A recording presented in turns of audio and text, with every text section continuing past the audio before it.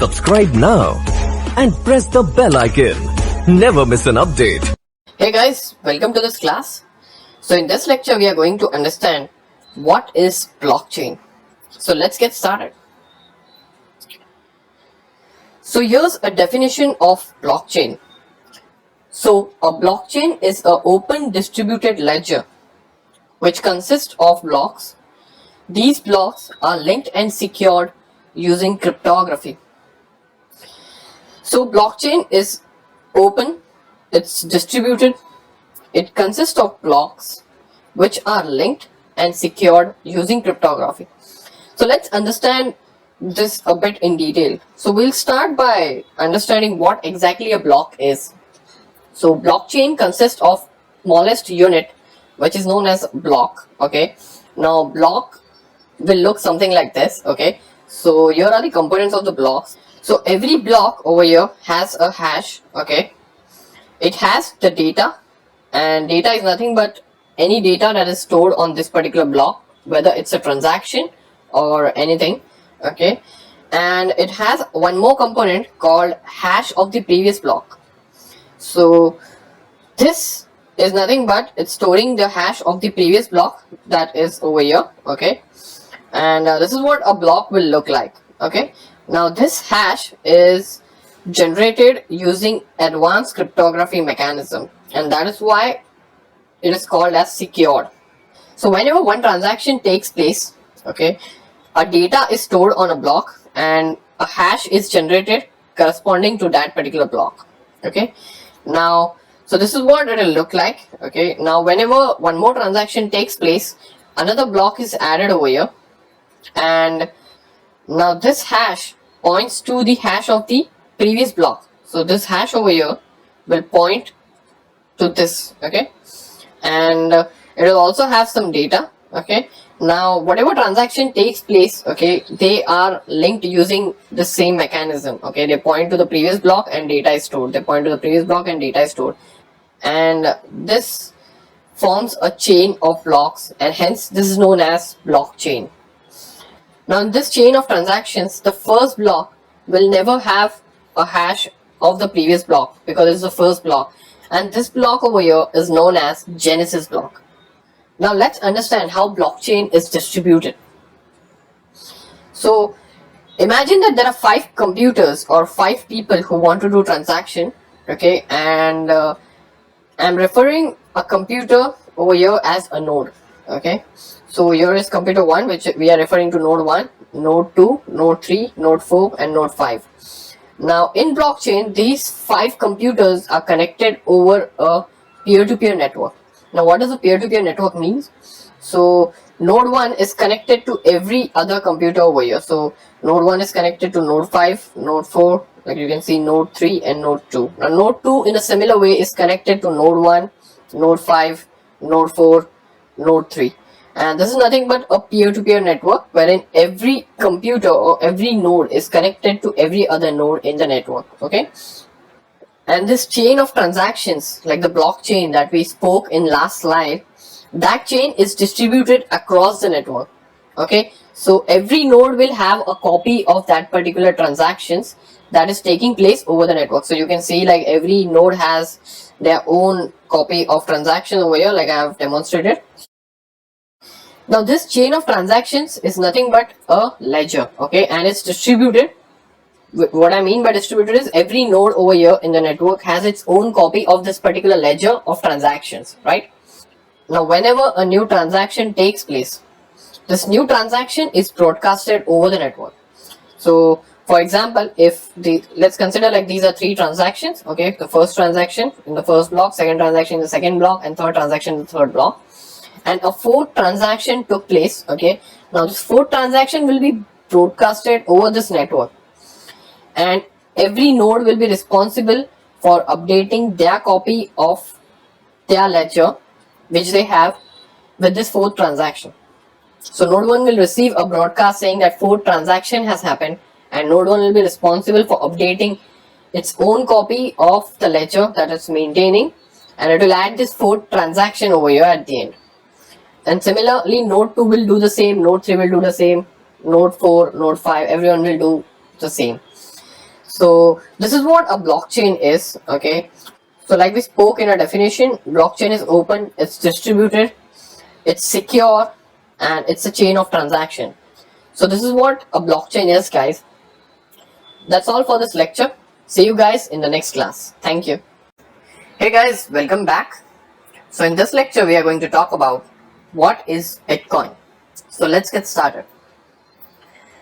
So Bitcoin is nothing but a digital currency which is implemented using the blockchain technology.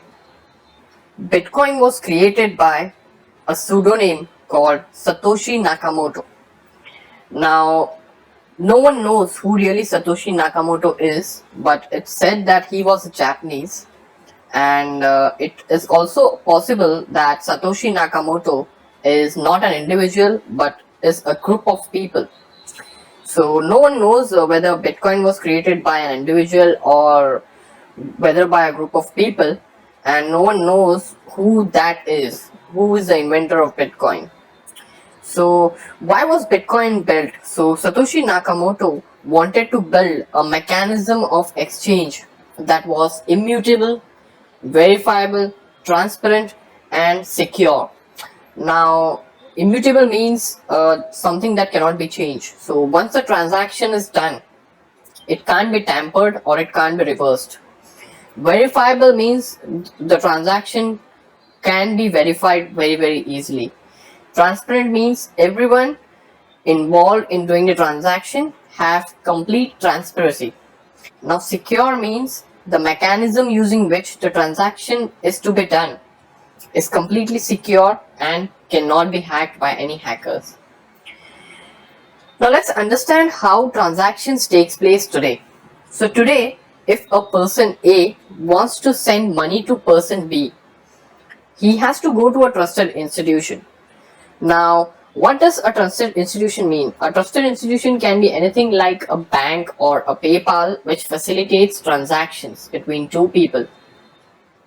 So if a person A has to send some money to person B, he'll go to a trusted institution, and trusted institution will facilitate the transaction between these two individuals. Now the problem with this is it takes a lot of time.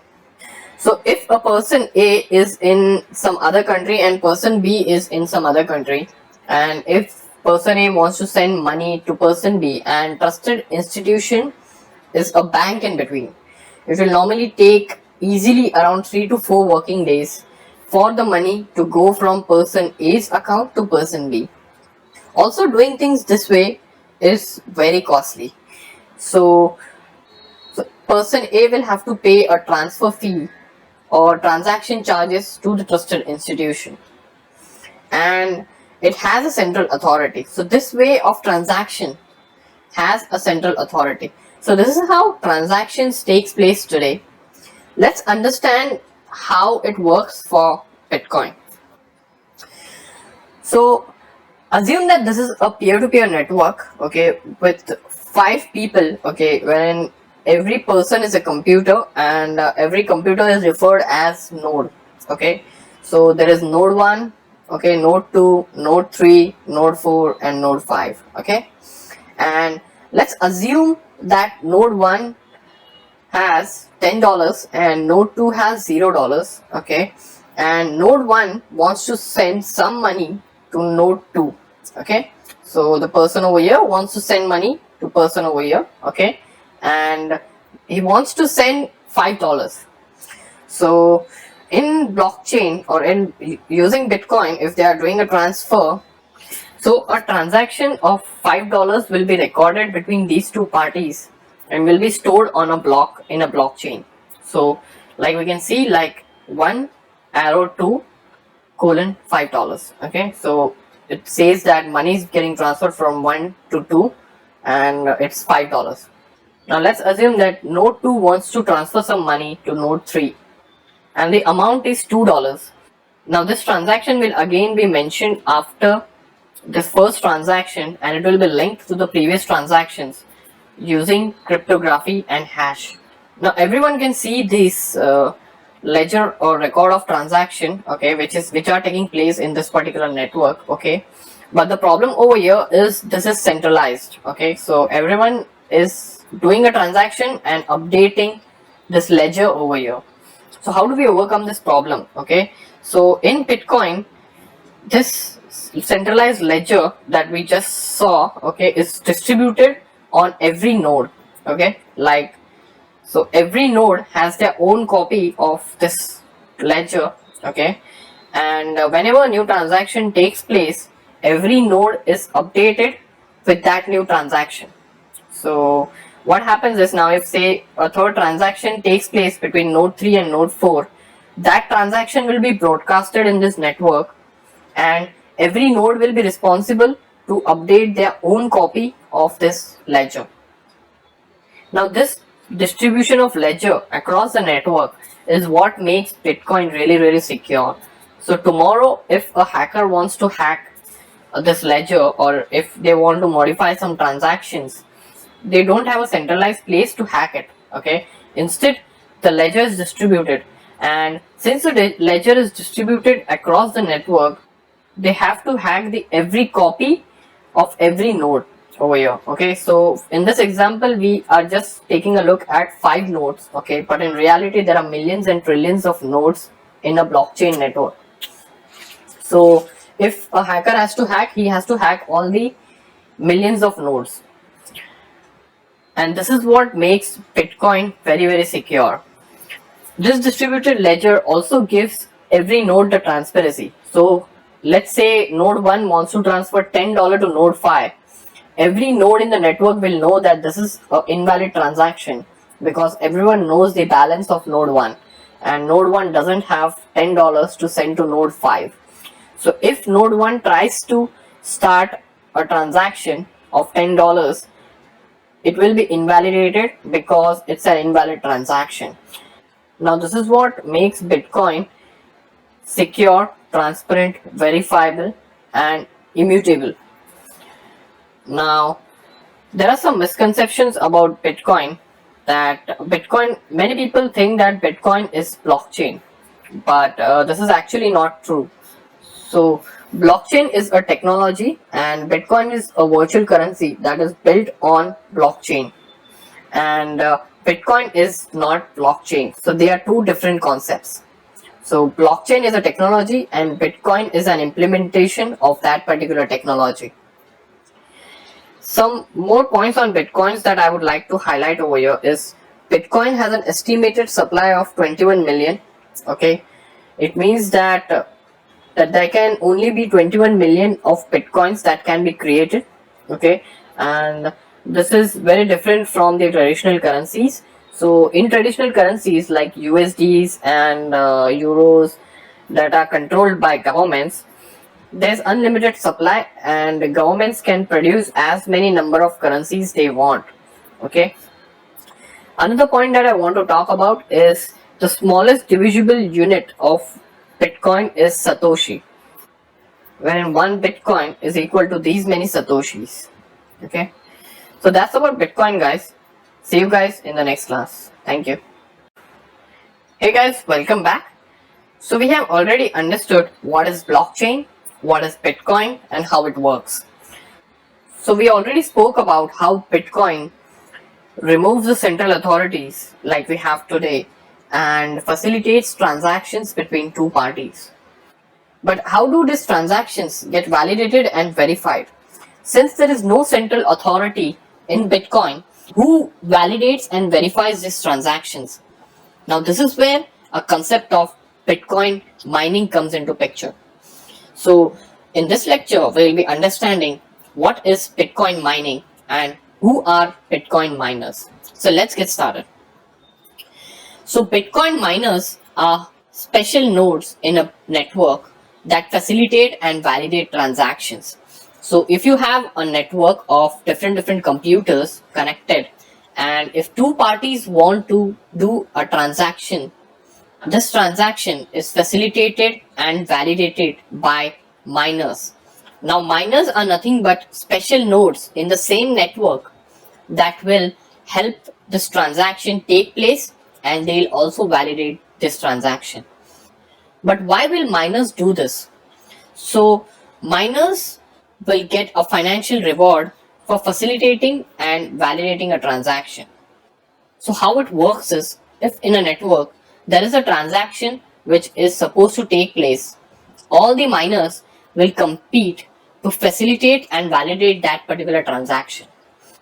Whichever miner succeeds in validating and facilitating that transaction first, he will broadcast this particular information that he has validated this transaction over a network, and all the other miners will stop in there, and this transaction will be facilitated, and every node will update this particular transaction in their own copy of ledger, and the miner who facilitated this transaction will get a financial reward for doing it.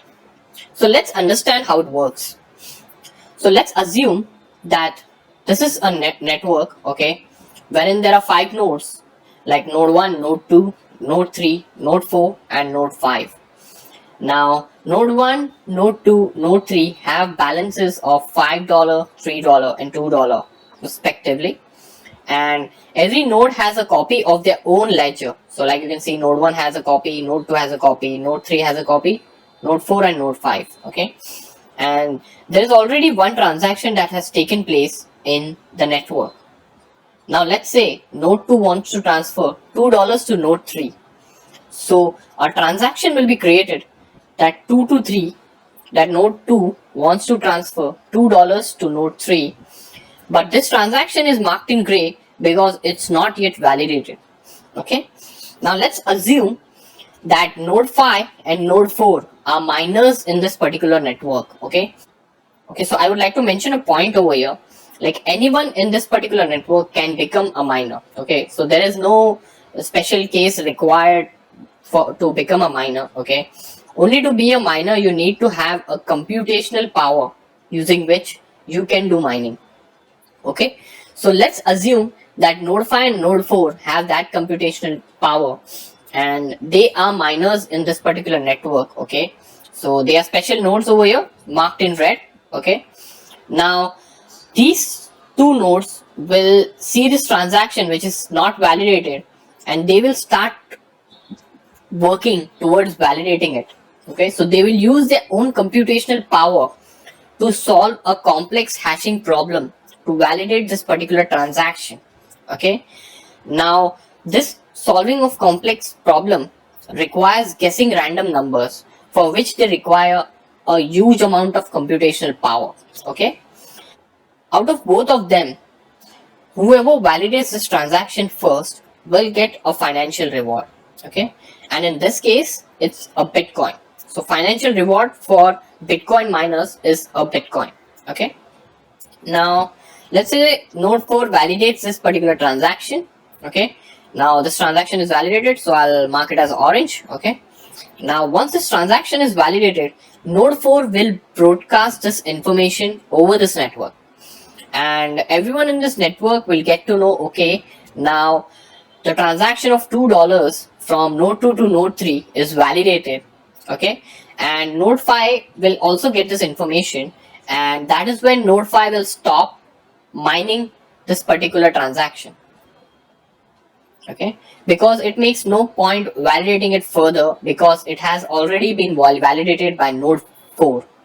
So node 5 will stop, and node 4 and node 5 both will move to the next transaction to validate it.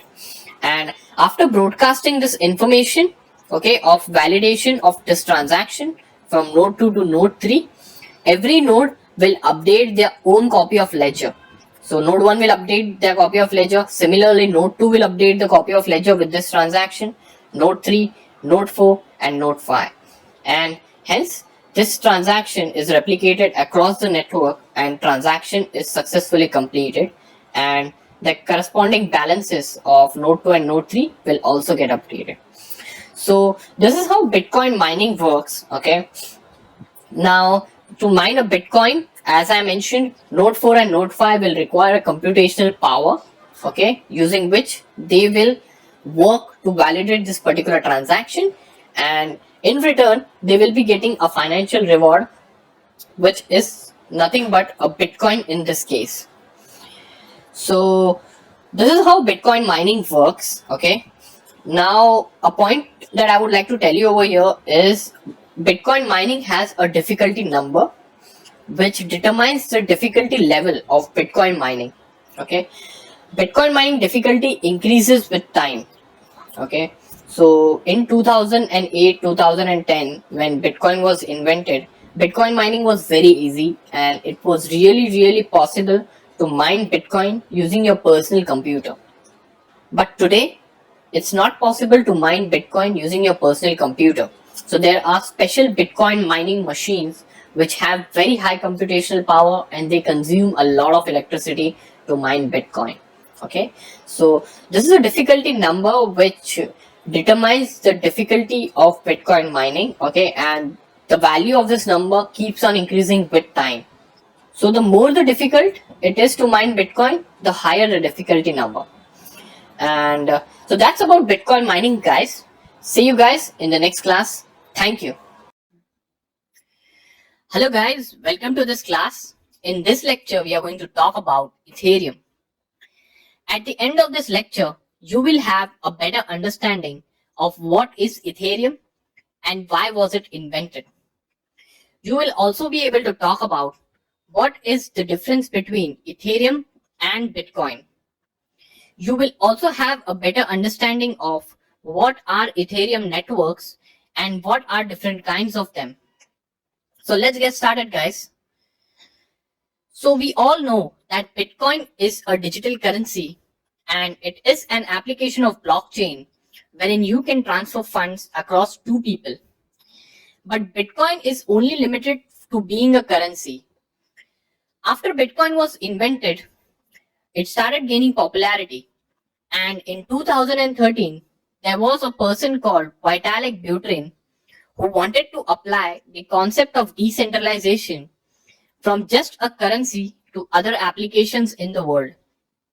He wanted to empower the developers around the world to be able to build decentralization on various other applications on blockchain apart from Bitcoin.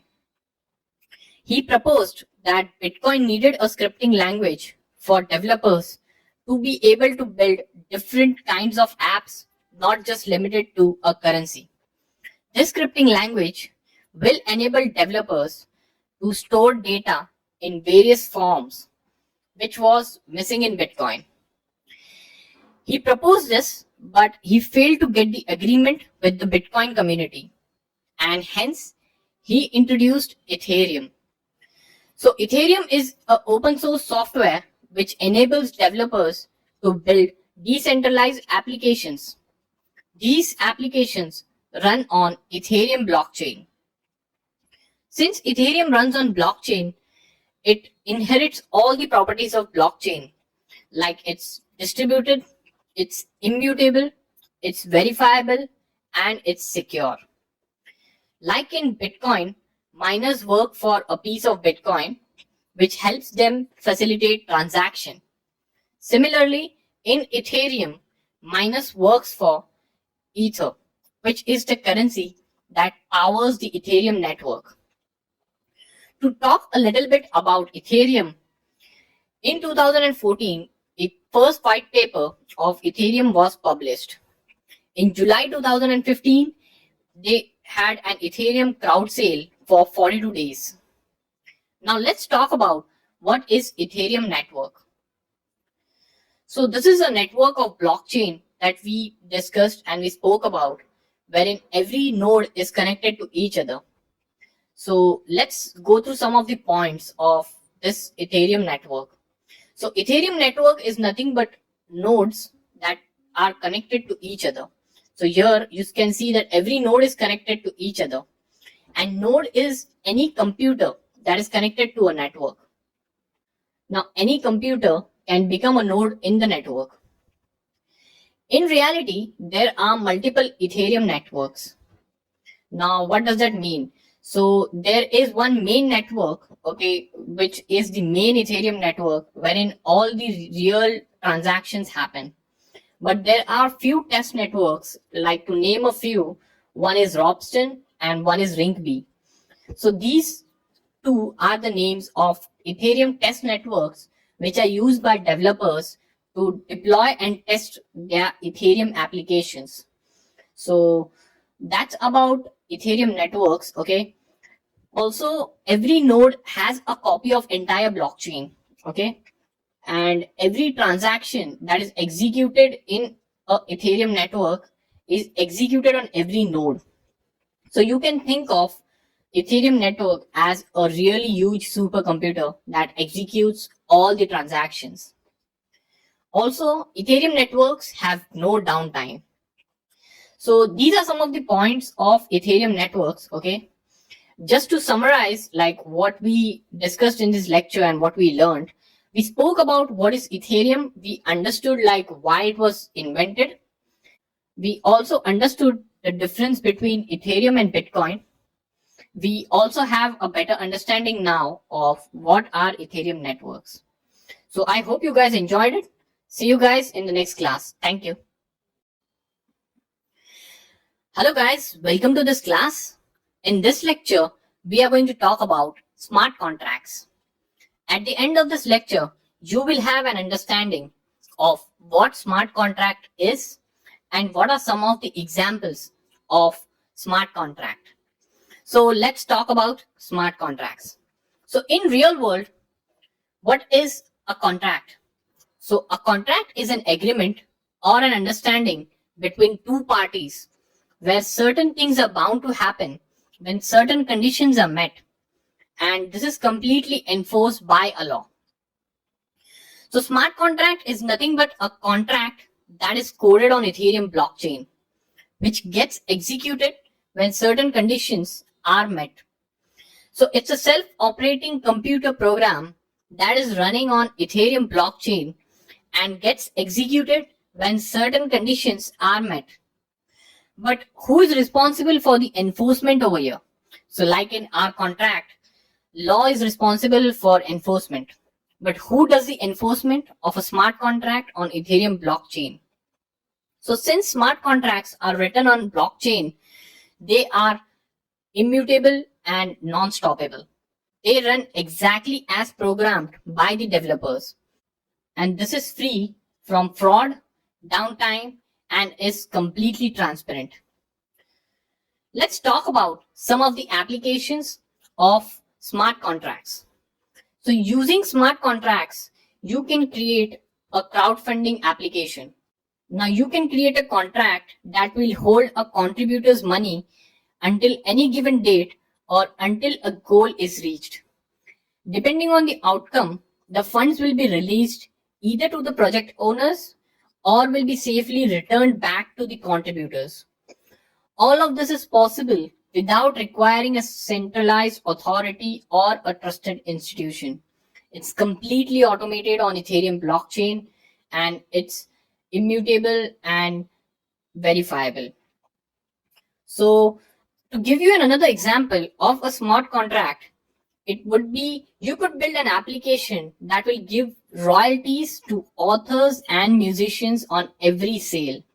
So as of now, musicians and authors who build their own content depend on third parties to verify and validate their sale and their profits.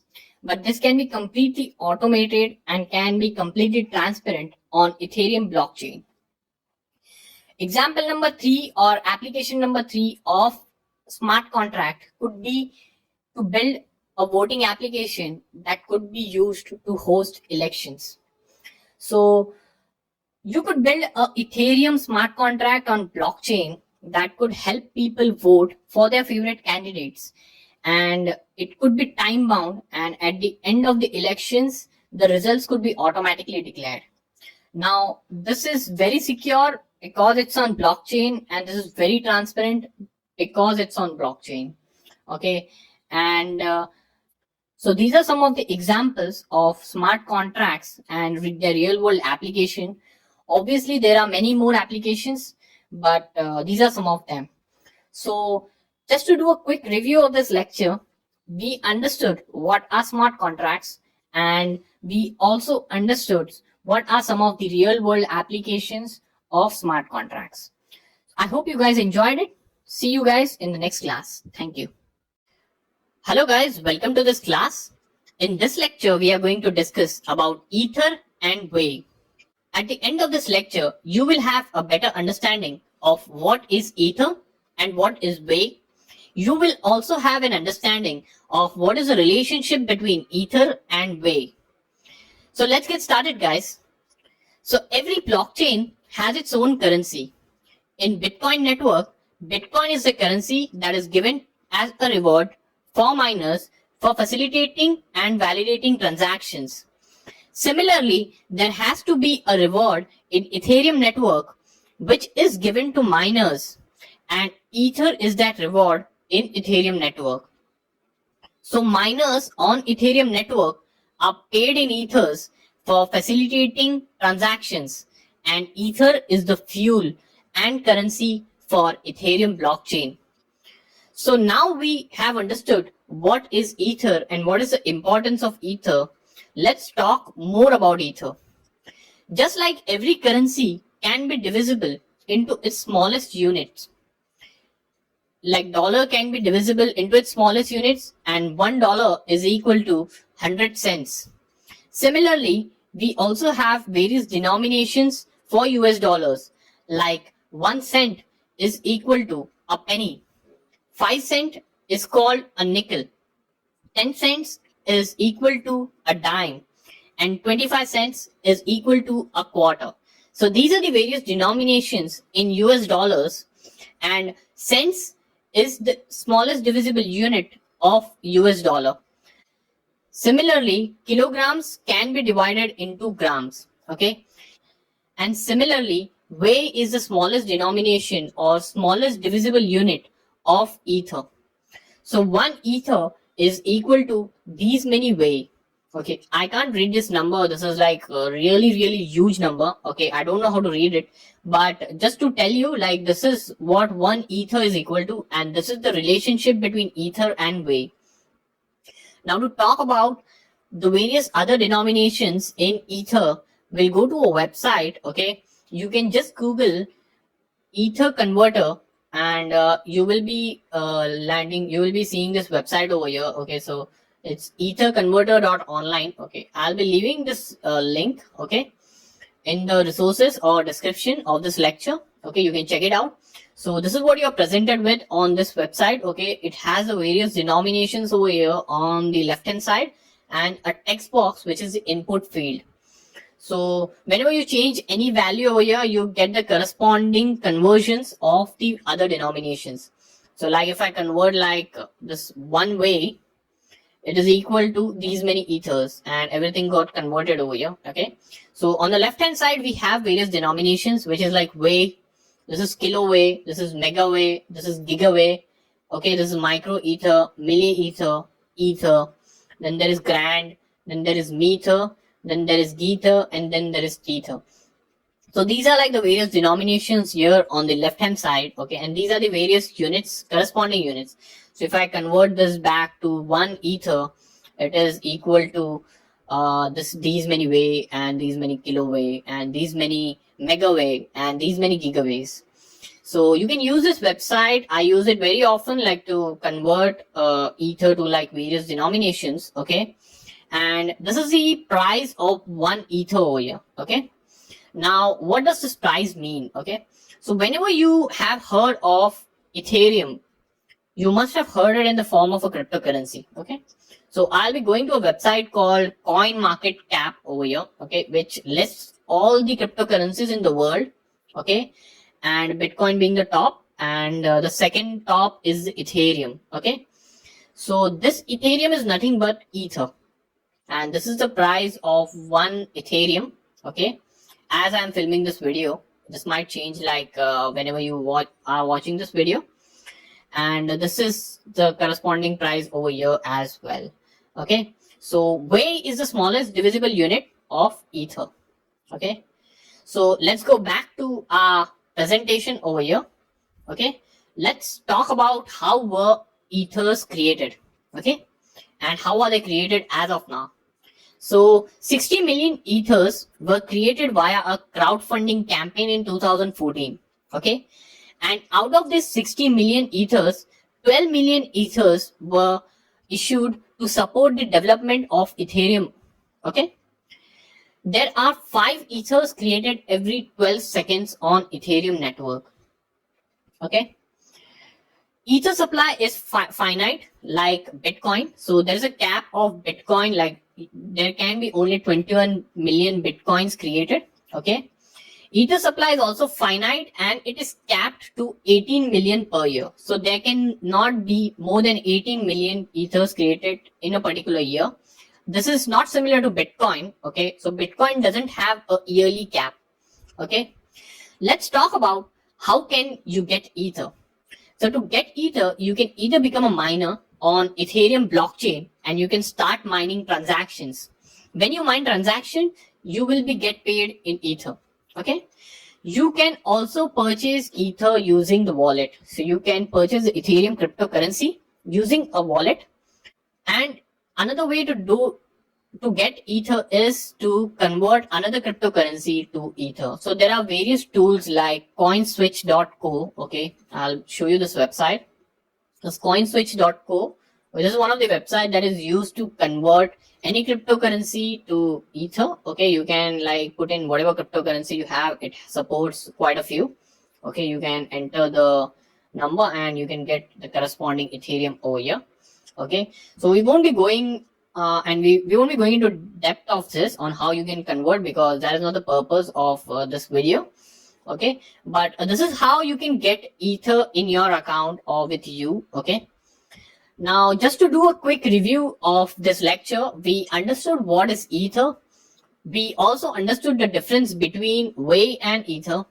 We also took a look at how ethers were created, and we also have a better understanding on how to get ethers. So that's about this class, guys. See you guys in the next class. Thank you. Hello and welcome to this class. In this lecture, we are going to discuss gas and gas price. By the end of this lecture, you will have a better understanding of what is gas and what is a gas price. You will also have a better understanding of what are the terms associated with gas. And you will also have an understanding of how transactions are executed in Ethereum blockchain based on the gas price and how are miners compensated. So let's get started, guys. So in Ethereum blockchain, miners are responsible for validating and verifying the transactions. Now miners have to be paid for the work done, and miners are paid in Ether for the amount of computational work done by them. But how do we decide on how much Ether are we supposed to pay for a particular transaction? And that is when gas comes into picture. So every transaction or smart contract on Ethereum blockchain is compiled into an operation code, which is nothing but an opcode. And to execute the opcode, there is some amount of computational work that is required to be done. The measure of this computational work is known as gas in the Ethereum world. So gas is nothing but the unit of measuring the computational work of running transactions or smart contracts in the Ethereum network. This system is similar to the use of kilowatts for measuring the electricity in your house. The electricity in your house isn't measured in dollars or cents. It's first measured in kilowatts, and then it is multiplied by the price of per kilowatts. Okay, and then you are presented with the bill to pay. So in Ethereum, it works something similar. Now there are some terms that are associated with gas. Let's take a look at them. So the first term is nothing but the gas cost. So gas cost is nothing but the amount of gas required to execute a particular transaction. The another term would be the gas price. Gas price is nothing but the price of the gas at a particular time. Another term would be gas limit. Gas limit is nothing but the amount of gas a user is willing to spend for a particular transaction. The total amount of fee that a miner receives is the amount of gas used for a particular transaction multiplied by the gas price. So that is how the amount that is paid in ethers to the miner decided. Okay. every transaction or instruction, okay, that a smart contract undergoes has a gas cost associated with it, and this gas cost is mentioned in the Ethereum yellow paper. Okay, so I'll be showing you a spreadsheet. Okay, so this is a spreadsheet which has a list of all the gas, like all the instructions and the corresponding gas value it costs. Okay, so for example, if we are if our smart contract has a operation to be done for addition of two numbers, this is the amount of gas that we will be charged with by the miners. Okay, so this is the 3. Okay, multiply will cost us 5 gas, subtraction will cost us 3. Okay, so this is the entire list of all the transactions, okay, or all the operations that can occur on smart contracts. Okay, and the amount of gas that it will take. Okay, now I'll be leaving the link of this sheet in description or in resources section. Okay, or you can just Google like Ethereum gas cost and you will get this link. Okay, it's a public worksheet. Okay, I will also show you a website called as etherstats.net. Okay, so this website has the current gas price on the Ethereum network. Okay, and this is the current gas price. Like we see, it has various other information as well. Okay, you can scroll and you can see, but we'll only go through the gas price as of now. Okay, so the current gas price as I'm filming this video is 38. So it was 35, just switched to 38 gigawatt. Okay, now so I'll leave a link to both of these things in description or in the resources section, and you can take a look at it.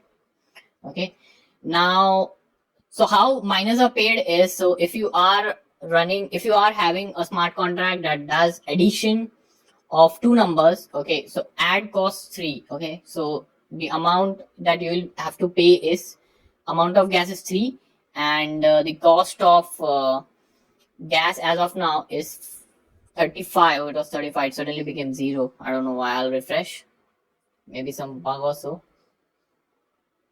Okay, so it's 45 gigawatt. Okay, so 3 into 45, and that is how much you have to pay the miners.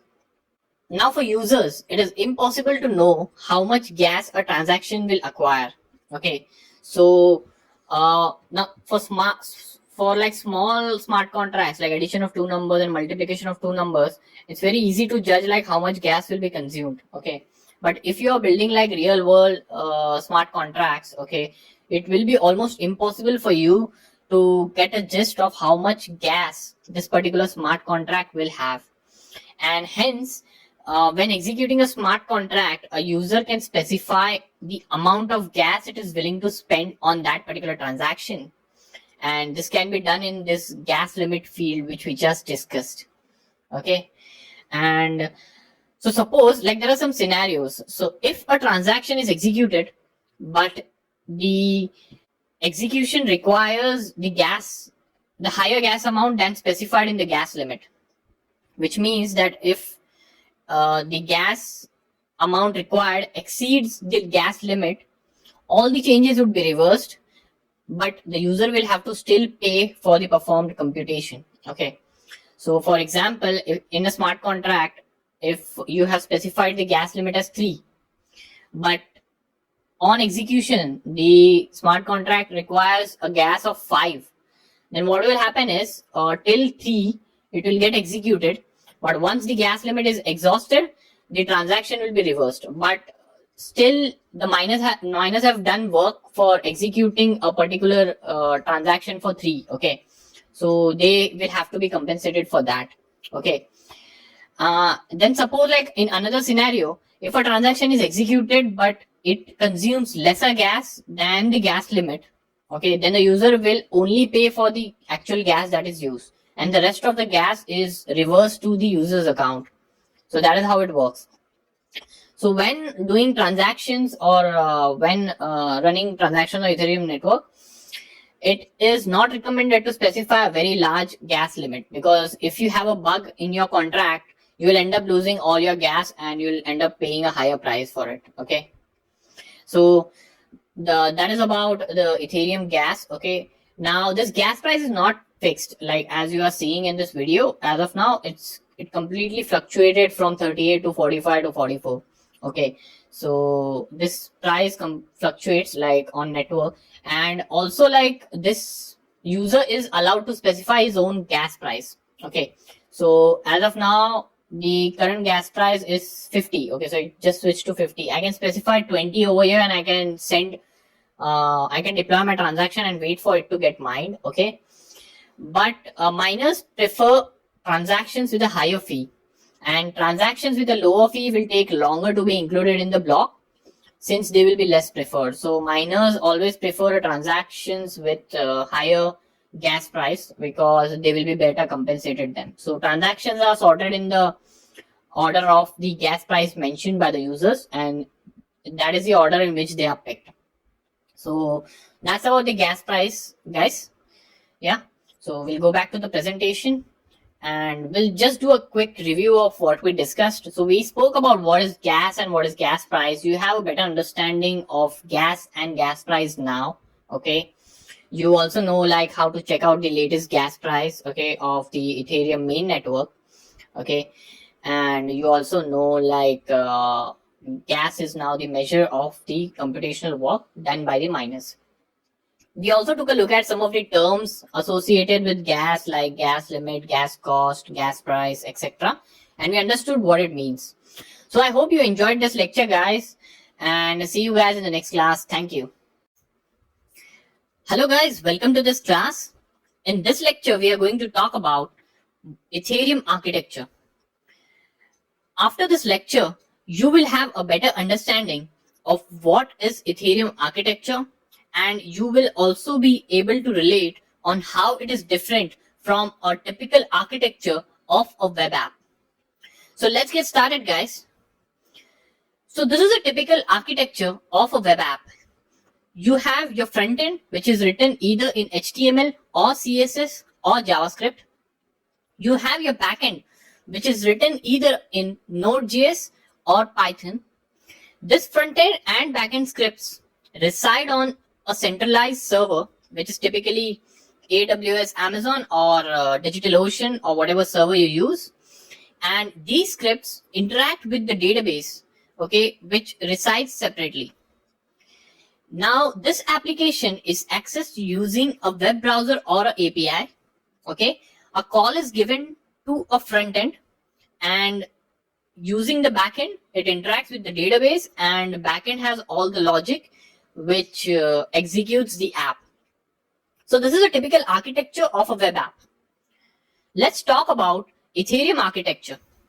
So in Ethereum, you have typically a front end which is written in HTML, CSS, or JavaScript, and you have something called as Web3.js. So this front end and Web3.js script reside on a server. Okay, now what is Web3.js? So Web3.js is a JavaScript library that helps JavaScript interact with your smart contract. So JavaScript natively doesn't have the ability to interact with Ethereum smart contracts, and that is why we have this library which gives the ability to talk to the Ethereum smart contract.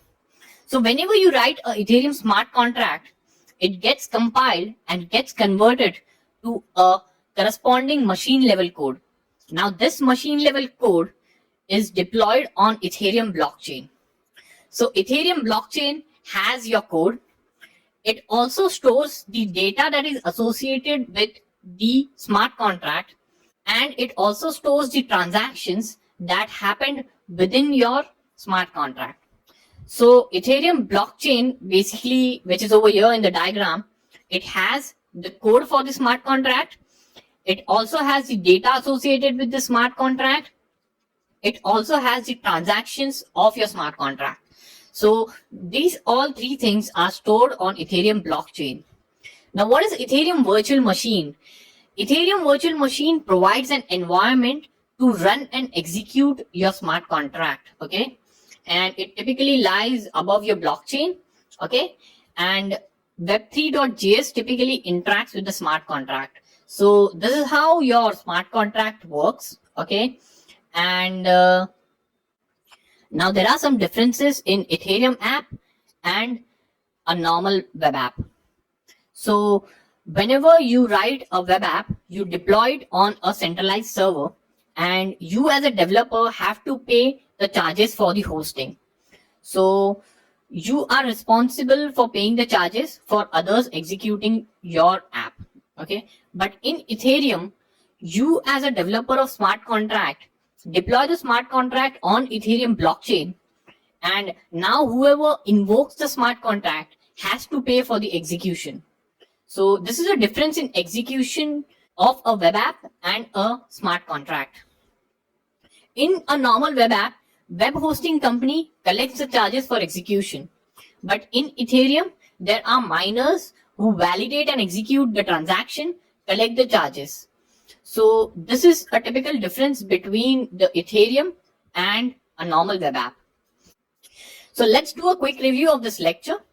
In this lecture, we spoke about web architecture. We understood what a typical architecture of a web app looks like. We also understood what a typical architecture of Ethereum looks like and how smart contracts are executed. So I hope you guys enjoyed it. See you guys in the next class. Thank you. Hello guys, welcome to this class. So in this lecture, we are going to talk about different types of Ethereum networks. By the end of this lecture, you will also have a better understanding of different kinds of Ethereum networks like public networks, private networks, and consortium network. So let's get started. So in one of our previous lectures, I mentioned that Ethereum has multiple types of networks, okay, which can be divided into a main network and a test network. And main network is nothing but a network wherein all the execution and the transactions are carried out using real ether or real money. In test network, no one uses real money, okay, and test network is for the developers to deploy and test their smart contract.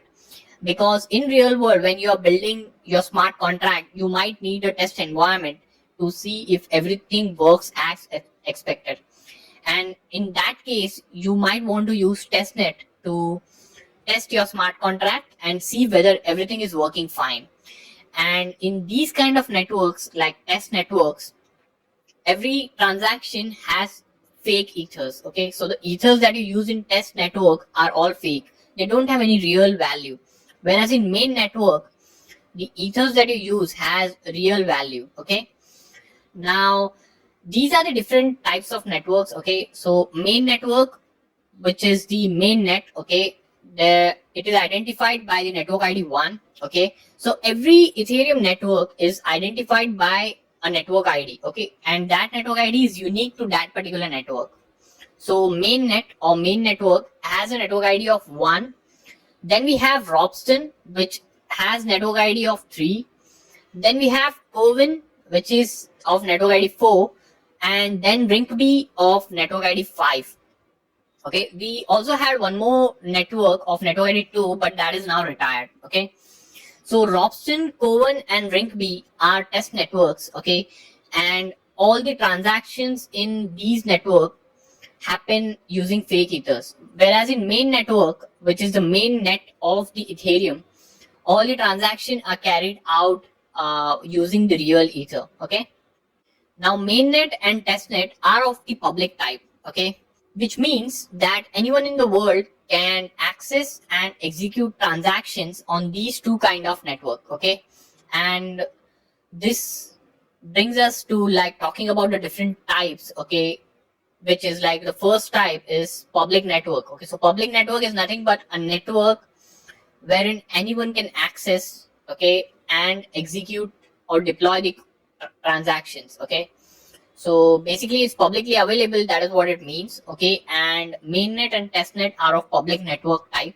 Okay, then we have something called as private networks. Now private networks are networks where in read and write access is only restricted to nodes within a particular organization. This is used in case of organization wants to leverage blockchain technology but doesn't want the world to read or write the data. Okay, So the advantages of private network would be reduced transaction cost. Okay, transactions are cheaper because they need only to be verified by a limited set of limited set of nodes. I'm sorry.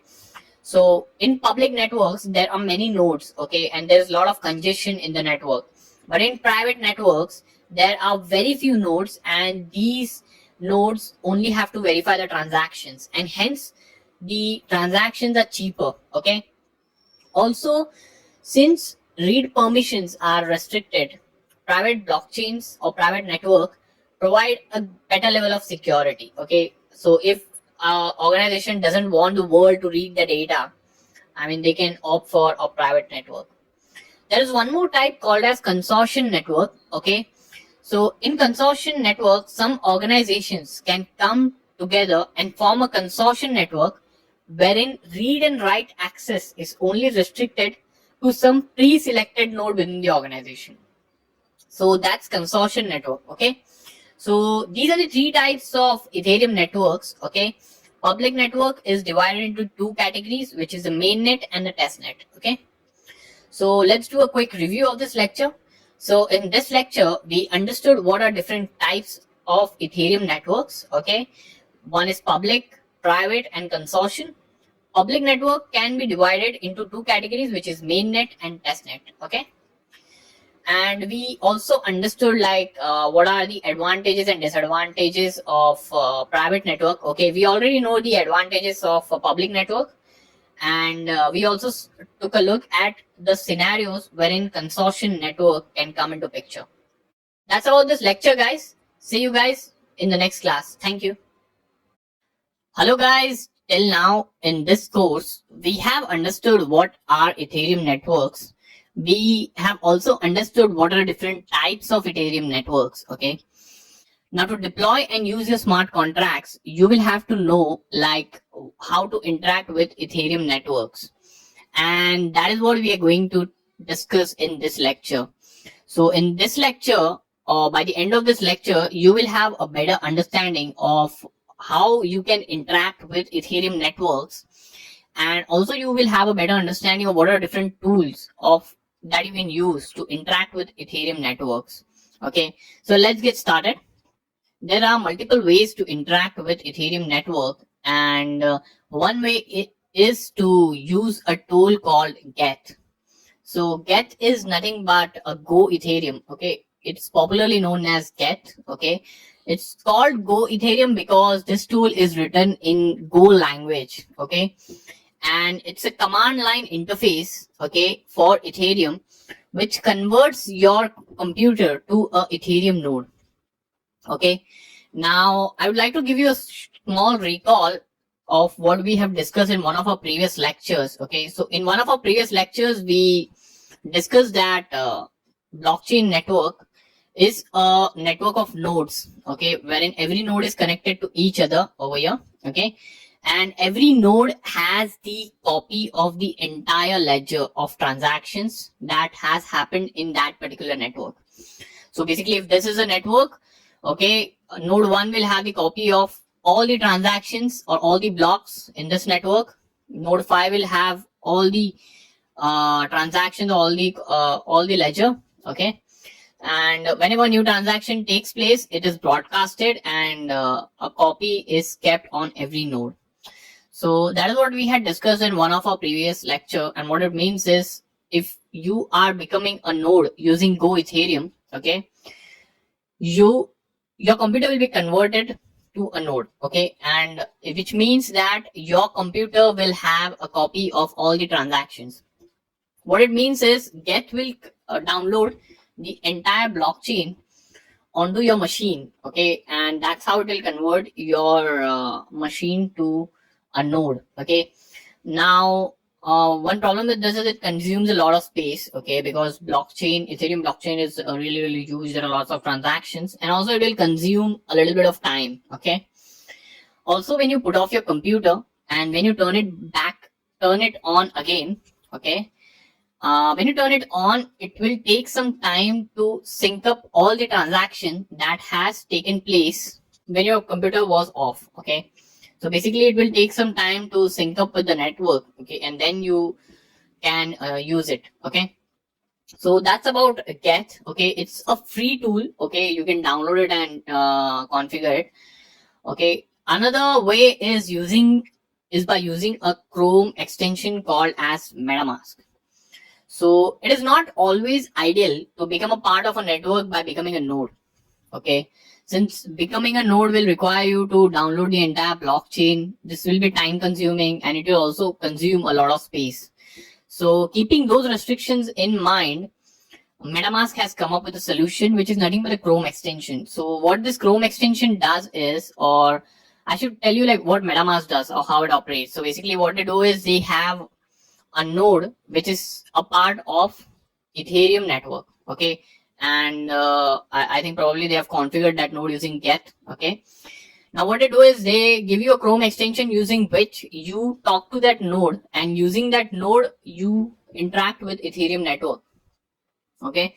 So basically MetaMask extension acts as a window for you to interact with the Ethereum blockchain, okay. So that's about MetaMask. So it turns your web browser into a browser using which it helps you retrieve your data from the Ethereum blockchain, manage multiple accounts, manage identities, send and receive Ether, etc. So the bottom line is it allows you to do anything related to Ethereum with just simple browser extension, and the benefit is it avoids user from having to run all the Ethereum software themselves, okay. So we'll be configuring MetaMask shortly in this course, and we'll be seeing how to use it, okay. So the next way is by using a Mist browser or a Mist wallet, okay. It's a tool again for interacting with the Ethereum network. You can use it to send receive ethers and do certain operations, okay. So these tools are being used by the common people, okay, like Get, MetaMask, and Mist. These are tools. Another tool which is being used by devs is web3.js. So sometimes you might be building web apps wherein you might want to interact or pass some data to a smart contract. Or interact means like you can send or receive data from a smart contract. Now, for devs, it is very essential for them to have a way to interact with smart contracts, because JavaScript natively doesn't have that ability. So there's a library called web3.js, okay, which gives the JavaScript or web apps the ability to talk to the Ethereum blockchain, okay. And that is what web3.js is all about, okay. So these are some of the ways to interact with Ethereum network. Let's do a quick review. In this lecture, we spoke about what are different ways of interacting with Ethereum network. We also understood what is MetaMask, Get, Mist, and web3.js. I hope you have a fair idea about these tools now. So that's about this lecture, guys. See you guys in the next class. Thank you. Hello guys, in this lecture, we are going to install MetaMask on our Chrome browser. So let's get started.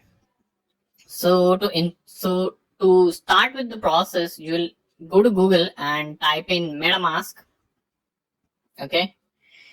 And once you do that, the first URL that comes, hit on that URL, and you will see a website like this with a wolf icon, okay. So MetaMask can be used with Chrome. It can be used with Firefox, Opera, or Brave browser. So I'll be using Chrome for the purpose of this lecture, but you can alternatively install it on Firefox or Opera.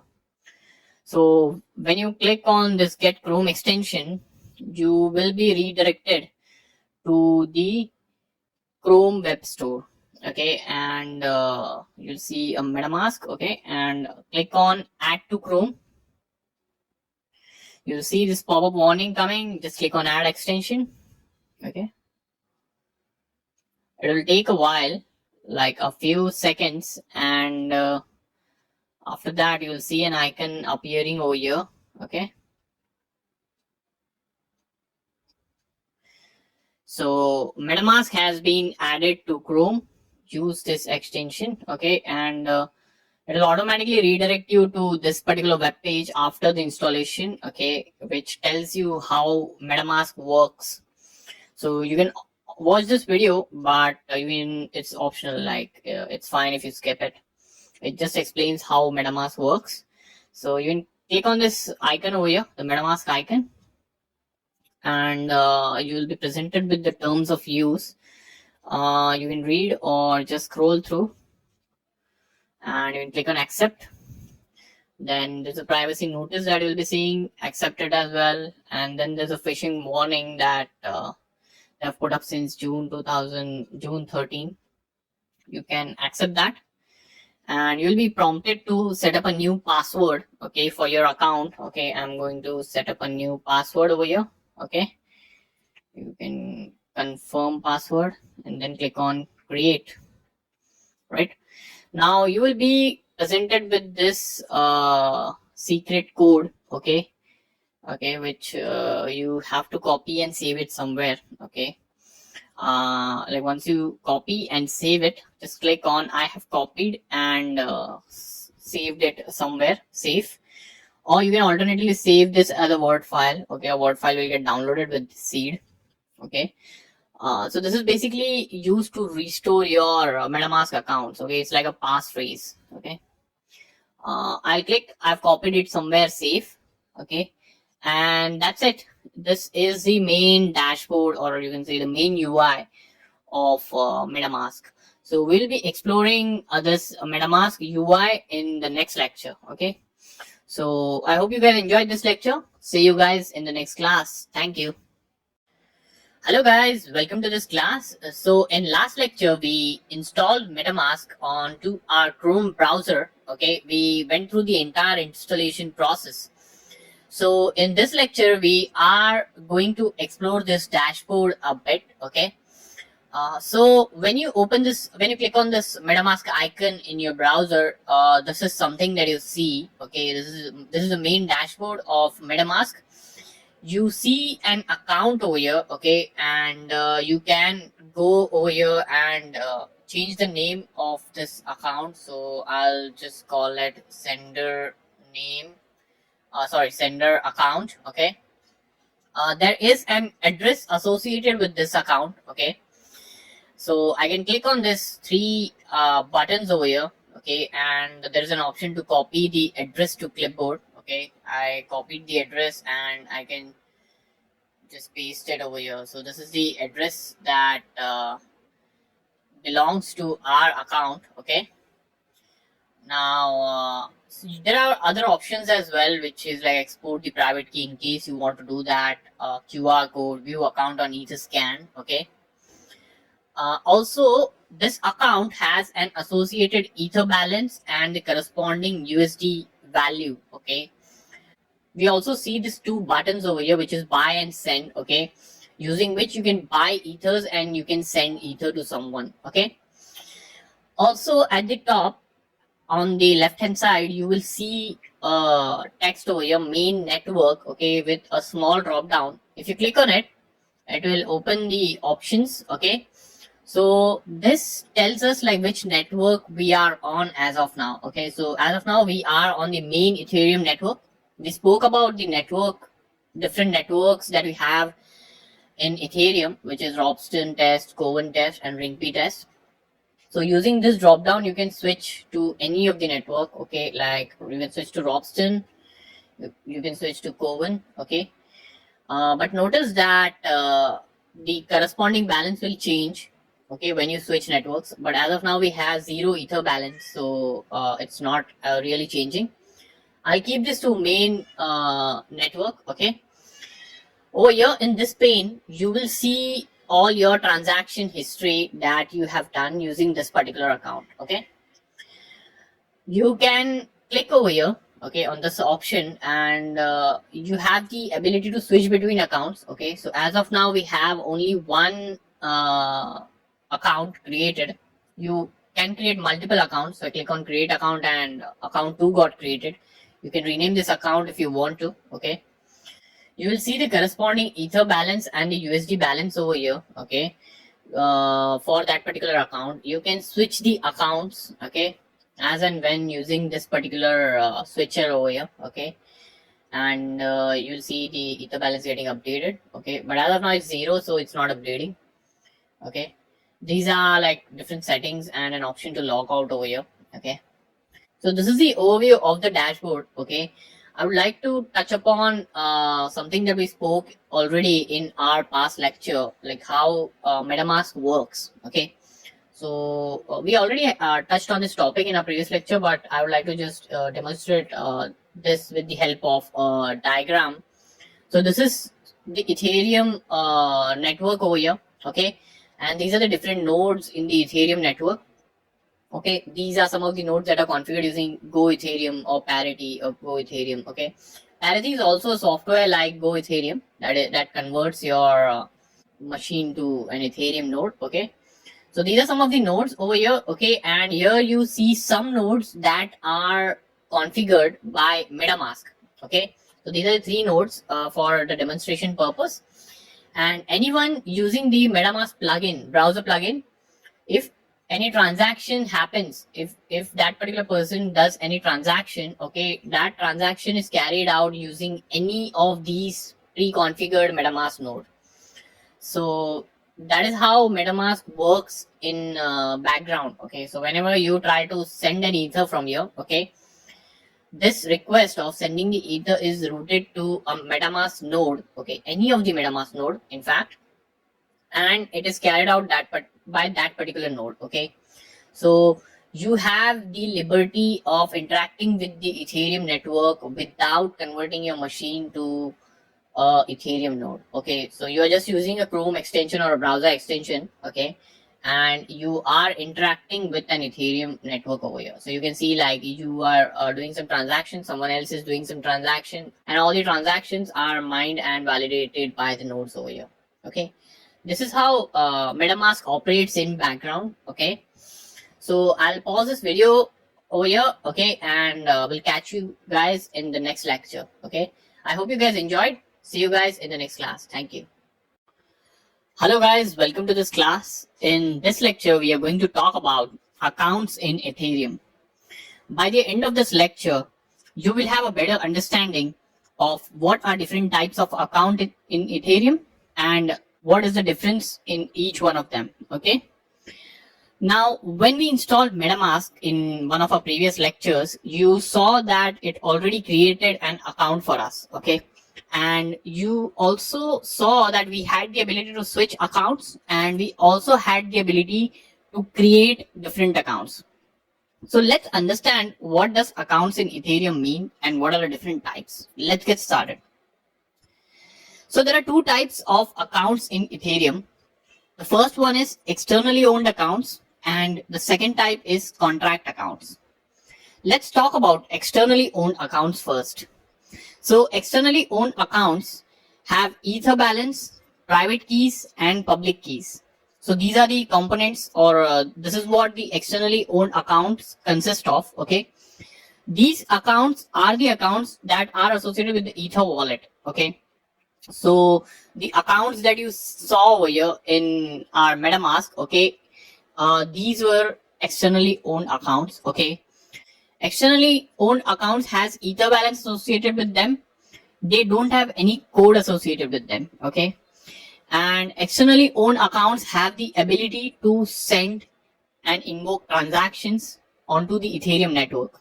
Okay, so this is our MetaMask plugin. Okay, or MetaMask extension, and this is the account that was default created. Okay, we went ahead and we created a second account as well, which is account 2 over here. Okay, so these both are externally owned accounts. Okay, which means that you can invoke transaction, or you can send transaction onto Ethereum networks, okay, using this wallet. Okay, and whenever you send a transaction, some amount of Ether will get consumed, because we have to pay miners for their computation that they use. Okay, now you can also, we also know that we can switch networks from this drop down. Okay, now externally owned account has an address associated with it, okay, and it has a ether balance associated with that particular network. Okay, so if I have one ether over here, this one ether will be associated with main Ethereum network. If I switch to Robston, okay, and if my Robston association doesn't have any ether balance, this will show as 0. Okay, let's talk about contract accounts now. Okay, so what are contract accounts? So contract accounts have code and a ether balance associated with them. Okay, now whenever you deploy a contract on Ethereum network, a contract account is created which is associated with that particular contract which is deployed. Okay, if you deploy the contract again, a new account is created with that instance of the contract. Okay, so which means that every contract that is deployed on Ethereum network has an account associated with it, and that account is of the type contract account. It has the code, okay, which is nothing but a smart contract code, okay, and it also has ether balance, which means that you can send and receive ether to your smart contract. Okay, this is important because while building a crowdfunding application or a lottery application, you will need your smart contract to hold ether. Okay, so for example, if you are building a smart contract for crowdfunding application wherein all people contribute some amount, okay, so amount of ether for a particular project, and if the goal of the funding is achieved, okay, the amount is transferred to the initiator or the project owner, and if the target amount is not achieved, the amount is reversed to the senders. Okay, so in that case you will have to write a smart contract with the ability to accept ethers from all the contributors. Okay, and that smart contract has to hold ether for that particular project duration. Okay, and once the target is achieved, it will perform the necessary operations. Okay, so contract account comes handy in such cases. Okay, now just to give you a demonstration of how contract accounts work, okay, let's take a look at this diagram. Okay, so this is a smart contract code. Okay, and these are the multiple deployments. Okay, so let's say I've written a smart contract, I deployed it once, okay, to the Ringby network. Okay, upon deployment, one instance of this particular smart contract is created in the network. Okay, and also there is a contract account. So this is the contract account that is created, and it holds the code and the ether balance. Okay, if I deploy this contract again, another instance is created which is demonstrated over here using instance 2, and one more contract account is created which has the code again and the ether balance. Okay, and these two instances have their unique addresses wherein they are deployed. Okay, if I deploy it again, same things happen. Okay, instance 3 and a contract account, code and ether balance. Now if I deploy this code to another network, which is Robston in this example, okay, another instance is created on the Robston network, okay, which has the contract account which holds the code and the ether balance. So this is how the deployment works in background. Okay, and that's about the contract accounts over here. So point to remember over here is all the transactions on the Ethereum network are triggered by externally owned accounts. Okay, contract accounts are the accounts associated with the contracts deployed on the Ethereum blockchain or the Ethereum network. Okay, all the accounts in the MetaMask are externally owned accounts. Okay, so let's do a quick review of this particular lecture. So in this lecture we understood different types of accounts in Ethereum. Okay, there are two types: externally owned accounts and contract accounts. We understood what are externally owned accounts and their abilities. We also took a look at what contract account means and what is the difference between externally owned accounts and contract accounts. So I hope you guys enjoyed this class. See you guys in the next class. Thank you. Hello guys, welcome back. Now in this lecture, let's do some more things with our MetaMask. So what we are going to do over here is we are going to add some test ether into our MetaMask account. Okay, so I have switched to ringp test network. Okay, and I've selected ringp test network. So remember, whatever ether we are going to add over here are fake ethers and they are not real ethers. Means these ether don't carry any real value. Okay, so I have selected sender account over here. Okay, so we have two account 1, account 2. Okay, I have selected sender account over here.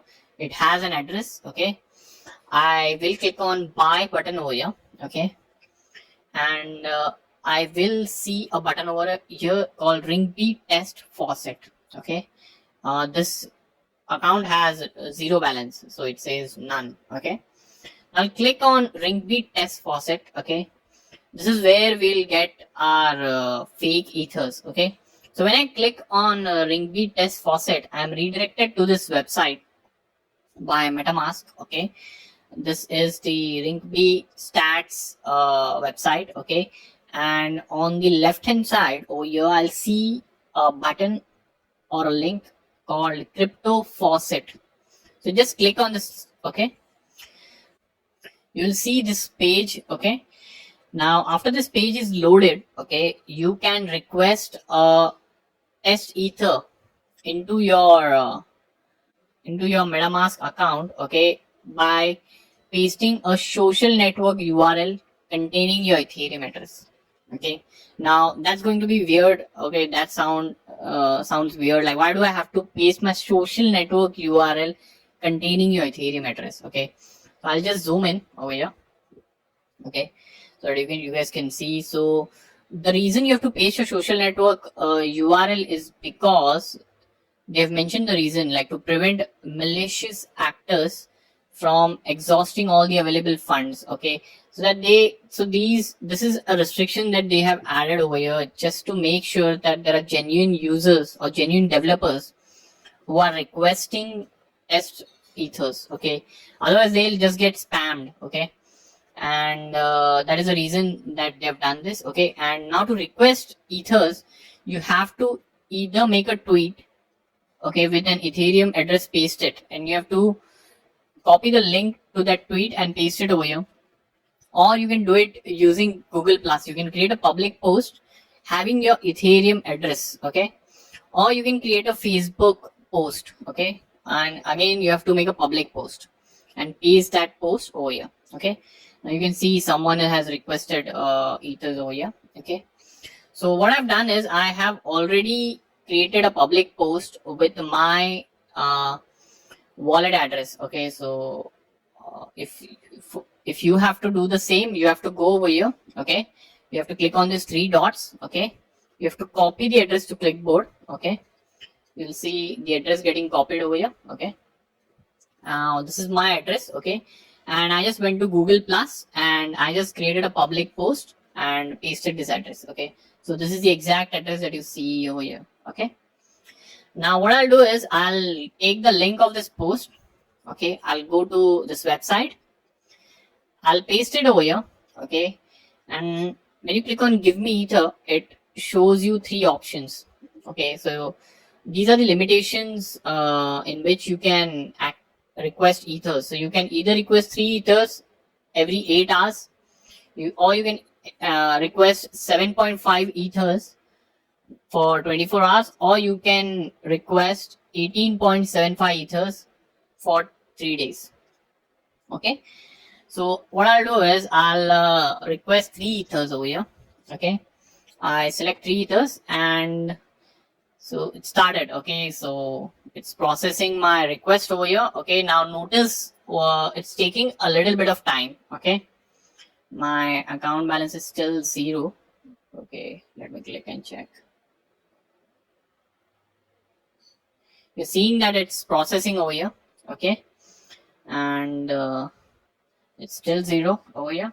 It will take a while the ethers get credited to my account. Okay, it says funded over here. Okay, and it got funded. And remember, these are fake ethers. These are not these ethers don't have any real value. So you will see the value over here okay, but they actually don't have any value.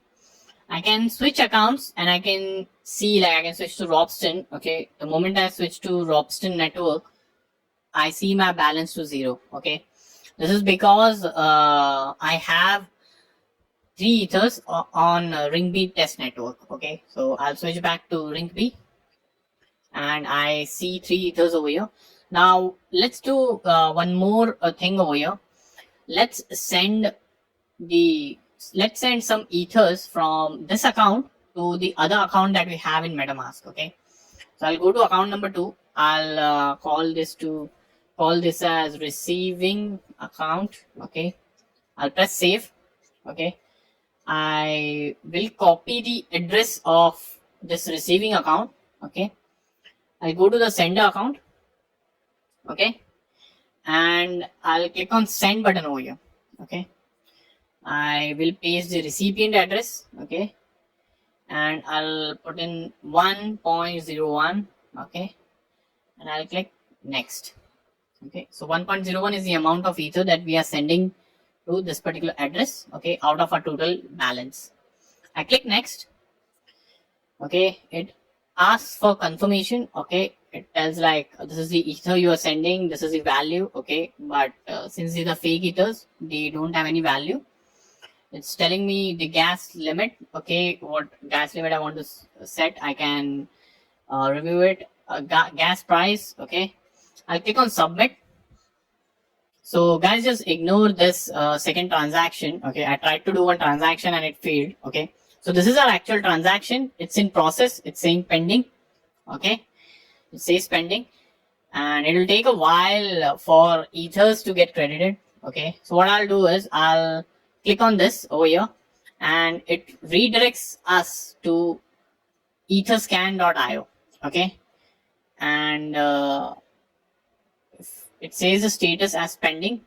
Okay, and I think it's confirmed now. Okay, so what I'll do is, so you see the balance is deducted. Okay, you can switch accounts to receiving account and you can see like 1.01 is credited to this particular account. Okay, if you switch back to sender account, you can see that transaction over here. Okay, you can copy this. Okay, this is nothing but our transaction hash. Okay, so this is how you send ethers from one account to another account. Okay, and you noticed over here that sending and receiving ethers took a little bit of time. Okay, it was not instant. Okay, so I hope you guys enjoyed this lecture. Okay, so in this lecture we took a look at how to receive test ethers into your MetaMask account. Okay, we also took a look at how to send ethers from one account to another.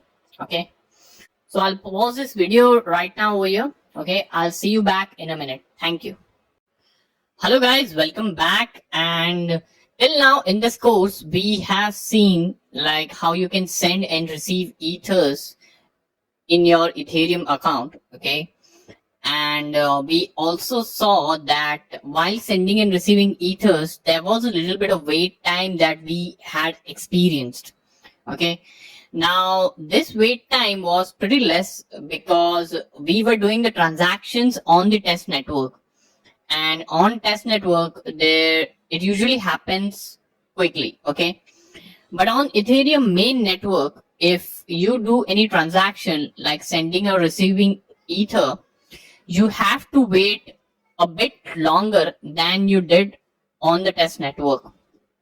Okay, so it won't be that long, but it would be a little bit longer. Okay, now since you have to wait for your transaction to get completed, there must be something that happens behind the scene of that particular transaction, and that is what exactly we are going to discuss in this particular lecture.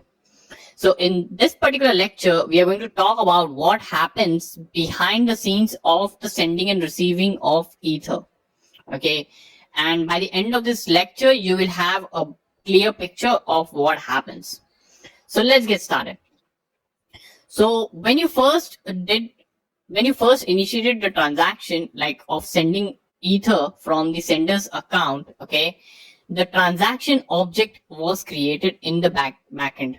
Okay, now this transaction object is created and it is sent to the blockchain to be mined. Okay, so when you initiated a transaction by clicking the submit button, transaction object is created and it is sent to the blockchain to be mined. Okay, now once it is sent to the blockchain to be mined, a miner node mines it. Okay, and once the transaction is included in a block and it is mined, the amount of ether gets credited.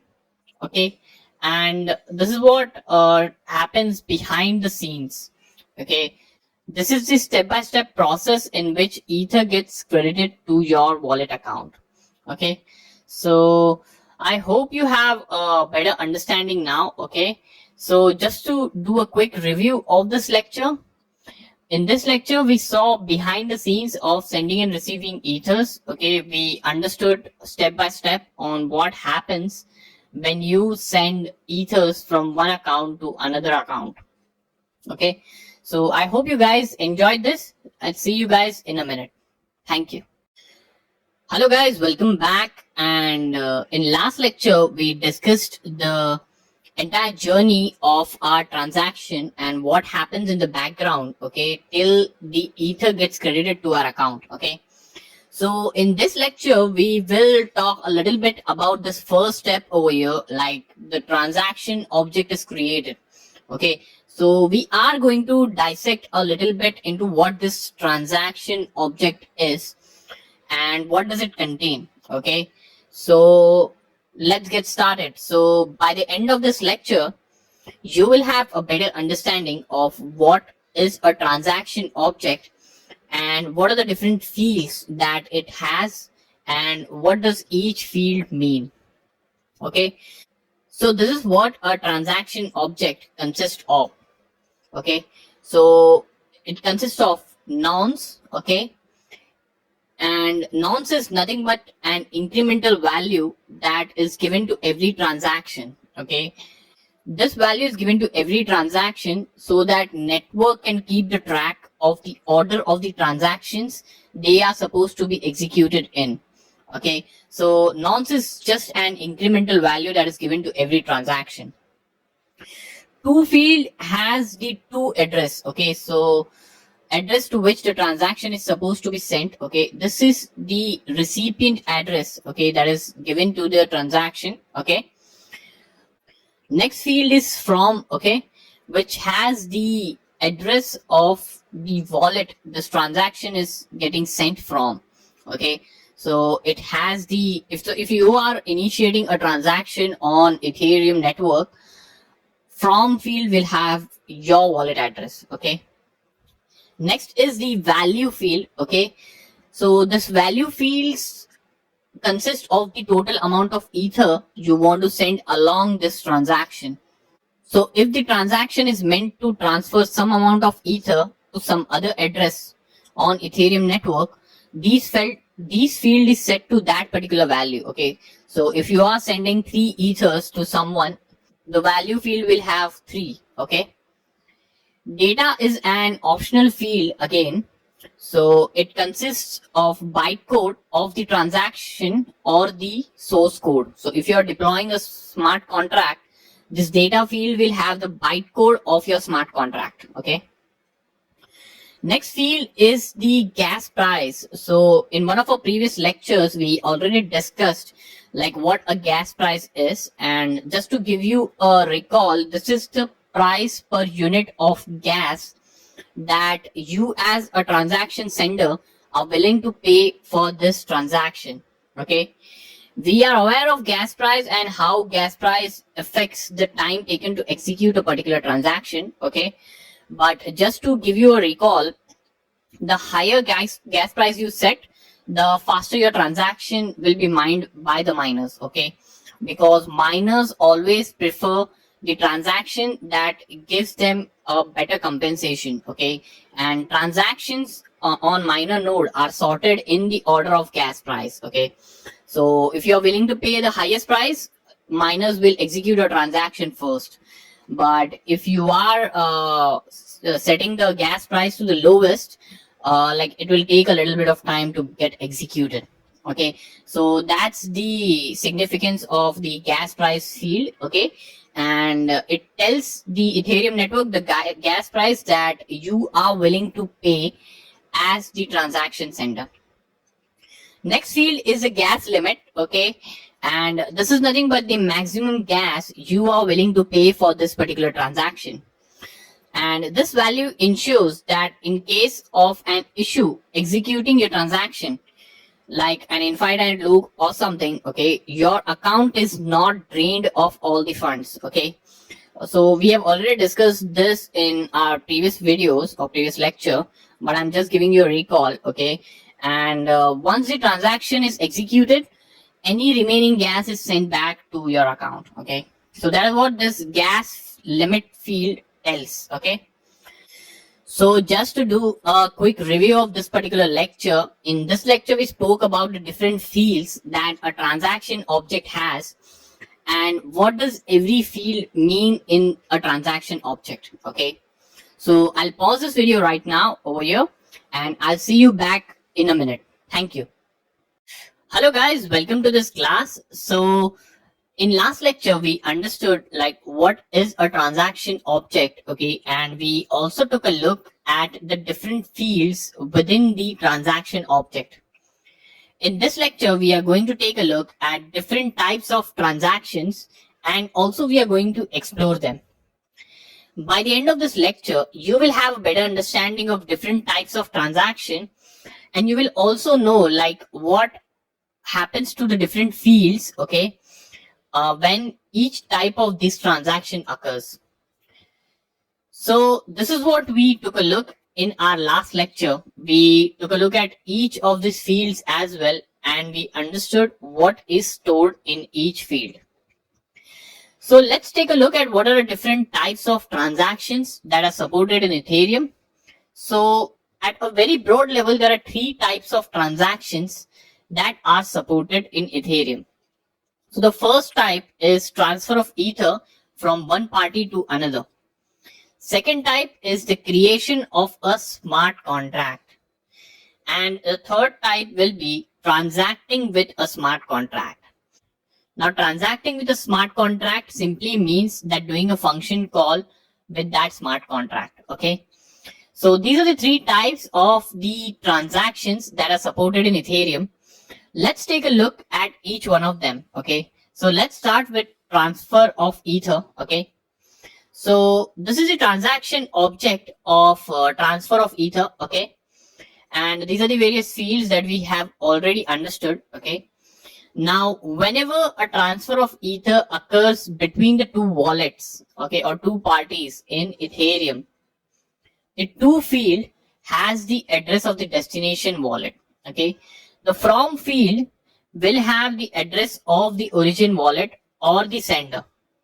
So let's take a look at one of the transaction object of an actual transfer of Ether. Okay, so I'll go to etherscan.io. Okay, so before we go into exploring the transaction object of a transfer of Ether, I would like to talk a little bit about this website over here. Okay, so we are on etherscan.io. Okay, and we are on the Rinkeby network. So you can see my address over here. Okay, so etherscan.io is a blockchain explorer. Okay, for Ethereum. It helps you take a look at any of the transactions that are happening on Ethereum network. Okay, so this tool is very useful, like if you are doing some development or deploying the Ethereum smart contracts to Ethereum networks. Okay, so you can actually use this website over here to take a look at your transactions, like what's happening to your smart contract, etc. So this is the Etherscan. This is about etherscan.io. Okay, and you can go to a particular network by using the subdomain over here. Okay, so we are on rinkeby.etherscan.io, which means we are on the Rinkeby network. Okay, you can go to Robston network as well. Okay, so what I'll do is I'll copy this. I'll go to robston.etherscan.io. Okay, it comes in autofill. So this is the URL for the Robson network. You can see all the transactions that are happening, all the blocks that are getting mined over here. Okay, you can click on any of the transaction and take a look at it. Okay, so that's about this website, etherscan.io. It is actually a blockchain explorer for Ethereum network. Okay, so I'll close this window over here. We'll go back to our transfer of ether transaction. Okay, so this is a transaction that I have done some days ago. Okay, which was a transfer of ether from one wallet to another wallet. Okay, so you can see over here, this is my from address. Okay, which is nothing but my address because I was the one who did the transfer, and this is the recipient's address. Okay, to whom I transferred the ether. Okay, and value field has the amount of ether that I actually sent to this destination wallet. This was the gas limit. Okay, gas used by the transaction. This was the gas price that was set by me, and this was the actual transaction cost. Okay, input data doesn't have anything. This was the nonce. Okay, you'll also find a timestamp over here. Okay, and the status of the transaction, which is success, and the transaction hash. Okay, we can also go and take a look at the transaction that we did. Okay, so I can go to MetaMask. Okay, you can tap on MetaMask icon over here. Okay, and this was the transfer of 1 ether that we did in this course from sender account to the receiving account. Okay, so you can, so to view this transaction on etherscan.io, you have to just click on this transaction. That is it. And it will directly take you to etherscan.io, and it will just open this particular transaction over here. So you can see the transfer of 1.01 ether from address has your address. So you can just verify this if you want. Okay, so this is our address over here, and this is the destination wallet address, which is nothing but the address of the receiving account 0742. Okay, so this is our transaction that we did. Okay, and this was the gas price that we had set over here. Okay, so you remember that pop-up that comes. So if I click on send, okay, if I select any recipient over here, I put in the amount of ether over here, 1.11. Okay, I do next. So you remember this pop-up that comes, which asks for the confirmation for the particular transaction. Okay, now over here you had to set in the gas limit and the gas price. So this gas limit and the gas price is then sent to the transaction object. Okay, which is then sent to the Ethereum network. Okay, so this is how it works. Okay, so I'm not going to do any transfer here since I'm just demoing this. So I'll just click on reject. Okay, it gets rejected over here. Okay, so that's about the transaction object for transfer of ethers. Okay, so let's take a look at the second type of transaction, which is deploying smart contract. Okay, so whenever you deploy a smart contract, a transaction object is created. Okay, and in this transaction object, to address will be empty. Okay, from address will be the sender's address. Okay, which is your wallet address if you are deploying the smart contract. Okay, and value will have the amount of ether, and data will have the bytecode of the contract. Okay, and bytecode is nothing but the compiled machine level code of the contract. Okay, rest all fields will be same. Okay, so we'll just go over here and we'll just take a look at a contract deployment. Okay, so this is the transaction for deploying a contract that I did, okay, like few days ago. So this is the transaction hash status. Okay, the timestamp. From address is my wallet address. Okay, and I'm deploying the contract. So this contract was created. Okay, and I didn't send any ether. Okay, along with the smart contract. Okay, so it's 0. Gas limit and gas used by the transaction. You can also see the gas price that was set by me and the actual transaction cost. Now this input field over here has the bytecode of the smart contract. Okay, so this is the compiled machine level code that is sent in the input field. Okay, so whenever you deploy a smart contract, a transaction object is created in the backend, okay, on the background, and it is sent to the Ethereum network. Okay, that's about the deployment of smart contract. Okay, we'll come to our next type, which is nothing but transacting with the smart contract. Okay, so whenever you transact with a smart contract, the to field has the address of the smart contract, and this address is nothing but the address where your smart contract is residing. So in Ethereum network, whenever you deploy a smart contract resides on an address, and that is what this address you have to give in. Okay, from will be your again destiny, like sending wallet, okay, which is nothing but the wallet from where the transaction is getting originated. Value will be the amount of ether that you are sending. Okay, so if you're doing a call or a function for along with which you are sending some ether, so that is what you'll specify over here. Okay, now data field, okay, which is input field, will have the encoded function arguments.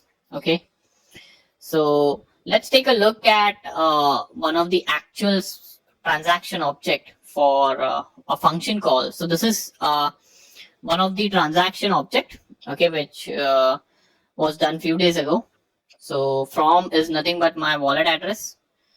So this is the contract address, okay, to whom I'm sending the transaction. I'm not sending any ether along, okay, and this is the encoded function arguments.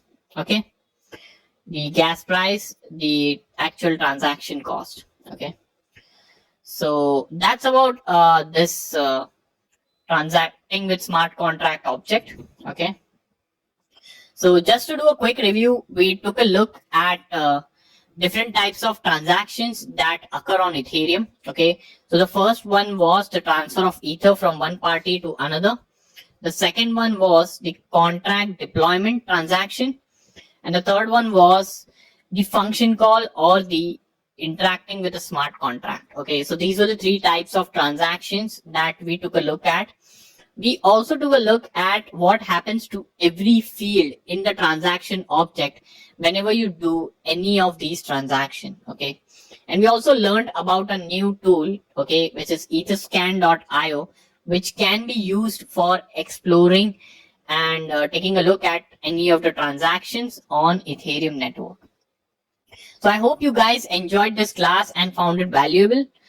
I'll pause this video for a minute and I'll see you guys in the next lecture. Thank you. Hello guys, welcome back. So till now we have understood a lot about our transaction object. Okay, we took a look at what are the different fields in a transaction object. We also understood how these fields vary amongst different transaction types. Okay, we also understood what are the different types of transaction objects that are supported in Ethereum. Okay, so moving on to our next step. Okay, after the transaction object is created, okay, it is sent to the blockchain to be mined. Okay, and miner mines it. Okay, so in this lecture we are going to take a look at this step. Okay, the mining step. So what happens exactly in the mining step? Okay, so I'm going to turn over to my slide over here. Okay, so by the end of this lecture, you will have a better understanding, okay, of what complex problems miners are trying to solve. Okay, you will have a better understanding of what hashing is, and also you will have a better understanding of what is this term proof of work. Okay, so in blockchain and Ethereum world, you will hear this term often, okay, which is proof of work. So let's dive in and understand what this means. So before talking about proof of work, I would like to introduce you to the concept of hashing. Okay, so what is hashing? So hashing is nothing but a transformation of data into a fixed length value. Now make a note, like the value or the output has to be of fixed length irrespective of the input length. Okay. So let me take you to a website to explain this hashing concept in a better way. Okay. So this is a website put up by a person called Anders. Okay. And I'm using this website with his permission in this lecture. So this is a great website to understand what hashing is. Okay, so this is one of the algorithms, SHA-256, that you see over here, okay, which is a hashing algorithm. Okay, so there are different algorithms in hashing world. Okay, so this is one of the algorithms that I'm using to demonstrate hashing. Okay, so if I put in anything in the data field, okay, I'll put in my name. Okay, you'll notice this hash value changing. Okay, so I'll put in FAISAL, which is my name, and you notice how hash value changes whenever I input anything. Okay, now if I change this L last letter to caps, the hashing will be different. Okay, so as of now it starts with D97D. Okay, if I change it to small, it will start with something else. Okay, and the difference is a lot. Okay, so this entire string changes whenever you do a small change to the data. Okay, if I put in a space, okay, the entire string changes. Okay, and the variation is a lot. Okay, and now notice over here that the hash value for a particular string type is same. So notice that if I put in Faisal over here, it starts with a value BD, like B0D9. Okay, if I delete this and if I write in Faisal again, oh sorry, I did a typo. If I write in Faisal again, it starts with the same value. Okay, so the value of a particular output value of a particular string is the same. Okay, so and also make a note, like for whatever value we put in, the length of the string or the output or the hash, you can say, remains the same. Okay, so this output length never changes irrespective of whatever you put in. Okay, so that's about a hash function or a hashing. Okay, and this is the SHA-256 algorithm that we are taking a look at. Okay, there are many different algorithms. Okay, now this SHA-256 is being used in a Bitcoin network. Okay, so if you are in the Bitcoin world, you will hear SHA-256 a lot.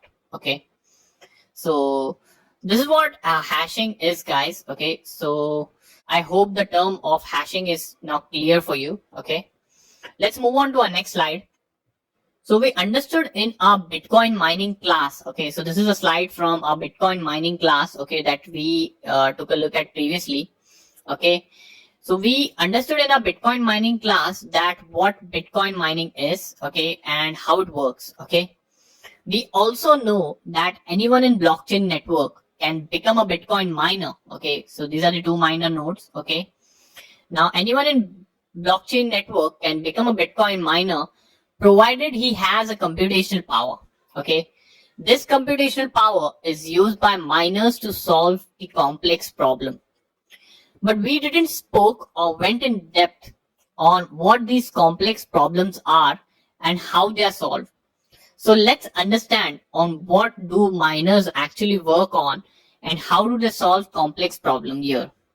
Okay, so this is a scenario, okay, wherein a lot of transactions are happening on Ethereum network. Okay, so this is T1, T2, T3, and Tn. Okay, so all these transactions are routed to a miner node. Okay, to any particular miner node. Okay, so let's assume there are these many transactions that are coming to this particular miner node. Okay, in our example.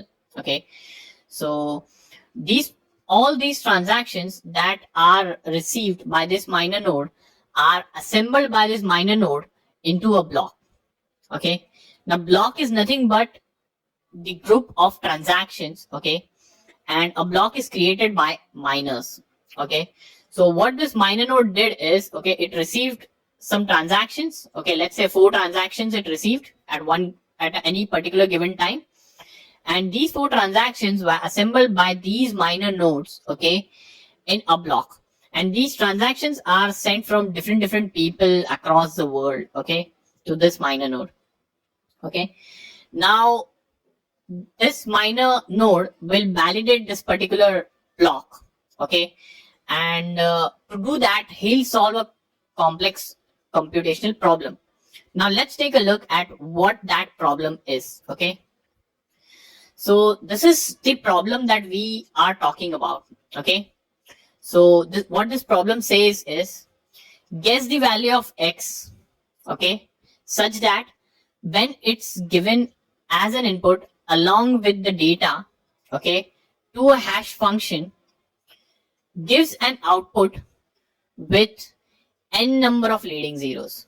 Okay, so I repeat myself. Okay, so this is the complex problem that miners solve. Okay, and this problem is like, guess the value of x such that when given as an input along with data, okay, to a hash function, okay, gives output that has n number of leading zeros. Okay, so over here we are seeing like 1 2 3 4 5 6. Okay, output is with some particular number of zeros. Okay, and in our example it's 6. Okay, so this is what the complex problem we are talking about. Okay, now what this data is, so this data is nothing but a data field in the block, okay, which is taken as an input to the hash function. Okay, now what this minor node has to do is, to validate this particular block, he has to guess the value of x such that it satisfies this particular condition. Okay, and this finding of this value, okay, is completely guesswork. Okay, so he has to just start guessing the value of x starting from 1 2 3 4 5 6. Okay, and he has to just check the output over here. Okay, whenever it satisfies this n, okay, so let's say our problem says, guess the value of x such that the output has n number of leading zeros. Okay, so it will start from 0 1 2 3. It will keep giving the input, okay, to the hash function along with the data. Okay, and it will keep on checking the output. Okay, and whenever the minor node finds this particular value, okay, that solves this particular problem of finding the output with 10 leading zeros, okay, it will mark it as solved. Okay, now a couple of points to make over here. Okay, in this case x is nothing but a nonce. Okay, now this is not the nonce of the transaction. Okay, so if you remember in our previous lectures we saw that transaction fields have a field called nonce. Okay, so that nonce is different, and this nonce is the nonce of the block. And n, okay, this n in our problem statement is nothing but the difficulty number. Okay, so I hope this is clear to you guys. Okay, once this problem is solved, what minor node does is it broadcasts this solution, okay, to the entire network. Okay, and this marks this block as validated. Okay, and once the block is validated, okay, it is included in the blockchain along with the solution. Okay, and this is known as proof of work. Okay, and the reason this is known as proof of work, because here x is the proof that the miner has solved this particular problem. Okay, and it satisfies this particular condition. Okay, so this is what proof of work is.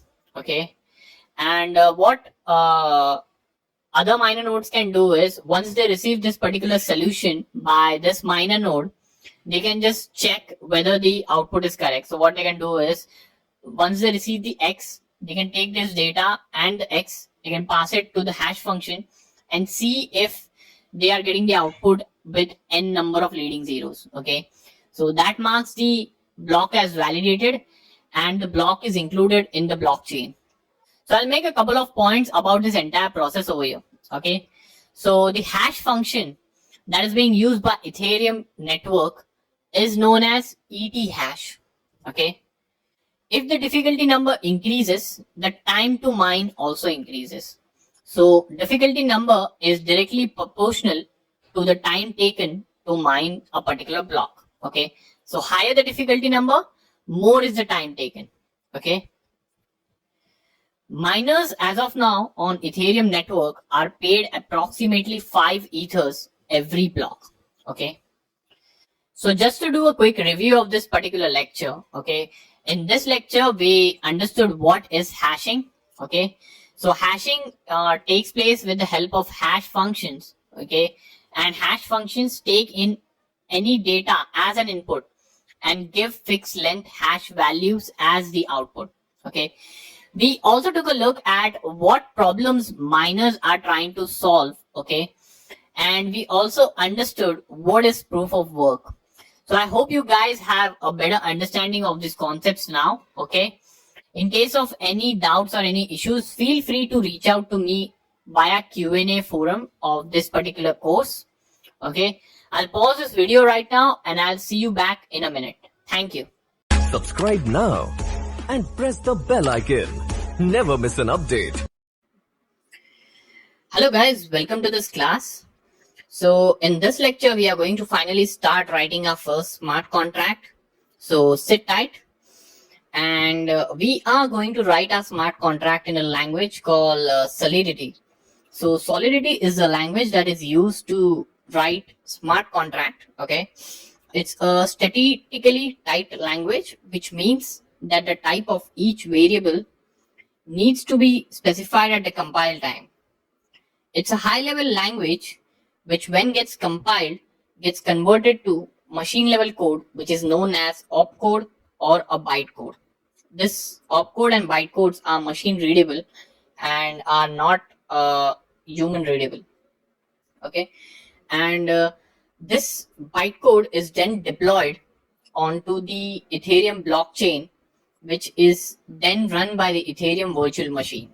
Okay, so we will need a compiler to write Solidity code, and that compiler will be responsible for converting it to the Ethereum bytecode. Okay, and for doing so, we will be using a IDE, which is an online compiler called as Remix.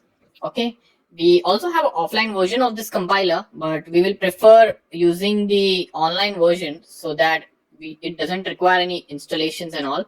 So we'll just go to remix.ethereum.org, okay, and let it load over here. So once this site loads, okay, this is the in-browser compiler, okay, and once it loads for the first time, you will be presented with a voting smart contract. Okay, it can be very overwhelming for you to see the smart contract without having any knowledge of Solidity. Okay, but for now we are just going to close this, or we'll just keep it over here for a while. Okay, and we'll take a look and a walkthrough of this editor, okay, or the IDE.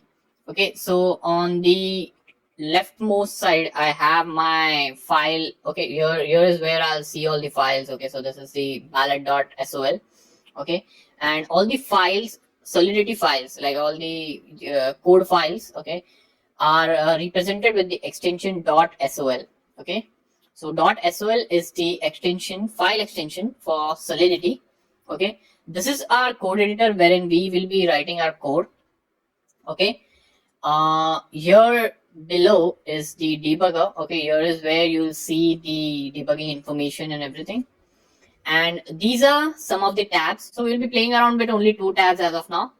Okay, that is a compile tab and the run tab. Okay, so compile tab will compile the code. Okay, you can enable auto compile over here. So as and when you write, the code will keep getting compiled. Okay, this is our smart contract, which is the ballot.sol. Okay, and onto the run tab, we have a few options. We'll take a look at each one of them. Okay, so whenever you write a Solidity code, like I mentioned earlier, it has to be compiled to a bytecode. Okay, and that bytecode gets deployed to the Ethereum network. Okay, now this now while we are playing around with this remix ID over here, we have this environment drop down, okay, which gives us three options, which is JavaScript virtual machine, injected web3, and web3 provider. But for now we'll be using JavaScript virtual machine, okay, which means that whatever code we write over here is compiled and deployed to a in-browser network and not the actual Ethereum network. Okay, so this is a fake JavaScript virtual network which is within the browser. Okay, it is meant only for testing purpose. Okay, and just for development and testing purpose. Also, like to deploy a smart contract onto Ethereum blockchain, you will require a Ethereum account. Okay, and you will also need some ether into it, because that is when you will so like we mentioned already, you will specify the amount of gas that you want to spend on this transaction. Okay, and for that purpose, for paying the miners, you will need some ethers loaded into your wallet. Okay, and so Remix ID provides us with 5 default accounts with 100 ether loaded in each account. So this is a nice thing about the Remix ID. Okay, so we can use any of these accounts for executing and deploying our smart contracts. And this is not real money, just to mention over here. These 100 ethers are virtual ethers, okay, which is fake money. You can't use these ethers on main Ethereum network where you deal with actual money. Okay, so this is just for testing purpose over here. We'll be just playing around with this. Because during development we don't want to use real money. Okay, this is a gas limit that you want to specify. So before deploying the contract, you can specify the amount of gas that you wish to spend for this particular smart contract. So this is a maximum amount that you have to specify. Then we have a value field, okay, which is nothing but the so value specify the amount of ether that you want to send to a target address, okay, for the contract to use. Okay, and these are the denominations, like you can specify the amount. This is a smart contract, and this is a deploy button. Okay, so that's about this Remix ID, guys. Okay, so what I'll do is I will delete this file. Okay, I'll just close this. I'll create a new one, okay, which will be like first .sol. I'll just press OK. I'll just start writing some Solidity code. So I'll write pragma solidity, okay, 0.4 point. So I'll just specify the contract keyword. Okay, I'll just create a first contract. I'll mention some comments over here. Okay, first contract. Okay, now this is a first contract that we have created, first smart contract. Okay, don't worry about the code as of now. Okay, I'll be explaining you what this code means in our next lecture. Okay, but for now, just take a look at how to compile. Okay, so this code automatically got compiled. Okay, since auto compile is checked, I can click this if that's not checked. Okay, and it's compiled. It's giving me a green signal over here. So I can just select my first contract. It's default selected because I have only one contract. If I write one more contract over here, second, and then I'll see two drop downs over here, like which one do you want to deploy. But for now, I'll just select, like I'll just have one for the sake of simplicity, and I'll just go ahead and I'll click this deploy button. Okay, so JavaScript VM is selected. This is selected. I'll just click deploy, and our transaction got deployed at this address. So this is the address that we have got, and we saw something getting printed over here in the log. Okay, so we'll just click on this and we'll just expand. Okay, and we'll see like this is the transaction info that just happened. So whenever you deploy a smart contract to Ethereum network, it goes in as a transaction. Okay, we are seeing the status over here, which is like the transaction mined and execution succeeded. This is our contract address, okay, which we can copy from over here. Okay, or we can alternatively copy from here. we can also copy it from here. This is the same address, okay. And this was a gas, okay. This was a transaction cost, okay. So this was a gas that we specified the limit, okay, over here, and this was a transaction cost. So this transaction cost us this much gas, okay. If you notice over here, there we had initially 100 ethers, okay, and now it's 9.999999312, okay. So we definitely had some ether deducted from here because we did our first transaction over here, okay, and this ether was paid to a miner, okay. But over here it was not paid to an actual miner, since we are messing up with a fake in-browser Ethereum network, okay.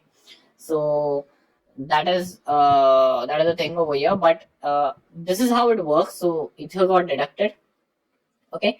So that's it. So we have just created our first smart contract and we just deployed it, okay. In the next lecture we'll go through the structure of the smart contract and we'll understand what we have written, okay. So that's all of this lecture, guys. See you guys in the next class. Thank you. Hello guys, welcome to this class. So in last lecture, we wrote and deployed our first smart contract.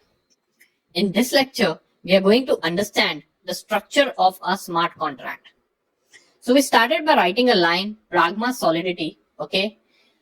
Pragma solidity is nothing but specifies the version of the compiler that is supposed to be used.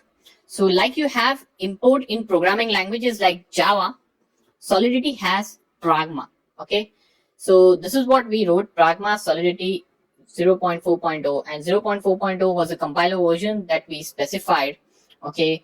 Now this source file will not compile on a compiler earlier than version 0.4.0, and it will also not work on a compiler starting from version 0.5.0.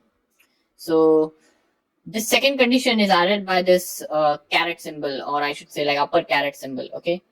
The idea behind this is that there will be no breaking changes until thing 0.5.0. So we can always be sure that our code will compile the way we intend it to. We do not fix the exact version of the compiler so that the bug fixes releases are still possible, okay. Now you can use a lot of operators over here in the pragma statement, okay. These are some of the operators that you can use, okay. So this is what we already used, and this is what it means. It will compile on greater than 4.0 and less than 0.5.0, okay.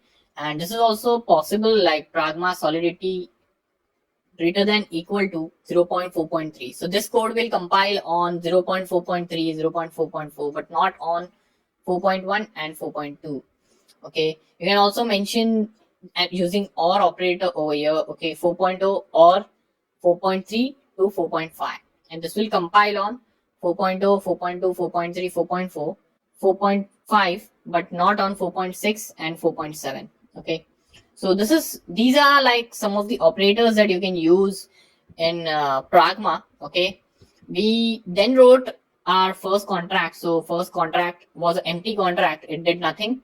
So we started with the contract keyword and we wrote first. So this was the name of our contract, okay. We also mentioned a line of comment, okay. So this is the line of comment that you can mention. You can also mention the multiple line comments like this, okay. So this code won't be compiled, okay. So that's about the structure of our first contract, okay. And I hope you guys enjoyed it. See you guys in the next class. Thank you. Hello guys, welcome to this class. So in last lecture, we wrote our first smart contract and deployed it to in-browser JavaScript local Ethereum network, okay. We also learned and understood the structure of our first Solidity smart contract. In this lecture, we are going to write some more code into our first smart contract.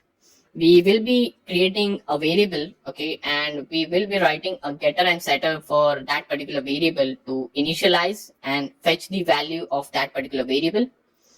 And we will be doing so by writing and declaring functions, okay. So by the end of this lecture, you will have a better understanding of how to write getters and setters and you will also know how to write functions in your smart contract. So let's get started, guys.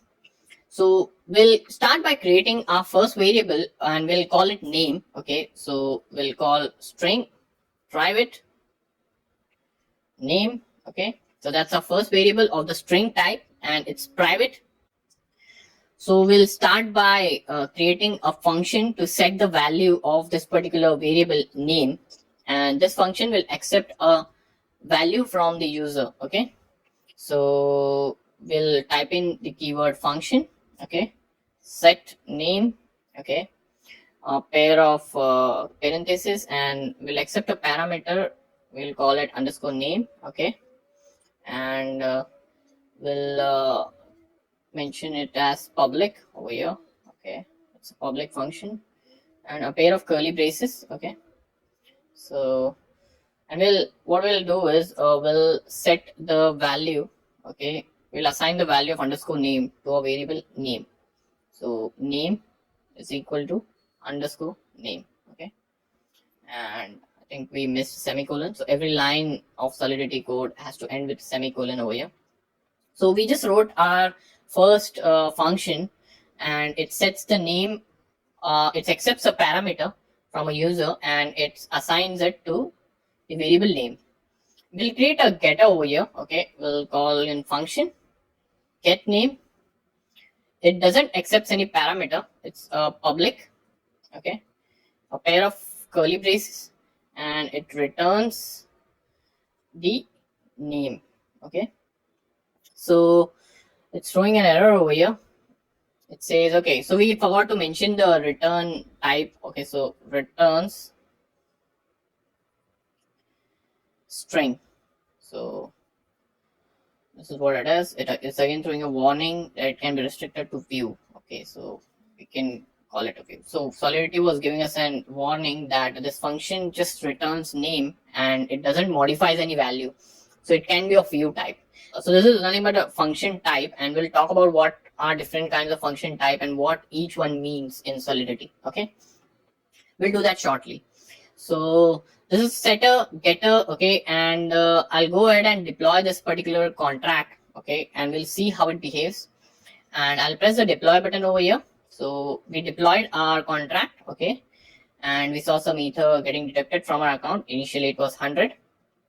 Now you see like two buttons over here. So this is one orange color button, and this is one like indigo, I should say, indigo color button. Okay, so these are like two buttons for our two function calls. Okay, pressing these buttons will call these functions. So I'll press this get name over here. So get name returns nothing. Okay, the reason is it's not initialized to anything. Okay, and that is the reason it returns an empty string. And the reason it's in this particular color is because it's a getter over here, and this is in orange because it's a setter. Okay, so we'll go ahead and call this function. We'll pass in the name as John, and we'll pass it in double quotes. Okay, over here, and we'll press the set name. Okay, so the function got executed, and we'll now call in get name, and you see John getting called over here. Okay, so we just created our first set of functions, and these are getters and setter functions. Okay, these like are setting a value to a particular variable, and it's getting a value of a particular variable over here. Okay, we'll go ahead and we'll see what our contract means, and we'll understand a bit more about this particular contract. We'll go to our presentation. So we declared like string private name. Okay, this is the variable type. Access specifier, this can also be public. Okay, and this is the variable name. Okay, we'll understand like the syntax of the function. Okay, so function is nothing but a keyword. This we specified the function name. Okay, over here, and this is nothing but the function type. So we'll talk about function type shortly. Okay, meanwhile I'll tell you what this return means. So this tells that we are returning a value from this function which is of the string type. Okay, we'll talk now about the function type over here. Okay, so there are some types of function types over here in Solidity, and the first one is public, which means like anyone can access it. private functions. So private functions can only be accessed from within the contract and not from outside the contract. Then there is something called a view only function. So we just created a view only function, like when we didn't. So I'll just show you like what the error we were getting. So the error was function state mutability can be restricted to view. Actually, it's not an error, it's a warning. Okay, so the compiler is suggesting that since you are not modifying any value, you can just call it as view only function. So I just went ahead and called it, and the warning disappeared. So view only function only means that it only reads the contract data and it doesn't modify it, and which was true for our getter. Okay, and constant is another type, which is nothing but an alias of view. Okay, it means it's one and the same thing. Then there is something called as pure functions, which won't modify or read contracts data. Okay, and then there is something called as payable functions, which allows a function to receive ether when called. Okay, so there might be scenarios in real world programming, like you might want to receive some ether from a user to do a particular operation, and that is when you have to create a payable function. So these are the function types. Okay, some things that I would like to mention over here, like I'll create a variable private and I'll call it age. Okay, so it can't be string, it will be of integer type, uint. Okay, so we created our variable age, okay, over here, and it's of integer type, and I'll go and assign it a constant value over here of 18. Okay, and I'll put in semicolon.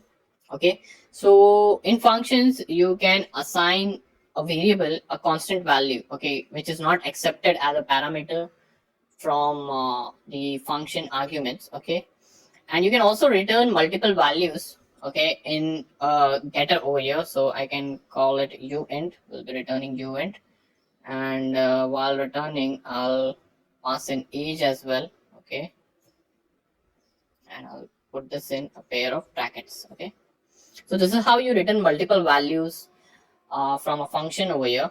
Okay, so now we will go ahead and deploy this and we'll see what the output looks like. So I clicked on deploy button. Okay, we'll close this previous instance of the contract. I'll pass in John. Okay, and I'll call in set name. Okay, and then I'll call in John and it will pass in, yeah, get name. So this is how you return multiple values from getter and setter. Okay, from getter, I'm sorry.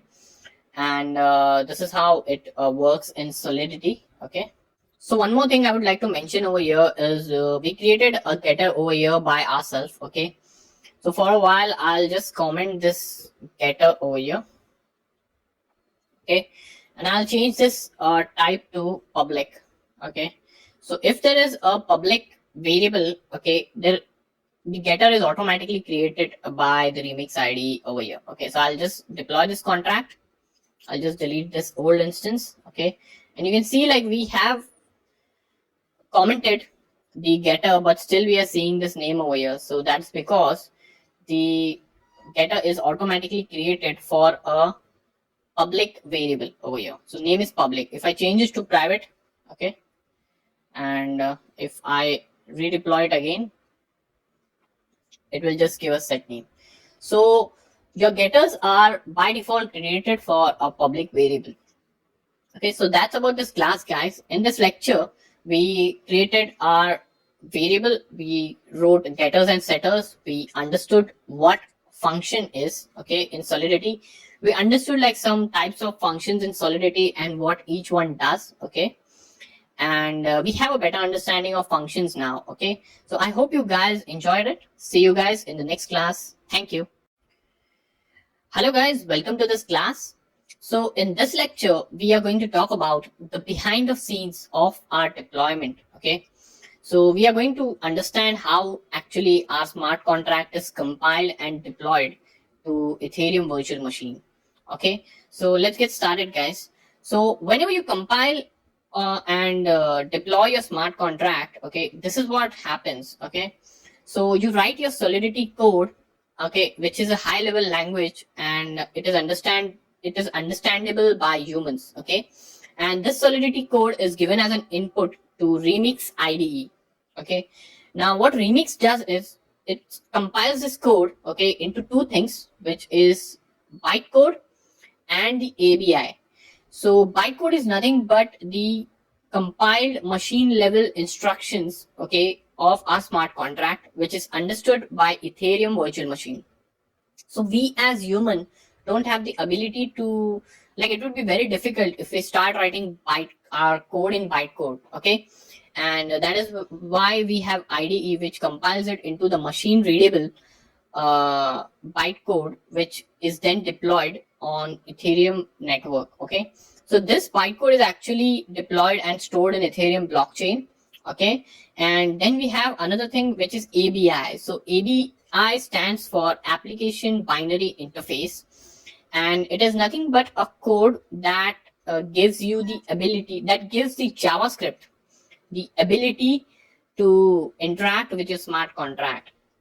So tomorrow, like, if you want to build a front end for your application or smart contract, okay, you will have to use JavaScript, okay, and a library called web3.js. Now this web3.js uses ABI to interact with our smart contract and execute and call functions. So that is what it does. So remember, Solidity code is given as an input to the compiler, and the compiler returns bytecode and ABI. Okay, we'll just see the bytecode and ABI generated for our smart contract over here that we just wrote. So we'll go to the compile tab, we'll tap on these details over here. Okay, when you tap on details, you see this pane popping up, okay, which has a field called bytecode. It has a lot of other fields, okay, but we'll be just talking about this bytecode. Okay, this is the actual bytecode that is generated for a smart contract, and you can see that it's a set of instructions. Okay, and I'll just copy this and I'll paste it over here in Sublime, and this is what gets generated. Okay, and this is actually deployed on the Ethereum blockchain or Ethereum virtual network. Okay, we also have this field called as ABI. We'll copy this as well, and I'll just override this, and this is what the ABI generated. So as of now, we only have the ABI for set name because we have commented the get name functionality over here. Okay, so I'll just go ahead and uncomment over here. Okay, and I will go to compile. Okay, I'll go to details, and there you see on compilation the ABI changed. I'll just copy this. So earlier we had only for set name. Okay, I'll just paste this. So now we have for get name as well as the set name. So this is nothing but the ABI. Okay, and this is used with JavaScript. Okay, with web3.js, and it is used to interact with our smart contract. Okay, so that's about the behind the scenes of the deployment. Okay, and that's about the bytecode and ABI. So I hope you have a better understanding now of what bytecode is and what an ABI is. I hope you guys enjoyed it, guys. See you guys in next class. Thank you. Hello guys, welcome to this class. So in this lecture, we are going to discuss about integer data types and Boolean data types in Solidity. So let's get started. So to start with, we'll talk about integer data types. Okay, so integer data types in Solidity are of two types. One is signed integer and another one is unsigned integer. So we'll talk about the signed integer first. Okay, so the difference between signed and unsigned integer is signed integer variable, okay, allows you to store a value with a negative. It allows you to store a negative value, but unsigned integer doesn't allow you to store a negative value. So that's the difference between signed and unsigned integer variables. Okay, now let's go ahead and try declaring our signed and unsigned integers, and let's see how they are declared. So over here I have the Remix ID open, and I have created a contract called variables, and I have declared this in a file called variables.sol. So I'll start by declaring a first signed integer. Okay, so signed integer is declared as int, and first signed. So we'll call our first variable as first signed, okay, and this is our first signed integer variable. Okay, signed integer means like it stores negative value as well. It has the ability to store negative values, and this is of the 256 bits. The size of this variable is 256 bits. Okay, now you can also have signed integer of 8 bits. So Solidity allows you to do that by specifying int 8. You can also have of 16-bit by declaring it as int 16. Okay, and this number has to be in the multiples of 8 because it's stored in the form of bits and bytes. Okay, so 8, 16, 32. So that's how it can be stored. Okay, so we'll try declaring the variable of 8 bits. Okay, first 8 signed. Okay, and now this has a particular range, so this can only store, since it's of 8 bits only, it can store up to 127, I guess, if I'm not wrong. If I go to 128, it will throw an error that it exceeds the range. Okay, so it can store up to 127, and negative values it can store up to 128, I guess, if I'm not wrong. Let me check. Okay, yeah, 128. If I go to 129, it will throw an error. Okay, so that's about this. So the reason Solidity has given this flexibility of you declaring the size of the integer variable is, now in real world programming scenarios, you might encounter scenarios. Now in real world, you might encounter scenarios wherein you want to store a value of a now in real world scenarios, you might encounter in reality, you might encounter scenarios wherein you want to store a value of within a particular range.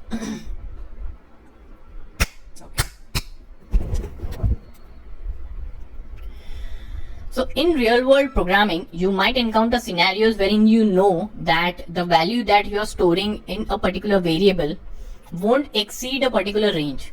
Okay, so for example, if you are storing age of a person, you know that it's not going to exceed 110 and 120. Okay, and in Solidity, whenever you create whatever space your contracts uses, okay, so whether it's for variables, whether it's for data storage, whether it's for anything, you are charged equivalent amount of gas and you have to pay the price for it. Okay, so if you are if you want to make your contract very cost effective, you can make sure that for these kind of range, like for storing age and all, you can have the integer variable of a smaller size using this particular control. So integer 8, integer 16, you can define that. So that's the benefit, that's the control or the benefit that Solidity gives us. Okay, so you can also have integer 16, integer 8. Now let's talk about unsigned int. Okay, so this is how you create unsigned int. You int first unsigned. Okay, now this unsigned int means that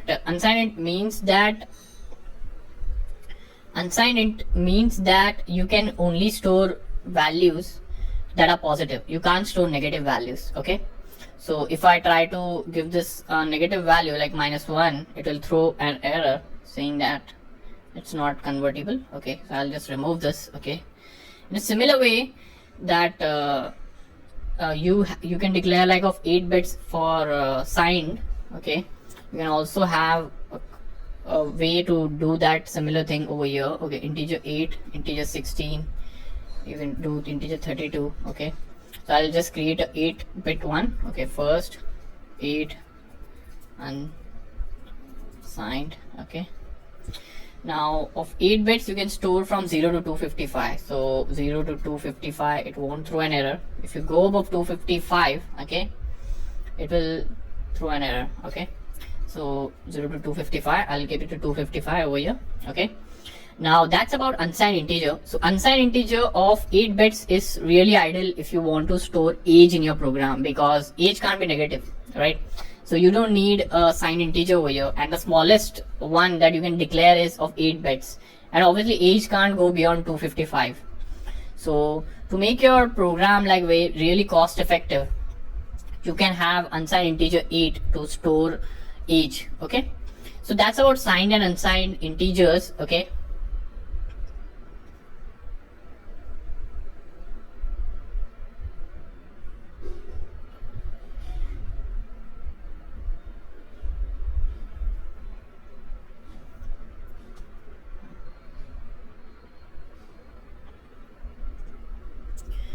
now let's go ahead and talk about Boolean data types. Okay, so Boolean data types are used to store true and false. Okay, like we know in from other programming languages. Okay, so a way to declare Boolean is bool. Okay, is true, and you put in a semicolon. Now you can declare it as false. Okay, or you can assign it as true. So it accepts two values, one is true and one is false. Okay, it can be used for storing flags and all in your smart contracts. Okay, so that's about variables, like couple of data types that were discussed over here. So that's about these data types like integer and boolean. So just to summarize this lecture, there are two kinds of integer data types that Solidity allows us to declare. One is signed integer and one is unsigned integer. Signed integer allows us to store negative values. Unsigned integer doesn't allow you to store negative values. It's only positive. Okay. You can also declare boolean values, boolean variables in your Solidity contract which accepts true or false. So that's about this class, guys. I hope you guys enjoyed it. See you guys in the next class. Thank you. Hello guys, welcome to this class. So in this lecture we are going to talk about a new data type that is address. Okay, so address data type allows us in Solidity to store Ethereum addresses. So we can declare a address data type using the address keyword like this, and we can store it like first address. Okay, so usually Ethereum addresses are of 20 bytes, and this allows us to hold 20 bytes of address over here. Okay, and so you might encounter scenarios when you are writing your smart contracts wherein you want to store the address. So if you're building a functionality, for example, wherein you want only the owner of the contract to execute or to change the data, a particular data, in that scenario you might want to store the address of the owner, and that is when this data type can be used to store the address. Another scenario could be when you want to get a balance of a particular address, or you want to transfer some way or ethers to some address. That is when you want to store the addresses. Okay, or you might want to use this data type. So this address data type comes in with two inbuilt functions, which is transfer and balance. Okay, so we'll take a look at both of them. Okay, so transfer is used to transfer some amount of way to a particular address. Okay, so you specify a value, and that value is usually in way. And balance is used to get the balance of a particular address. Okay, so we'll see both these functions in action. Okay, so to start with, what I'll do is I will create a function. Okay, so I'll tell you what we are going to do now. Okay, so we have multiple accounts over here. We have 5 default accounts given to us by Remix. Okay, so we are going to write a function that will store the address of the creator. So whoever deploys this particular contract, or from whichever account this contract gets deployed, will store the address of that particular account. Okay, and then we'll use that address to get the balance of that particular address, and also we'll use that address to transfer some way to it. Okay, so for example, if we like deploy this contract from this particular account, okay, we will be storing this particular address in a variable address over here. Okay, and then we will write a function to get the balance of this address, and also we can transfer some way to it. So let's get started. I'll write a function, say we can say like get balance. Okay, over here, and I will put a pair of curly braces. We'll declare it as public. Okay, and it returns, okay, let's say first address dot balance. Okay, so put in a semicolon. It throws an error. Okay, so we haven't mentioned the return over here. Return statement, it returns, let's say uint. Okay, and it can be view only functions, it's telling us, so we'll make it view only because we are not modifying anything over here. So this is our function that helps us get the balance of a particular address over here. Okay, now we can create a function that can transfer some way to a particular address. Okay, so we can write transfer way over here. Okay, you can write public.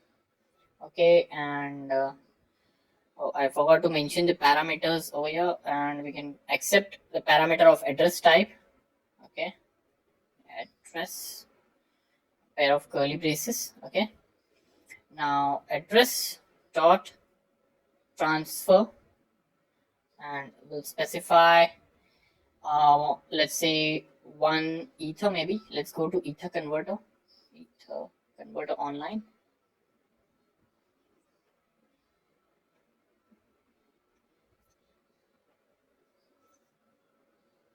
So we'll transfer 1 ether, and usually this value that the transfer function accepts is in way. Okay, so we'll have to get like the way equivalent of ether.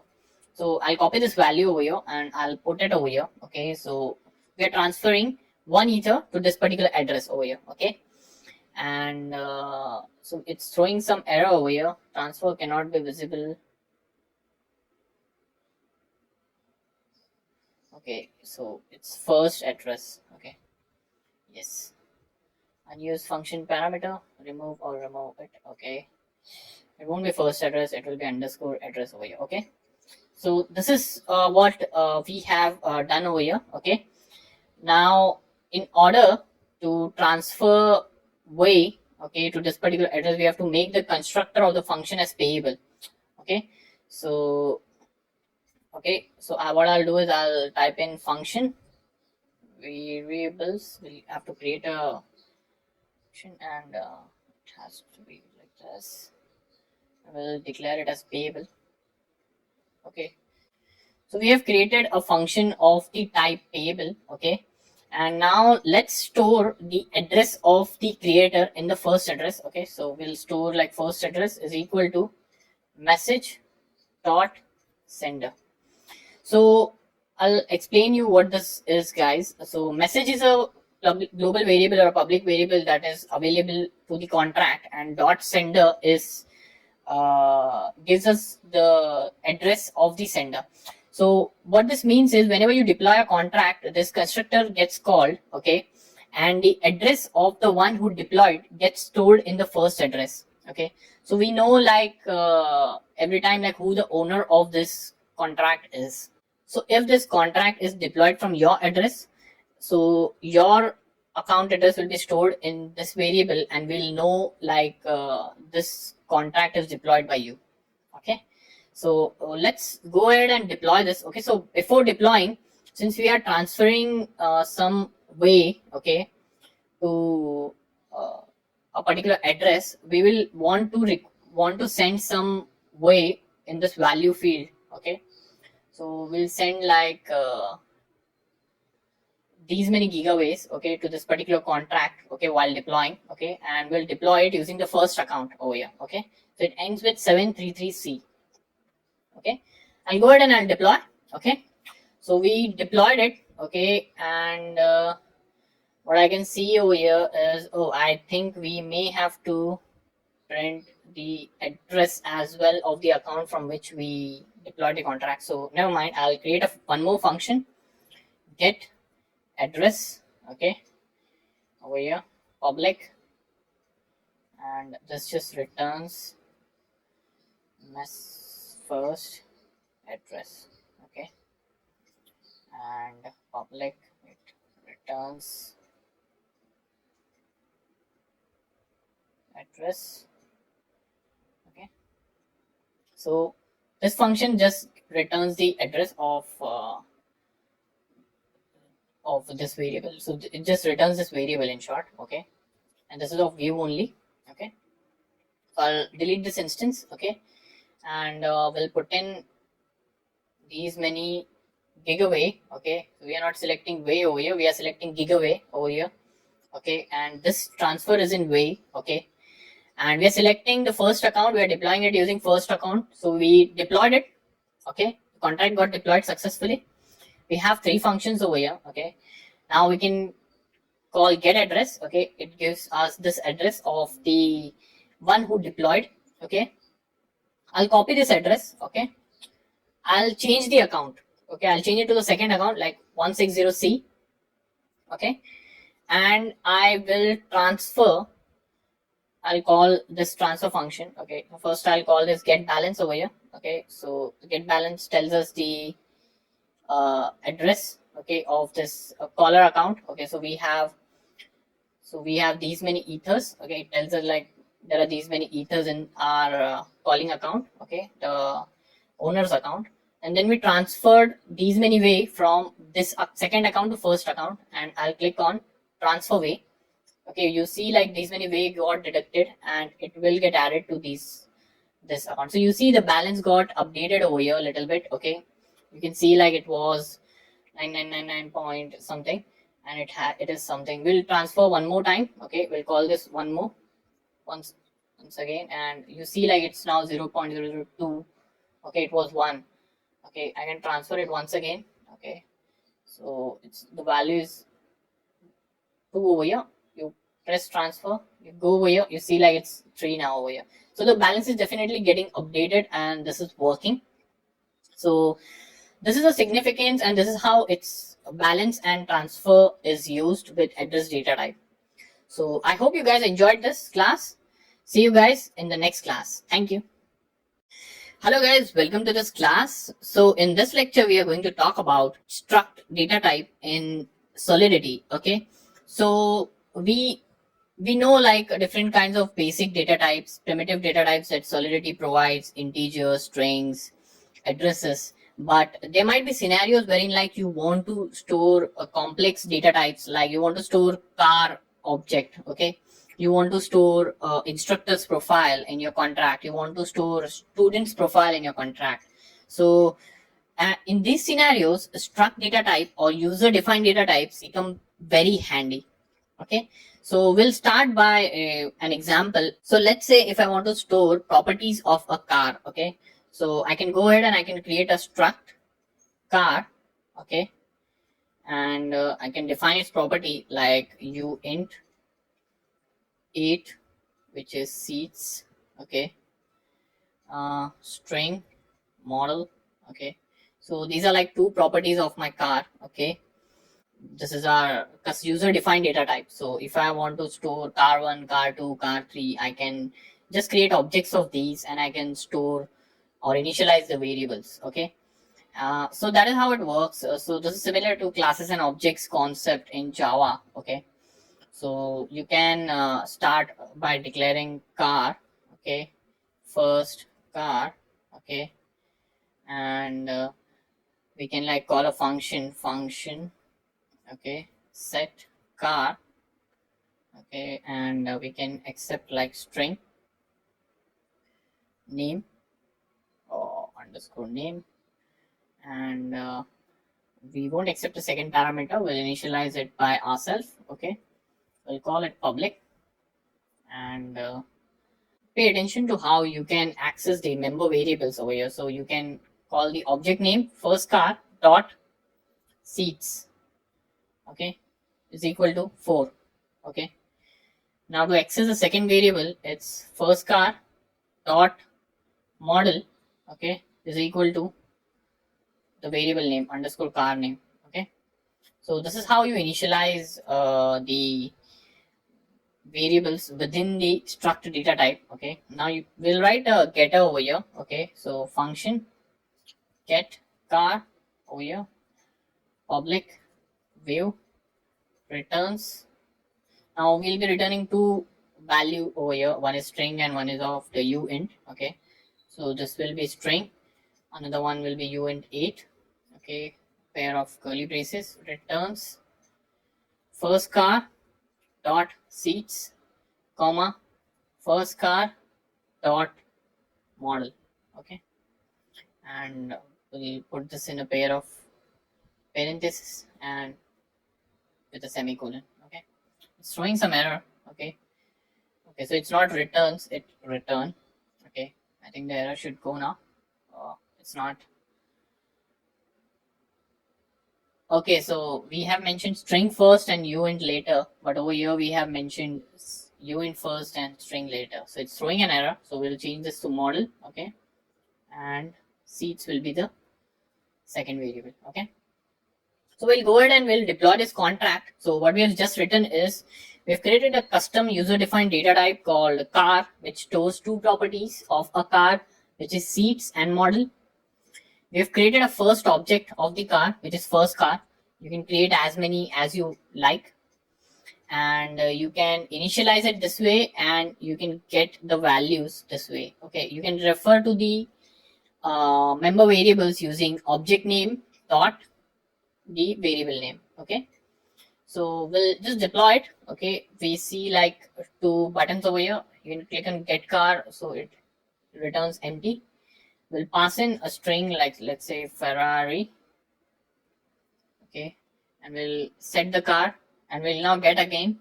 So you see Ferrari 4. Okay, so this is about structs data type, guys. It's really helpful when you're building real world smart contracts, or when you have scenarios like you want to store students info, teachers info, instructors info, so all these kind of things. Okay, so I hope you guys enjoyed this lecture. In this lecture you got a better overview of what user defined data type is, and how to create one in Solidity, and how to access its member variable.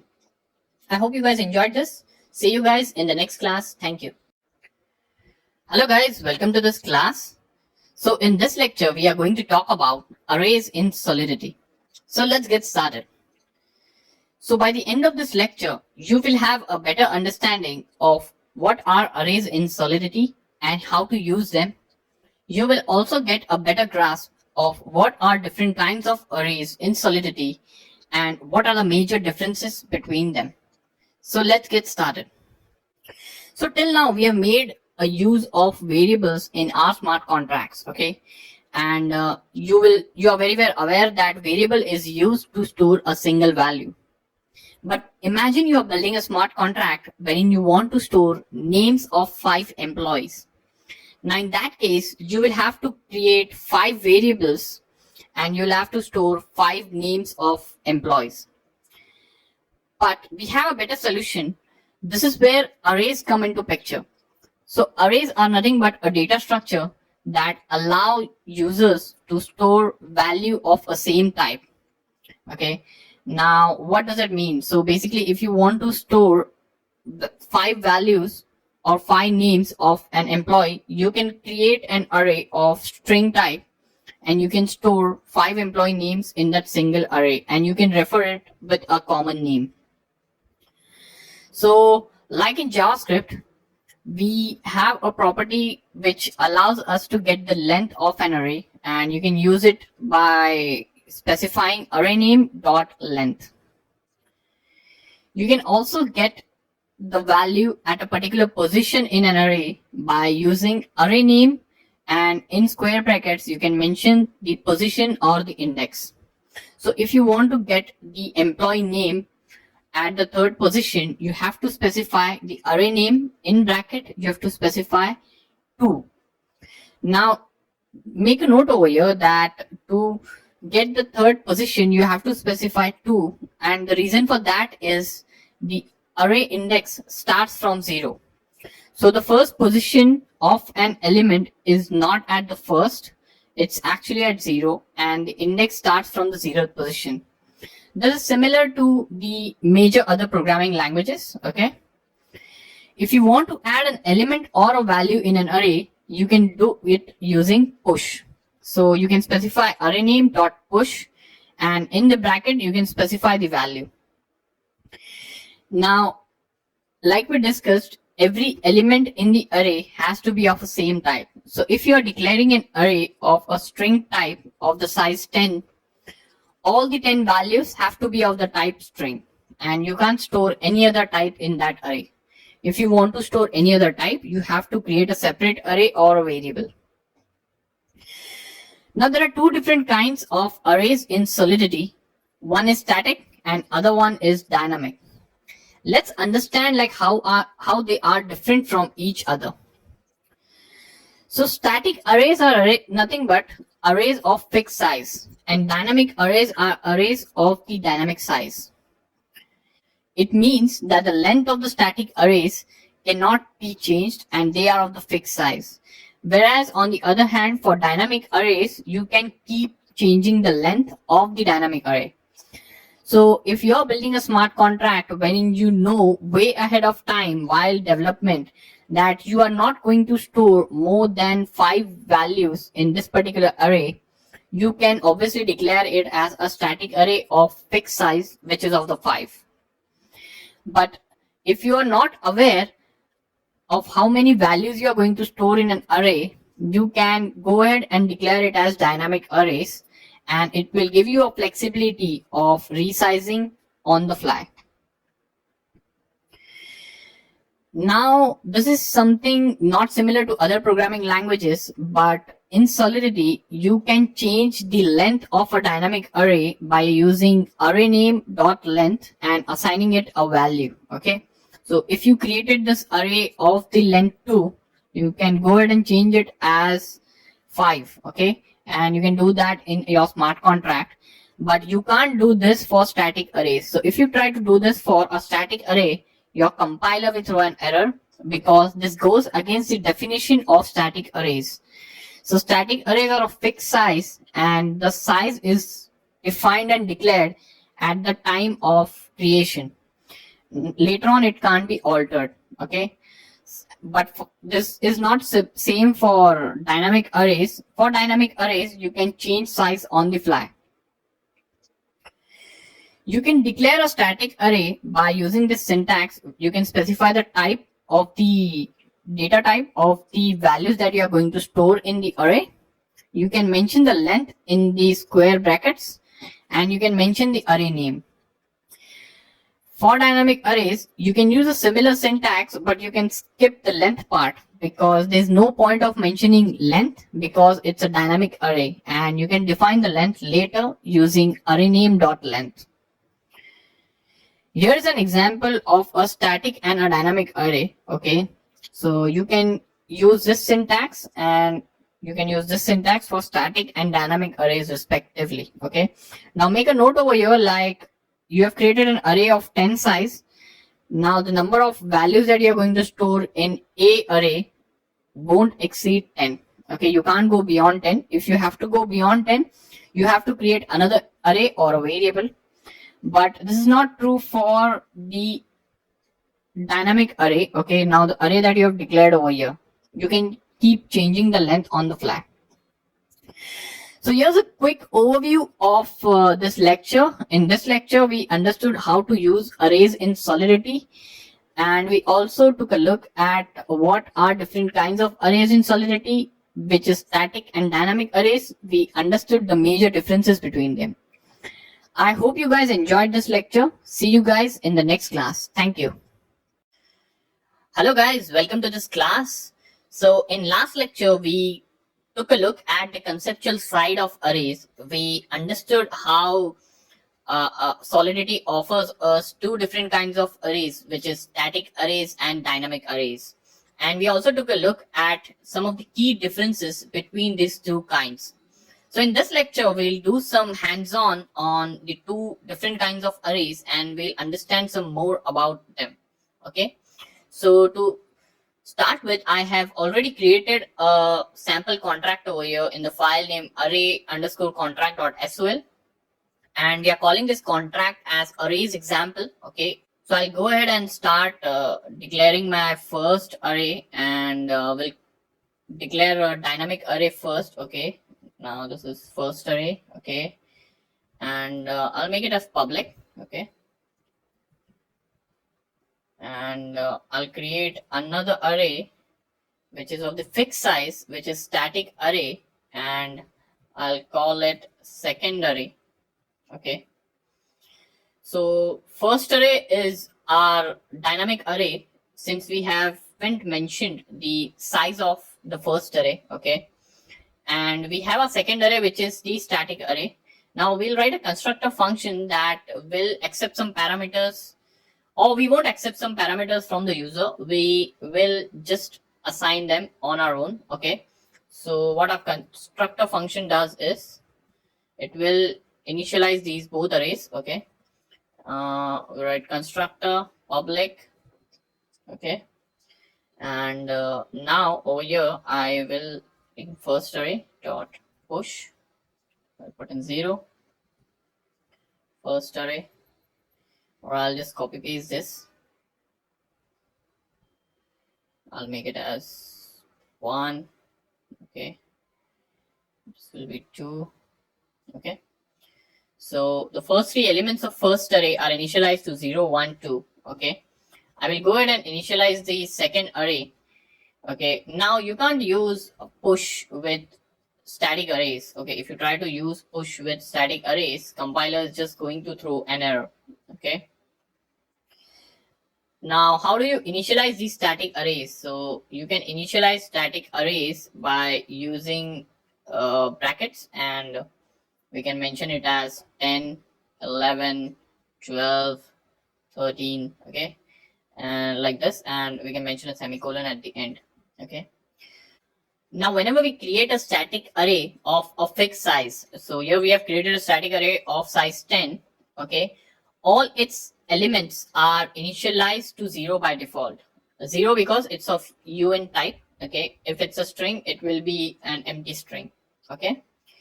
So now we have initialized only 4 elements over here. Rest are still 0, okay? So second array of 10 is so second array of 0th position has 10, second array of first position has 11, and so on till the third position, okay? So we will just go ahead and deploy this contract over here, okay? So make sure you have selected JavaScript VM in the environment, and you have selected this contract over here. I'll press deploy, okay? So our contract got deployed. Now, whenever we used to create a public variable, we used to get a button over here that used to return the value that that variable has. Okay, so just to give you an example, for a recall, public a is equal to 10. Okay, so if I deploy this, okay, I see, I'll delete this instance, I see a, and if I press on a, I get the value as 10 because it's initialized to 10. Now we also see a similar button over here for arrays, okay? But you also see a parameter that is supposed to be given over here. So whenever you declare a public array, you get a button like this in Remix, but that button does not return all the elements of that array, but instead it asks you to give an input of an index, okay? So you have to mention index as an input. So if I mention 0 over here, and if I press first array, it gives the value at that particular index, okay? So for second array, we have initialized to 0, 1, 2. No, so second array, we have initialized to 10, 11, 12, 13. I'll just do 0. I'll just press this, we get 10 over here. So that's about this, okay? We see our array initialized to some initial set of values that we have given in our constructor. If we want a function that should return all the elements in an array, we have to write it ourselves, okay? So we'll go ahead and write a function get first array, okay? And it is of public view returns, it returns uint, okay? And we have to just mention over here first array. That is it. Now, when we go ahead and deploy this, okay, and when we click on get first array, we'll see like the entire array getting returned, okay. We will do this for our second array as well. We'll just copy paste for the sake of simplicity, okay. And second array, okay, and we'll return second array over here. We will go ahead and deploy it. what did I do wrong over here now? Second array. Okay, so we have to mention the size over here as well. Okay, so once I mention the size, this error goes away. I press on deploy again. We get an instance. We click on get second array, and we see the entire array getting returned. And a point to note over here is we initialize only the starting 4 values. Okay, rest of the values are automatically initialized to 0. Okay, let's take a look at one of the property that we spoke about, which is dot length. Okay, so we mentioned in our last lecture that you can use dot length to get the length of an array. So let's see it in action. So we'll write a function that returns the length of both the arrays. So we'll call it get length arrays. Okay, and it's of public view, and it returns uint comma uint because we have 2 arrays. Okay, return first array dot length, second array dot length. Okay,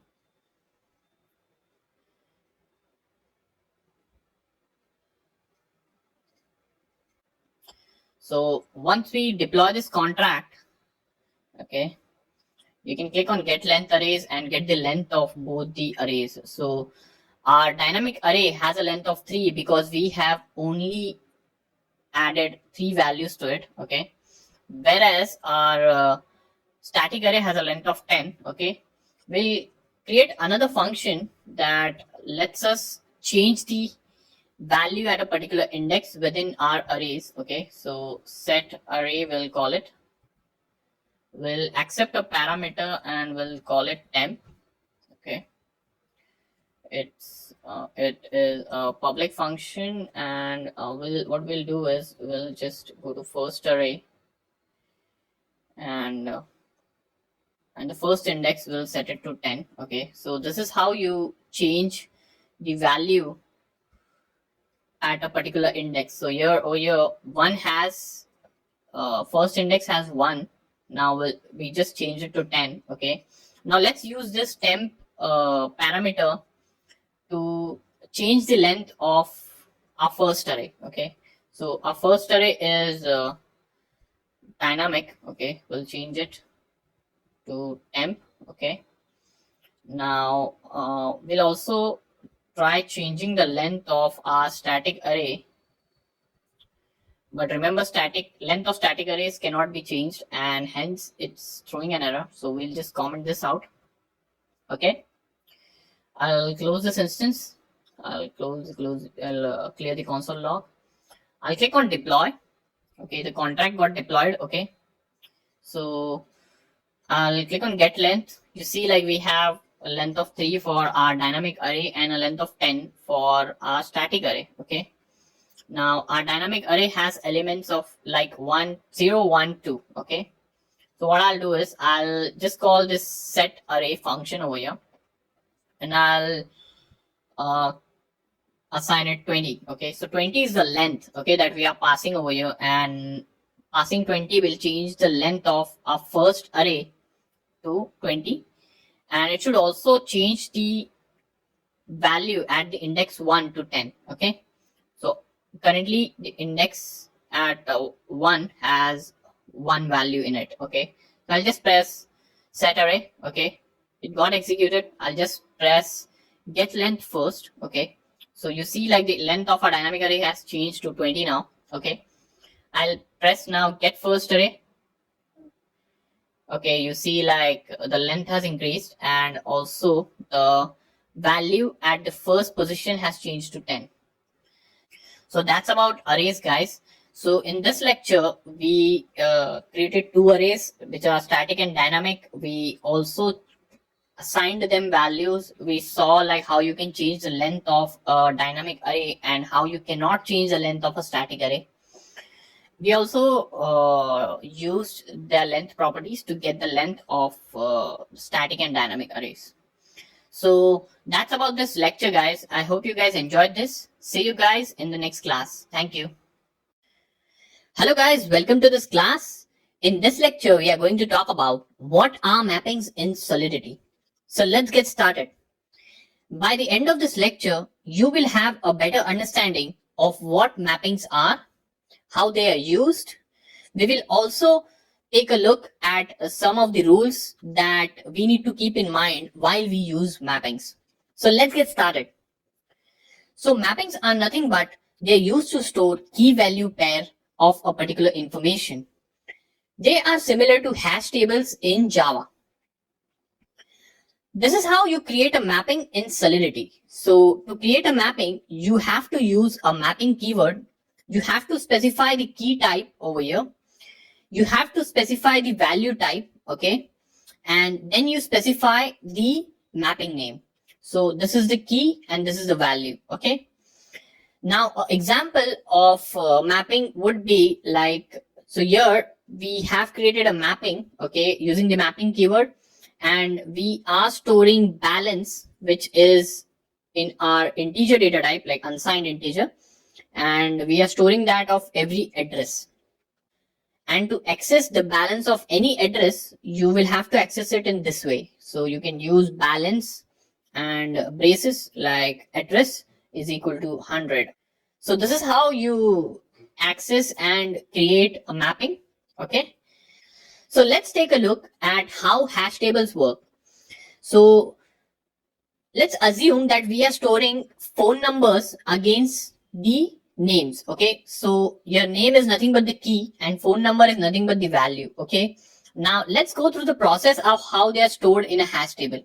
So when you want to store a phone number against a key, okay, first the key is passed through a hash function like we are seeing over here. So our first key, which is John Smith, that is passed through a hash function, and the hashed output, let's say for an example, is 2, okay? Then this 2, against this 2, the phone number of John Smith is stored, okay? So first the key is taken, it is passed through a hash function, and then against the hash value, the particular value is stored, okay? So this is how value is stored with hash table, okay? So it's not the key that is stored, but it's the hashed value of the key against which the value is stored. Let's take a look at another example, which is Lily Smith. So if we want to store a phone number of Lily Smith, how we are going to do it, how it will work in backend is, first Lily Smith, the name Lily Smith will be passed through a hash function, and the corresponding hash will be generated, and against that hash, her phone number will be stored. So in this example, if the hash of Lily Smith is 1, then against 1 or at one memory location, this particular phone number will be stored. And that is how it will be stored for all the other key value pair. Okay. So what I mean to tell you over here is when you store a key value pair in a hash table, the value is not stored against the key, but it's stored against the hashed value of the key. Now, if you want to get a value of a key, you have to first specify the key. Okay, so if I want to get the phone number of John Smith, I specify the key over here, and that key is hashed again, and the hash is generated. Now, suppose the hash is 2 over here. Now, against whatever is stored is returned. So if I want to get the phone number of John Smith, hash of John Smith is generated first, and then that hash is looked up, okay, and then the value is returned against that particular value. So this is how setting and retrieving works in hash table, okay. Now the reason I am explaining you this is something similar to how it works in mappings, okay. So in mapping, the similar way, key is taken and the key is hashed using a KCAC 256 algorithm, okay, and the value is stored against the output of this hashed value, okay. So it works in a similar way of what we discussed with hash table, okay. So let's take a look at some of the rules of mappings. So all the values in the mappings are initialized to 0. So like we saw, mapping has two things. One is a key and one is a value. So all the values in the mapping are initialized to 0. So if there is a string, it will be initialized to an empty string, okay. Second rule is you cannot use a struct data type as a key. So if you're going to use struct as a key, it will throw up an error, but you can use struct as a value. Okay. And whenever you use struct as a value, all its member variables are initialized to 0 or empty. Okay. Mappings are not iterable. Now you cannot iterate or run a for loop with mappings. And the reason for this is the mechanism of how it works. Okay. So we just discussed that the keys are hashed. Now, if you iterate through a mapping, on every iteration, the keys will be hashed and set. And there will be a lot of hashing that will occur. And as a developer or programmer, you don't want to do that. Okay. So hence mappings are not iterable. You can't get a length of a mapping. Okay. You can't get a list of all the keys and all the values. So if you want to get the list of all the keys and all the values, you have to maintain a separate array or a flag. Okay. Which will keep a track of all the entries that you are doing. Okay. And same goes for the length. If you want to keep a track of length of the mapping, you have to set a counter. So this is how it works, guys. So let's do a quick review of this lecture. So in this lecture, we understood what are mappings. We now have better understanding of what are mappings in Solidity. We also understood how they work in background. Okay. We also took a look at some of the rules that we have to follow while using mappings in Solidity. So that's it from this lecture, guys. I hope you guys enjoyed it. See you guys in the next class. Thank you. Hello guys, welcome to this class. In this lecture, we are going to do a hands-on example of mapping, and we are going to understand how to create and use mappings. Okay, so let's get started. So I have loaded our contract that we have created for struct data type. Okay, so we had created a data type of struct car. Okay, we created a object of this particular struct. Okay, and then we created two functions to set car and to get car. So set car had a parameter called name, which was set to model, and for seats we had a constant. Okay, and we used get car to get the car properties. Okay, so now we are going to map this car to address. Okay, and we are going to do that using a mapping. Okay, so what I'll do here is I'll delete this. Okay, and I'll create a mapping. Address is our data type, arrows, and then I'll create a car. I'll map it to car, and I'll create mapping car. Okay, so this is a mapping of car to address. Okay, I will create another variable or array, I should say, of addresses, which will store the car address, or I'll call it address list. Okay, and it will be a public variable. Okay, so we can store a public variable, public address list. Did I do something wrong? Okay, yeah. And now this function will modify this function a bit. Okay, so what we'll do is we will set car over here. Okay, but to set the car, we will have to get the object of the car from the address. Okay, and over here we will have to accept the address as an input. Okay, underscore address, comma. Okay, and what I'll do is I'll accept car, or our car is equal to mapping car of underscore address. Okay, now when we create a mapping, it's stored as mapping car and address, and you can just so this is how it's stored. Okay, now what we did is we accessed the car object. Okay, using this, and we assigned it to our car. Okay, now what we'll do is we'll set our car dot model to underscore name, okay, and we'll set our car dot seats to 4 over here, okay. Now we just initialized our car object variables, okay. Now we have to push this address to this particular array. So what we'll do is we'll do address list dot push underscore address and -1, okay. So here we have set the car object in our mapping, okay, which is stored at this address, okay. Now we'll write a function to get that particular car from a particular address, okay. So over here we will accept a parameter of type address underscore address, okay, and over here we will where our car is equal to mapping car address, okay.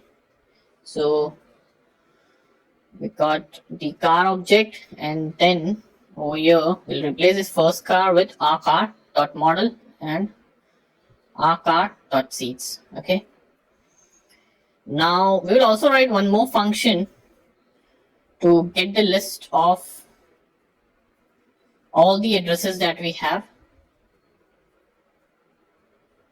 Address list, okay, public view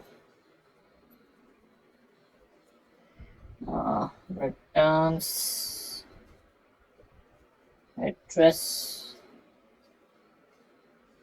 okay, it returns address list, okay, that's it, okay, and we are done. So what I'll do is I'll go ahead and deploy this particular contract, okay. I'll press deploy button, okay, the contract is deployed. Now what I'll do is I'll use this address to store our first car object, okay. So what I'll do is I'll put a pair of quotes, and within that I'll paste in address, comma, the second parameter for set car is name. I'll set name as Ferrari, okay. And before pressing the set car, I'll just press get car to show you what is it initialized to, okay. So it's throwing some error over here.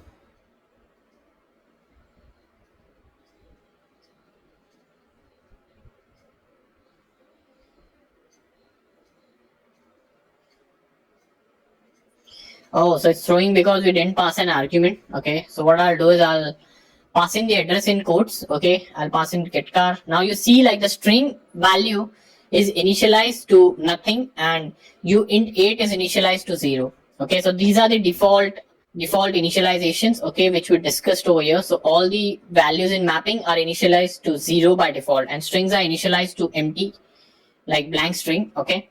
Now I'll press a set car over here, okay. So set car I pressed, it got executed, okay. Now I'll call get car, and there you see Ferrari 4, okay. I'll click on get address list, and we see this address entered, okay, which is like C160C, okay. This is the address we have, okay. Now what I'll do is I will take another account over here. I'll copy the address, okay, and I'll pass set car over here, okay, and I'll pass another car as Tesla, okay. I'll press set car, okay, and I'll change the address over here to this new address that we copied. I'll press get car. Again I see like Tesla info. Now if I click on get address list, I'll see two addresses, okay. There you go, okay. The second address is the one that we just copied, A733C. So this is how mappings are used, okay. So we just created a mapping of car object and we stored it against address. So car was the value type and address was our key, okay, and car is of the struct data type, okay. Now you can use car as a key over here because car is of the type struct, okay, and as per our rules you cannot use struct as a key, okay. So if you try to use car as a key, it will throw an error, okay. So that's about this lecture, guys. I hope you guys enjoyed it. See you guys in the next class. Thank you. Hello guys, welcome to this class. So in this lecture, we are going to talk about what are function modifiers in Solidity. By the end of this lecture, you will have a better understanding of what function modifiers are. You will also know how to write your own function modifiers. You will also have a better understanding of what are some of the rules that are associated and you should keep in mind while using a function modifier. So let's get started, guys. So function modifier is nothing but used to modify behavior of a function in Solidity. This is how you create a modifier in Solidity. So you specify a modify keyword followed by a modifier name, and you specify your code in the pair of curly braces. Okay, let's see this in action. Okay, so we will jump to our Remix IDE. Here I have already created a file called modifiers.solidity. We'll write our contract pragma solidity 0.4.0 contract modifier example. Okay, now let's say I have a function, okay, and I want to modify its behavior. So I want only the owner of this contract to call that particular function. I don't want anyone else to call that function. Okay, so what I'll do is I will create that function first. Okay, only owner. Okay, and it will be a simple function, a public one, public view, and it returns, okay, a boolean value. Okay, and it just returns true. Okay, so it's a very simple function. We'll keep it very limited. Okay, so it's a simple function that is called only owner. It's a read only function and it returns true. That is it. Now I only want only the owner of this particular contract to call this function. Now how am I going to do this? So I'll be using modifier over here. Okay, so first, to let the owner of the contract call this function, I have to first identify the owner. And to identify the owner, I have to identify it using the address of that particular owner, which means I will have to store the address. So we will have to create an address field, okay, and owner. And what we'll do is we'll create a modifier, owner only, okay, and we will say if owner is equal to message dot sender, only then execute this particular function, else true. Okay, so what we did is we wrote our first condition within the owner only modifier. Okay, and we checked if the caller of this particular function is the owner of the contract. Okay, now whenever you call a particular function, you get a global variable called message, and message.sender has the address of the person who invokes it. Okay, so you match the address of the person who is calling with the owner. Okay, and if it's true, you wrote an underscore with followed by a semicolon. Now what that means is, if this condition is true, just execute the function body. This means the function body, that is it. Okay, so I'll just mention over here function body. Okay, if this condition is not satisfied, we are calling throw, and throw will throw an exception. Okay, it just terminates the program with an exception. So if the caller is the owner, execute the function body. If he is not the owner, then terminate the session by throwing an exception. Okay, so that is what this code says over here. Okay, now we will put in owner only over here. Okay, so this tells that this function before executing the function, the control has to go over here first. Okay. Now we haven't stored the address of the owner yet. Okay, so we will just create a function which will be a constructor. Okay, modify example. Okay, and we'll pass the, oh no, we won't pass any argument, but instead we will pass message dot sender. So whenever you deploy this particular contract, the constructor will get called. Okay, and when this constructor is called, the address of the person who is deploying, okay, obviously the one who will be deploying will be the owner of this particular contract. Okay, now whenever you deploy, the address of that particular person is stored in the owner variable. Okay, and it's stored in the blockchain. Okay, now this owner variable is used to check whenever a function call happens to this. Okay, because we have mapped it to this particular modifier. Okay, so whenever you call only owner, okay, it will first go to this modifier over here. Okay, it will first check that if the caller's address is equal to the owner's address. If not, then execute the function. If it is true, then execute the function body. If not, then throw an exception. Okay, so when you call the only owner function, it will first go to this modifier. Okay, it will check that if the address of the caller is equal to the owner's address, then execute the function body. If not, throw an exception. Okay, so let's see this in action. We'll deploy this using the first account over here in our Remix ID, and we'll make this first account as the owner of this contract. So we'll press deploy. The contract got deployed. Okay, now we are calling only owner over here, and we see true over here. So this function got executed. Now we'll change the account over here. Okay, we changed it to some other account, and we'll try calling only owner. Now you see over here it has thrown an exception. Okay, so it didn't execute this, it has exited with an exception. Okay, so this is how modifiers are used in Solidity. Okay, we'll go back to our presentation and we'll understand some of the rules of modifier. Okay, so function modifiers can also accept arguments. Okay, so I can write a modifier wherein, like, if I'm accepting ethers or ethers in Way from our users, okay, I can check that if that amount is less than a certain value, just terminate the program, like don't allow any execution. So let's say if I need 100 Way to execute a particular function, okay, I'll first see like whether people are sending me actually 100 Way. Okay, and if it's less than 100 Way, I'll just terminate the program. Okay, so that's the benefit of arguments. You can pass arguments by specifying it like this, arg1, okay, over here. Okay, so this is how you specify the argument. I'll keep it empty for now.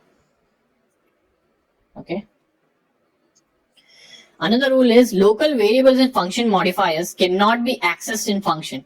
Okay, so if you declare a local variable over here, so I declare int var, okay, and if I try to access it in the function, okay, it will throw an error.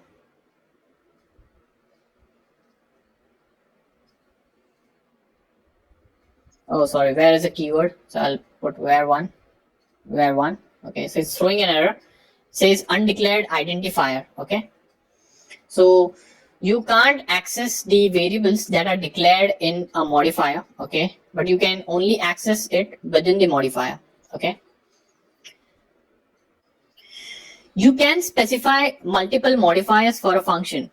Now what I can do is I've created only one modifier over here, but I can create one more modifier over here. Okay, and I can add this after owner only. Okay, so I can definitely add two modifiers to a particular function, and the function will only get executed if both the modifiers satisfy. Okay, now when you use multiple modifiers, it is very important to note the order in which you are specifying them over here, because they will be executed in that particular order.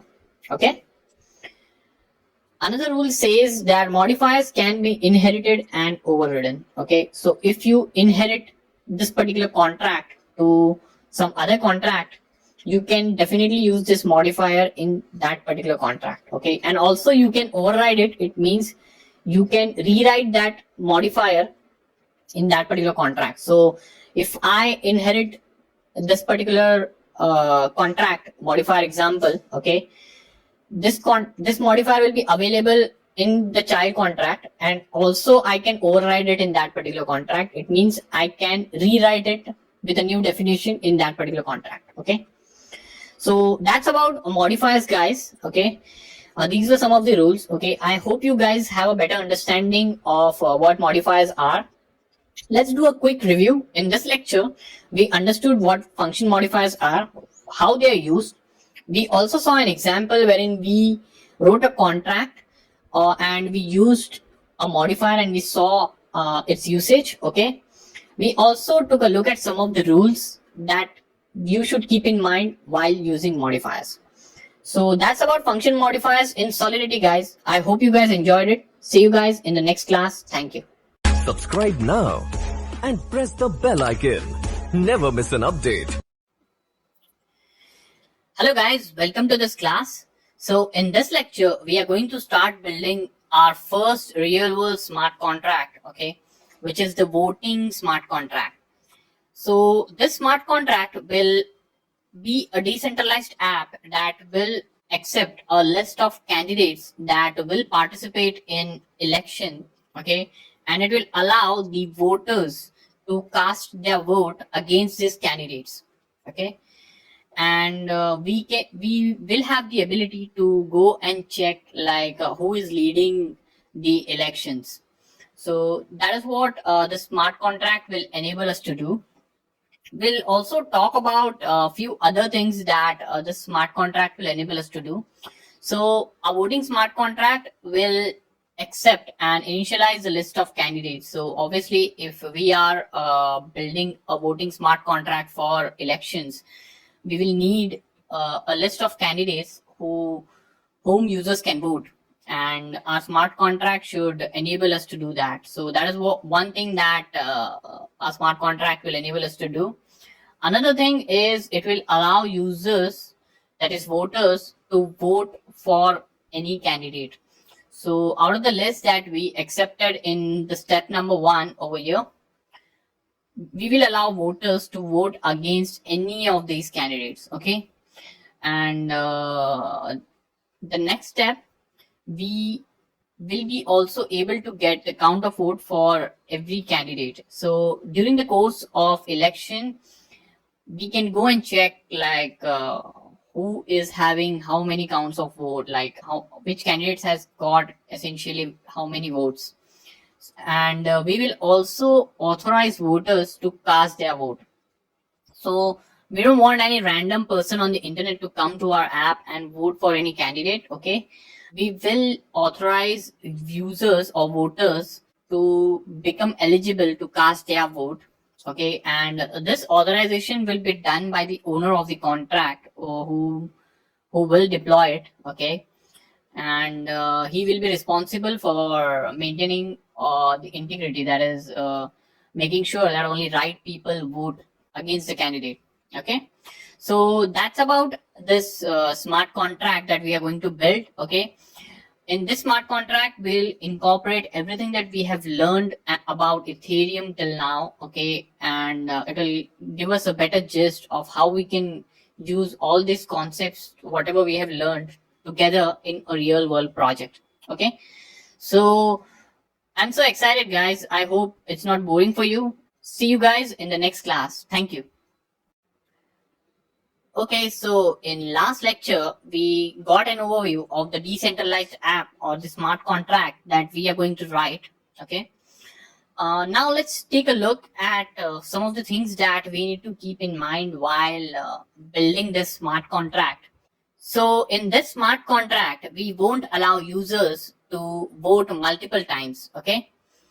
And the reason for this is we don't want someone just coming onto our app and just voting multiple times and making a candidate win that particular election. Also, on the other hand, we will allow unauthorized users to vote, but we won't count that vote. So let's say if a person A is not allowed or not authorized to vote in this particular election, remember we authorize voters to cast their vote, and it's a privilege access which is only given by the owner of the contract. Okay. Now, if a person hasn't received the authorization for voting in this particular election, okay, he will still be able to vote, okay, but we won't throw an error, but his vote won't be counted, okay. And the reason we are doing that is we won't be throwing an error, we just want to be nice, okay. We can throw an error, that's not a problem, but I just chose like we won't. Yeah, let's take a look at some of the data structures that we'll be creating. Okay, so we will be creating two struct types over here. One is of the voter type and one is of the candidates type. And the reason we are doing this, or the purpose of doing this, is to store the voters information and the candidates information.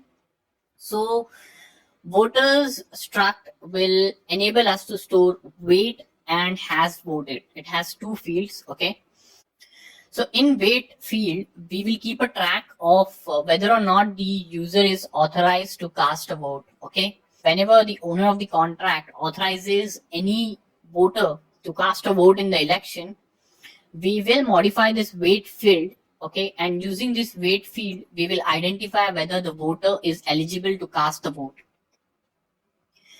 The second field, has voted, will enable us to keep a track of whether or not the voter has participated or voted his favorite candidate. If he has already voted, then we won't allow him to cast a second vote. Okay, let's take a look at the candidate struct. Okay, so candidate struct will have two fields again, which is name and the vote count. Okay, name will enable us to store the name of the candidate that has participated so that we could identify him. And vote count will give us the count of vote that a particular candidate has received from all the voters. So these are the two struct variables, or two struct data structures, I should say, we will be creating in this particular project, and we will be using them to store the information of voters and candidates. Also, there are many other variables and functions that we'll be creating, but I'm going to pause this video right now and we'll discuss those in our next lecture. So I'll pause and see you back in a minute. All right, welcome back, guys. So in last lecture, we understood like what are some of the things that we need to keep in mind while writing this decentralized app or a smart contract. And also we understood like the two data structures struct that we'll be using over here to store the information of voters and candidates. We also understood like the different fields that it will consist of and what each one will mean. Okay, so let's take a look at some of the variables and functions that we'll be using in our smart contract. So here's a list of the functions and variable that we'll be using. Okay, so let's start with functions first. So our first function is a constructor function. Okay, and the purpose of the constructor function is to initialize the list of candidates. Remember a couple of lecture ago, like we spoke how our smart contract should enable us to accept a list of candidates, and these candidates will be the candidates who are participating in the election, and users can vote against them. So when we deploy our smart contract, we will be passing in the list of the participants, okay, and we will be storing them in our smart contract. So we are using three separate string variables, and we are not using a string array over here. And I'll tell you the reason for this, but I'll tell you in the later stages of this particular project. You will understand like why we are storing these three separate string values over here. Okay. So going to our next function, it's vote for candidate. Okay. Now vote for candidate, a function like will allow us to vote for a particular candidate.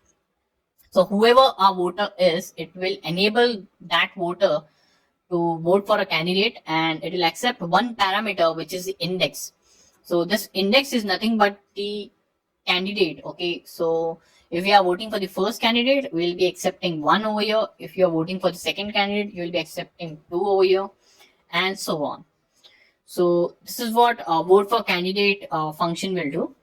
We will have a third function, which is get vote for candidate. Okay, now this function will enable us to get the count of vote for a particular candidate at any given point of time. Okay, so we can pass index over here again in a similar way we did for vote for candidate.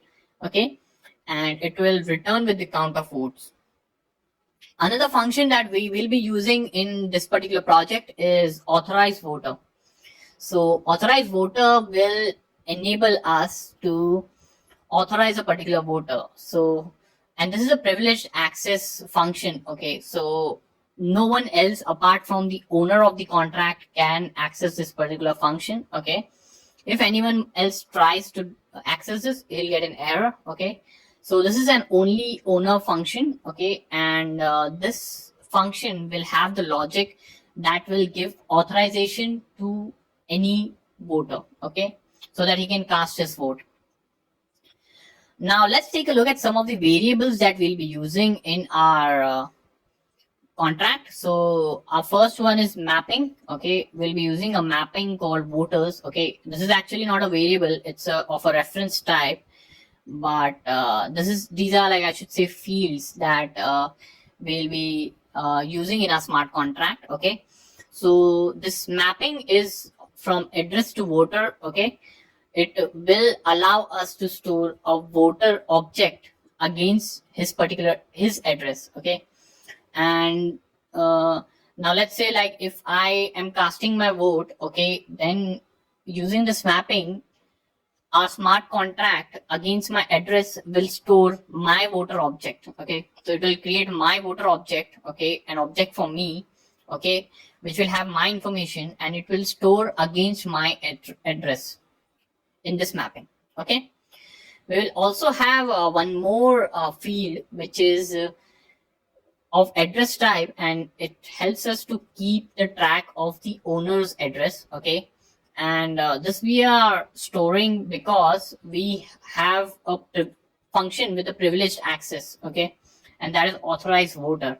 So in order to allow only owner access this particular function, we need to know the owner's address, and that is what this field is going to allow us to do. We have one more field wherein we will be storing the list of candidates. Okay, it's of the candidate type, it's a dynamic array. Okay, and it will only store the list of the candidates that have participated in the election. Okay, and so that's about some of the functions and fields that we are going to use in our smart contract. Okay, so if it's confusing, guys, right now, don't worry, you will have a clear picture when we start writing our smart contract in Remix. Okay, and also, if we have, I don't know if we have missed anything, any of the functions or fields over here, but if we have, we will get that during the course of writing the program. Okay, so don't worry about that right now. So let's hop on to our next lecture and start writing our smart contract. Thank you. Hello guys, welcome to this class. So in this lecture, we are finally going to start coding our first decentralized app, which is nothing but a smart contract that will help us run elections. So we have already discussed the struct type that we are going to use in our smart contract. First is of the voters type, and other one is the candidates. Voters will have these two fields, okay, wait and has voted, and candidates will have name and vote count. So let's start writing the code to create them. Okay, so voters, okay, we'll have voters, will declare our first field over here, and the second field. Okay, I'll just make this as caps. Okay, and we'll have uint wait. Okay, and Bull has voted. Okay. So, like we discussed in our previous videos, wait will allow owner to authorize a particular voter, okay, and has voted is a boolean field that will allow us to keep a track of whether a particular voter has already voted in an election. Okay, let's go ahead and create a second struct, okay, which is of the candidates type. Okay, candidates, it has two fields again, which is name and vote count. Okay, so we will have string name and uint vote count. Okay, so name helps us keep track of the name of the candidate, and vote count helps us keep track of the count of votes that every candidate has received. Okay, let's go ahead and write our first constructor function. Okay, so remember, the constructor function allows us to accept and initialize the list of candidates. Okay, and we discussed the syntax over here. Okay, so we'll go ahead and we'll write in constructor. Okay, it will be public. We'll accept three parameters over here. Okay, so it is string underscore candidate 1. Okay, string underscore candidate 2. Okay, string underscore candidate 3.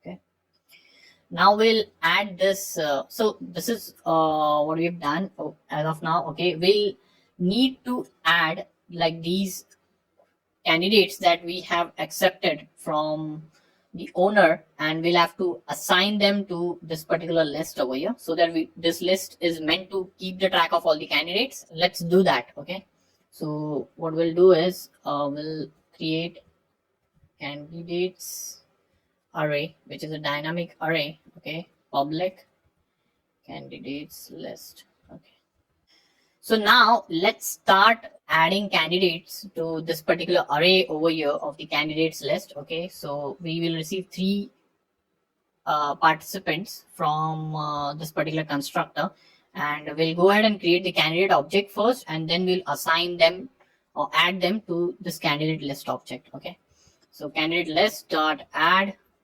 Okay, or I should say push. It will create candidate. Okay, candidates, and we'll add in. So now we have to pass on the parameters. So it's underscore candidate 1. Okay, the first parameter is name, and the second parameter is the vote count. So the vote count is 0, it defaults to 0.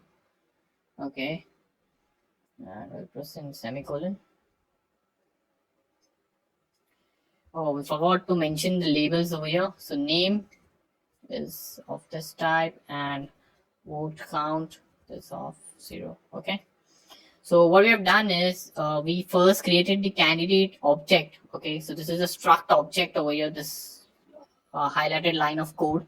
Okay, and the way to create the struct object we already discussed in the past lectures, but I'll just give you a recall over here.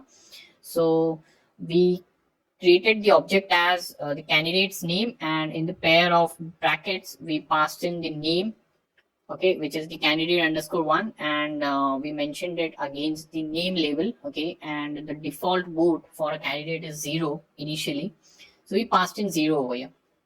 Okay, so that's our first candidate that got pushed into this particular array. Okay, and we'll just copy this line, okay, over here, and we'll just duplicate it. Okay, we'll add the second candidate over here, so I'll just change this, and we'll add the third candidate over here. Okay, and remember, push is a way to add objects to a dynamic array. Okay, so we are first creating the object of the candidate type, and then we are pushing it to our dynamic array. Okay, so we'll go ahead and we'll deploy this particular contract. Okay, Now to deploy the contract, I will have to mention the list of the candidates that will be the participants in this election. Okay. So I will just give a dummy list as A, B, okay, and C. So keep in mind that every parameter over here is in the double quotes. Okay. Make sure that you have JavaScript VM selected over here. I'll just press the deploy button. Okay. The contract got deployed, and you can see the button got enabled over here for this particular public dynamic array over here. Okay. And like we know, for variables, when we click on the blue button, it gives us the value, but for array we have to pass the index. Okay, just a recall for you. So I'll just pass in 0, and 0 should give A over here, A and 0. Okay, I'll just press this. Okay, so it gives us name A and vote count as 0. Okay, and that is because we initialize it over here. Okay, I can pass in 1 and check to see if it returns B. Okay, and that is what it returns. Okay, so we have successfully created a struct. Okay, the two struct that we are going to use to store the voters and the candidates information. We have also created a list of candidates array, which is a dynamic array, and it will store the object of this struct in the form of array. Okay, and we have also created a first constructor function which will accept 3 parameters, which are nothing but the 3 candidates that are going to participate in this particular election, and it will create the objects and push it into this dynamic array over here. And we also did a test run to see whether it actually works in the desired way. So that's from this lecture, guys. We'll catch you up in next lecture, and we'll write the code further. Okay. Hello, guys. Welcome back. And in last lecture, we defined the structure of a smart contract. Okay, wherein we wrote the 2 structs. Okay, which we are going to use. We also created a list that will store the list of candidate objects. It was a dynamic array. And we also defined a constructor that will accept the list of candidates, and it will push the objects to this particular dynamic array. So in this lecture, we are going to write our next function, okay, which will allow the owner of the smart contract, okay, to authorize a voter. Okay, so remember that in our smart contract, not anyone can cast their vote. Okay, so first he has to get the authorization from the owner, and only then he can vote. Okay, he can vote, but his vote will only counted only if he is an authorized voter. Okay, so how do we give this authorization? Remember, like we spoke about this wait field, which is stored in the voter, that will allow the owner of the contract to give authorization to a particular voter. Okay, so let's see like how to bring this logic into our code.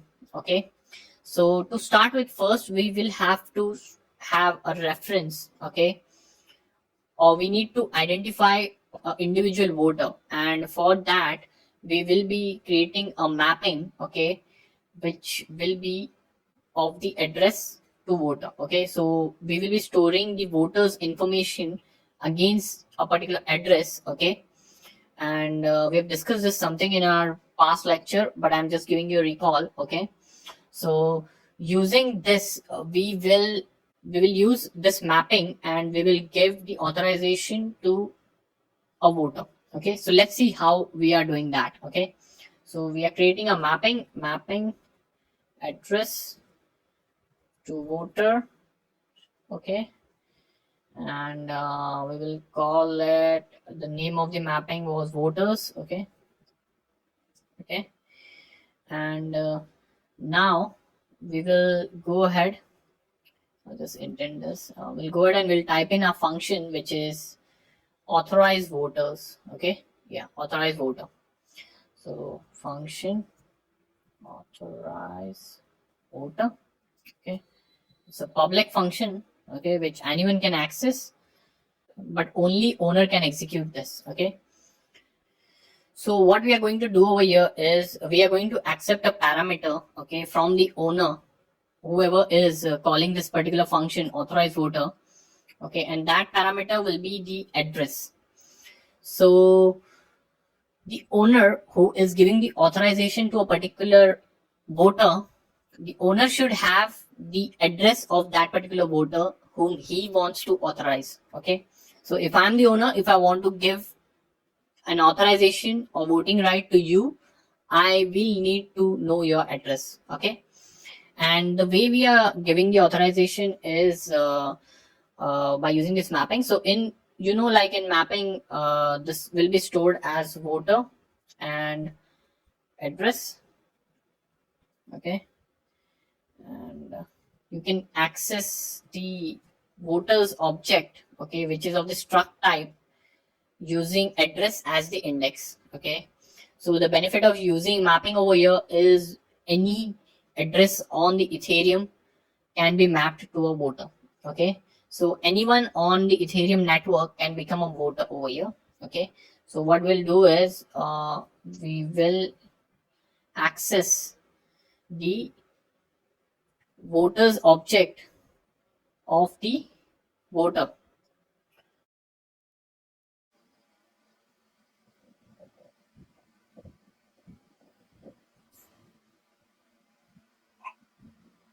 All right.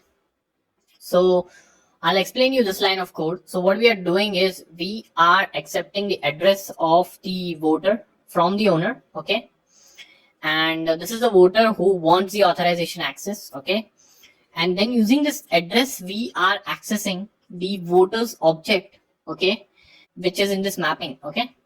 So after accessing the voters object, we are assigning it a new voters object. Okay. Which has the weight as 1 and has voted is set to false. Okay. So whenever we create a new object, okay, the variables, okay, within the struct are initialized to the default values. So weight is initialized to 0 and has voted is initialized to false already. Okay. But we are changing the weight to 1. Okay. And the reason is the users with the default value are not authorized to vote in the election, okay, or in a smart contract. So if I try to access, let's say, voter at any given address, like let's say 0xxx and some address, okay, now this will have a default value of 0. Okay, the weight will be the default value of 0, and which means that he's not eligible to vote in our smart contract. Okay. And to make him eligible, we will have to assign him the value of 1. The weight variable should be set to value of 1. And that is how we are identifying who are our authorized users who will vote in our smart contract. Okay. So we have given the authorization to the voter. Okay. Now let's give this function the privileged access. So remember we spoke about where only owner is allowed to authorize a user to cast his or her vote. Okay. So we have to make sure that this is a owner only function. Okay. And to identify this as an owner only, we will have to create another variable which is of the address type. Okay. And it stores the address of the owner. Okay. So what we are going to do is we are going to create another variable over here, a field, which will be public, and it will call it owner. This will store the owner's address. Okay. And we'll have to capture the owner's address at the time of deployment of the contract, which is in our constructor. So our constructor will get called for the first time, and it will get called always whenever the contract is deployed. So we will be capturing the owner, okay, over here. So owner is equal to message dot sender. Remember about the message global variable that we spoke about in our past lectures. Okay. Message global variable is available to anyone in the smart contract. Okay. And using this message global variable, you can access the sender's address. Okay. Using the sender property, You can also access the amount of ether that the user is trying to send to this particular smart contract using the value property, but we are not going to do that over here because we don't need to check the value of ether. We are just checking the value of address field and we are assigning it to the owner. Okay, so now we have the owner's address. We are going to put a restriction over here that this function is owner only. Okay, and to do that we are going to write a require statement over here. Okay, and message dot sender is equal to owner. So if message dot sender, if the caller of this function is owner, only then go ahead, else this will throw an exception away. We will also have to do another check over here. We will also have to make sure that users are given authorization only once. So I as a voter can't vote again and again by getting authorization again and again. Okay, so I can get authorized only once and I can cast my vote only once. I can't come back again to the owner and ask for authorization again. So I have to check whether the user has already voted. Okay, and for doing that I will do one more check over here. Okay, which is voters. Okay, and I'll access the voters object over here using the address parameter that we got over here. Okay, and I will check if he has already voted. Okay, if he has already voted, we will have to make this as true. Okay, so in our voting function we will make sure that we make this as true if the vote is accepted. But if he has not voted, then the default value for this should be false. Okay, so what I'll do is I'll put a not equal to over here. Okay, and this is the check that we want to make sure that a user has already voted or not. Okay, so this check will keep a track of whether or not the user has voted already. So if a user has already voted, this will throw an exception. Okay, so that's about this function, guys. I'll go ahead and I'll do a small test over here. I'll just deploy this function. Okay,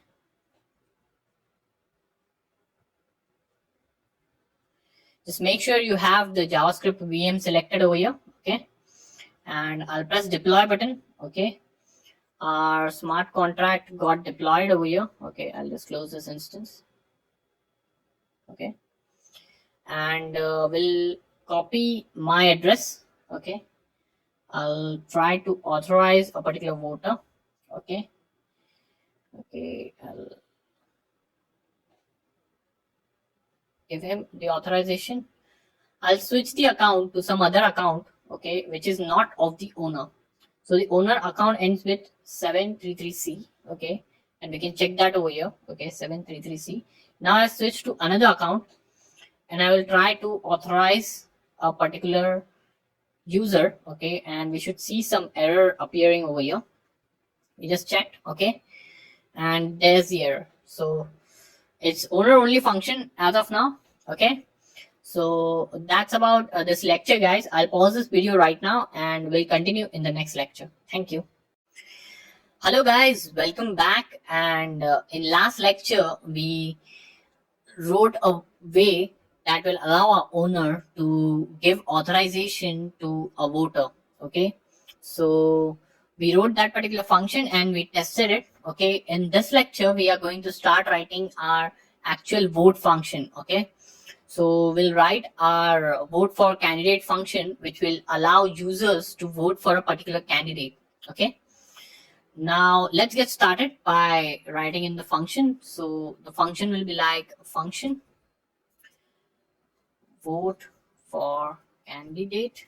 Okay, and it will accept an index over here. Okay, uint underscore index. So index is nothing but the number of candidate that you want to vote. Okay, we'll write the logic for voting. So what we have to do is so we are setting the weight of the variable.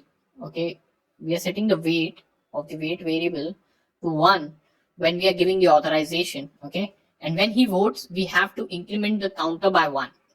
So what we'll do over here is we will we'll go to the list of candidates. Okay, we'll access the candidate that he wants to vote. Okay, so if he is passing 1, he wants to vote for the second candidate. Okay, so user has to pass the index of the candidate he wants to vote for, and we'll access the vote count, okay, of that particular candidate, and we will assign that to, okay, vote count is equal to vote count plus, okay, we will access the voters object now of the candidate, okay, which is the message dot sender. So whoever is willing to cast their vote, okay, we will access the voters object of that particular person, okay, and we will get the weight, okay, and we will add it. So now to explain you the logic, if the weight is set to 1, okay, if you're authorized, your weight will be set to 1, okay, otherwise it's 0, okay, and if it's 0 and you are trying to vote, nothing will get added. So it's vote count is equal to vote count plus 0, okay, and if you are authorized, so if your weight is 1, okay, so 1 means authorized over here, remember, your weight will get added to the vote count.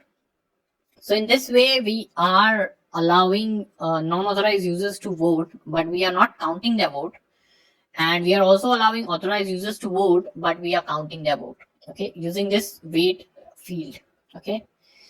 And once we are done with the voting, we have to do some changes. So if the voters, okay, message dot sender, okay, dot weight is greater than 0, okay, we are going to set the weight, okay, message dot sender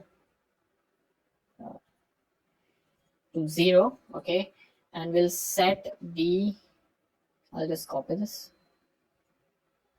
and we will set the has voted flag to true, okay. So we are getting some error over here. Did you mean voter or voters over here? Okay, so it's voters. Sorry. Copy this. Voters. Okay. So what we are doing is, if the weight is greater than 0, okay, it means if he's an authorized user, then set the weight to 0. It means you make it unauthorized, you mark it as unauthorized, and you set the has voted to true. So we are setting this has voted to true because if he goes again for the authorization, this condition will fail over here, okay, and he won't be granted authorization, okay. So let's say if I get the authorization for the first time, I cast my vote once, okay, my vote gets counted. Now since my weight value is greater than 1, I'll come inside this loop, okay, my weight becomes 0, and my has voted is set to true. Now if again I go for authorization, this has voted value is true, and this check will fail over here, and I won't get any authorization because I have voted once.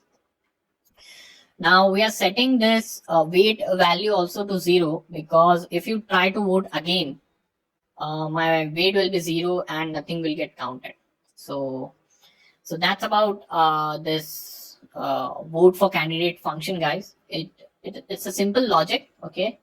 We will also write our next function, which is nothing but get vote for a candidate function, okay. It allows us to get the count of votes for a particular candidate, okay. So we'll go ahead and write it as function, okay, get vote for candidate, okay. It accepts index, okay, for which candidate you want to get the vote, okay. It's public, it's view, and I will return, okay. So we'll get the candidate list and index dot count vote count, okay. And we missed the return statements over here, okay. and we'll just mention event.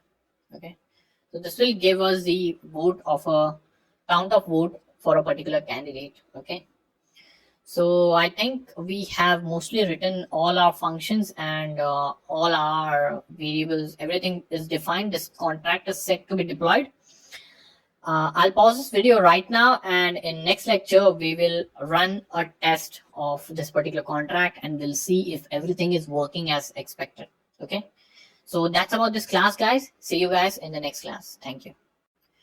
Hello guys, welcome back. So in last lecture we finished writing a smart contract. Okay, and in this lecture we will be running an end-to-end test to check whether everything is working fine and the code that we have written works perfectly fine. Okay, so we'll go ahead and we'll deploy this particular smart contract. Okay, we will pass in with the initial set of candidates as usual, which is A, B, and C. Okay, so these are the three candidates. Okay, and I'll just close this instance. I will just clear my debugger as well. I'll press the deploy button. Before pressing, just make sure that JavaScript VM is selected over here. You press deploy button, the contract gets deployed. Okay, now what I'll do is I'll authorize this particular address. So this is the owner only. Okay, so the owner ends with C160C. Okay, which is this account, and I'll try to cast a vote using this particular address. Okay, but before that I'll also check like what is the vote for a particular candidate. So I will cast my vote for a candidate A, which is the first candidate. But before voting, I'll check like what is the vote count for it. So it's 0. Okay, I'll go ahead and so wait a minute, using candidates list. Okay, so you see A vote count 0. Okay, now I'll go ahead and I'll try voting for a particular candidate, which is this first candidate, which is at 0th position. I'll vote. Okay, we saw it getting executed, but I will go and check whether my vote actually happened. Now you see over here that vote is actually not counted because even though I'm the owner, I'm not yet authorized. So I'm an unauthorized person who is trying to vote for a candidate. Okay, and as per our logic, my weight variable, which is against my voter object, is set to 0. And the reason the vote count hasn't incremented because it's 0. So I'm an unauthorized person who is trying to vote. Okay, obviously you can write a code to make owner as a default authorized person who can vote. Okay, but we didn't do that. Okay, so I'll go ahead and I'll give myself an authorization. Okay, so I'll pass in my address, which I have copied over here. It ends with C160C. Okay, I'll click on authorize. Okay, you'll see something getting printed on debugger. Okay, and I will now go ahead and I'll vote for a candidate, which is the first candidate over here. It's at 0th position. I given my vote. I'll now check whether my vote actually got counted, and you see the vote count variable is set to 1. So a first count. So the vote count is 1 and first person has casted the vote. Okay, now I'll go again and I'll try authorizing myself. Okay, so I have already voted.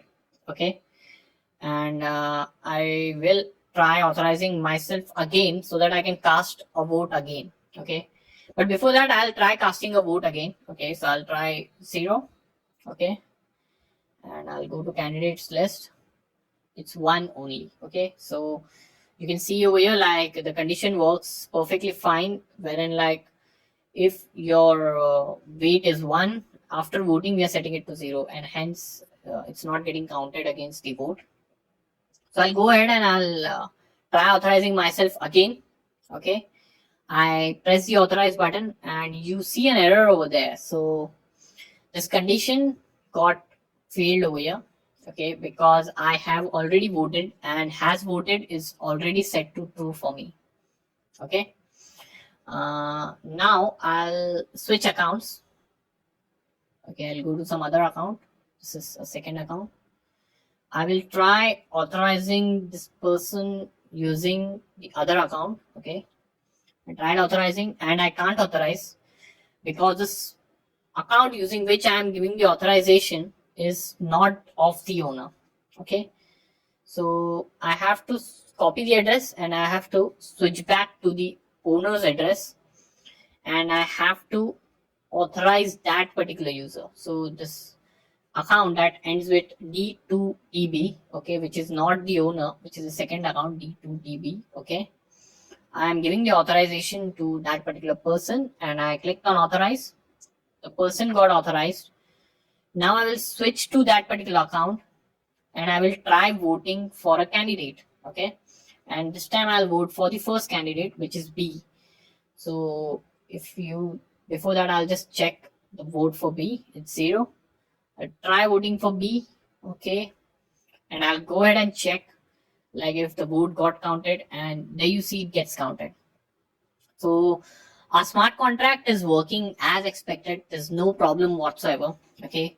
So with this smart contract we learned how to use mapping structs together, okay. We also built a simple app which enables us to run elections and allows users to vote, and we have also implemented some basic type of security, like only owners can authorize and only voters can only vote once.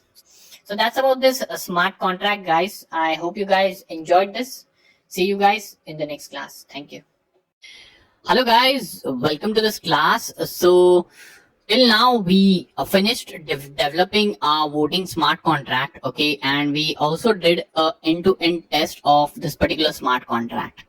Now in this lecture I'm going to show you how you can deploy this particular smart contract to Ethereum test network, okay, and also how you can deploy the smart contract to the main Ethereum network, okay.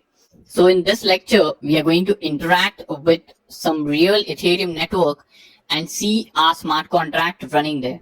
Okay, so let's get started.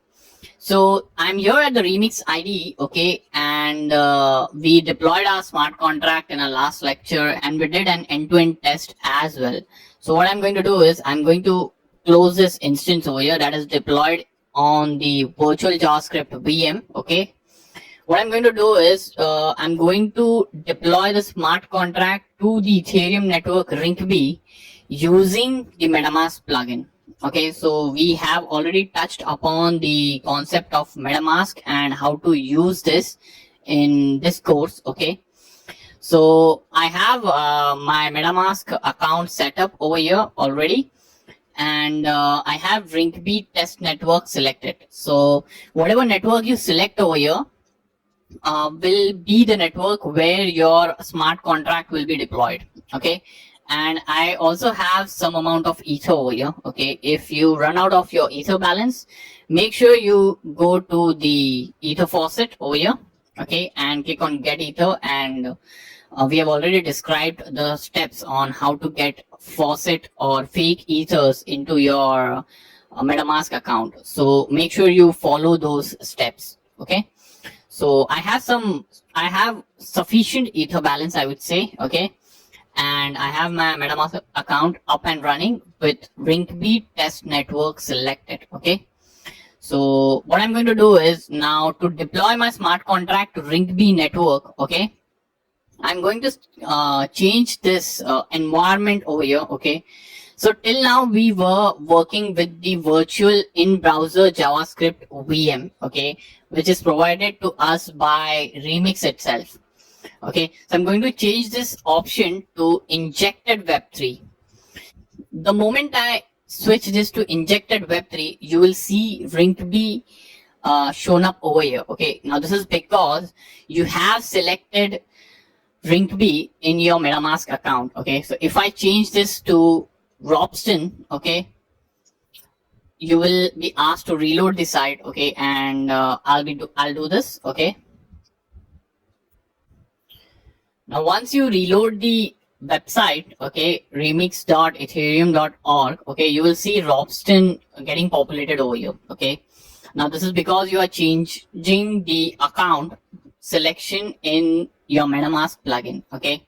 So it's so switch back to Ring-P test network. Okay, it will be asked to reload again, and I'll do that. Now once the site loads, you will see Ring-P shown up over here again. Okay, now you will also notice accounts field over here. Okay, now this account field is nothing but our account over here. Okay, so our account that we have over here in our MetaMask. Okay, so the address like 0xcb, you will see that same account getting populated over here, 0xcb. Okay, and how it works is, so basically Remix is a in-browser tool. Okay, and MetaMask is a Chrome plugin. So MetaMask injects a Web3 object into every site it loads in the web browser. Okay, and using that Web3 object, MetaMask interacts with the Remix, or Remix interacts with the MetaMask, vice versa. Okay, so we have our receiving account selected over here, and this is the account from where we will be deploying our Ethereum smart contract to the Ring-P test network. Okay, I'm going to keep the gas limit as it is. Okay, the value field to 0 way. Okay, and I'm going to start typing in the initial parameters that we need. Okay, which is the list of the candidates. So I'm going to type in A, B, and C over here. Okay, and I'm going to press the deploy button.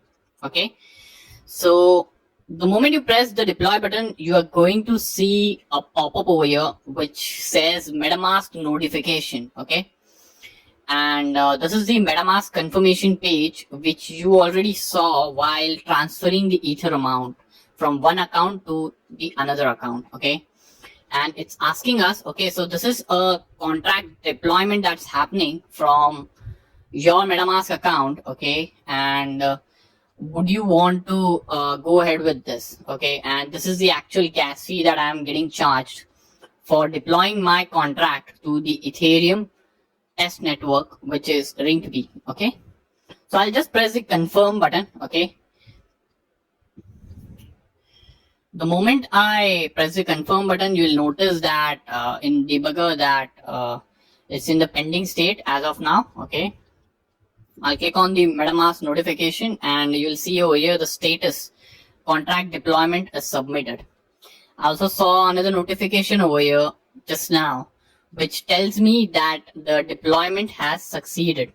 Okay, and if you check the MetaMask, the moment you click on this particular notification over here, like contract deployment, okay, you'll be taken to this particular website. Okay, and it says that a transaction has been included in some block. Okay, so the site just refreshed. Okay, so that notification was telling us that transaction has been included in some block. Okay, and we will receive a confirmation shortly, and the status changed, and now we are seeing the success state over here, and our transaction, which is nothing but a contract deployment, has succeeded, and our contract has been deployed and on this particular address over here. Okay, you will see the address over here as well. Okay, you can copy the address, and I'll save it somewhere. I'll paste it over here. Okay, so this is the address of our contract deployment, 0x1d, and that is what it says over here. Okay, and now what I'll do is I'll try running my smart contract on the Ring-P test network. Okay, you notice, like, while deploying our smart contract to Ring-P, time taken for the deployment was a little bit more than it had on JavaScript VM. Okay, and this is because JavaScript VM is an in-browser network, which is fake network, which is provided by Remix itself, and you are the only one who is executing the transactions over here in your browser, so that's why it's pretty fast. But in Ring-P, there are several other developers who are deploying the smart contracts at any given moment of time, and it might take a while for your contract to get confirmed and executed on the blockchain. Okay, so main network will even take a little bit of more time than this. Okay, because main network is being used by everyone across the world, and it's Ethereum main network. So we can go ahead and we can try executing a smart contract over here. Okay, so I pressed on owner button and I saw the owner of the smart contract is us. Okay, we can also get the candidate list over here. Okay, so this is the first candidate list. Okay, we can click on 3 and we can get, oh sorry, not 3, I'll press 2 and I'll see name as C. Okay, I can even vote for any candidate over here. So this is how you deploy your smart contract to Ringkey test network. If you want to deploy the smart contract to the main Ethereum network, you can go to MetaMask.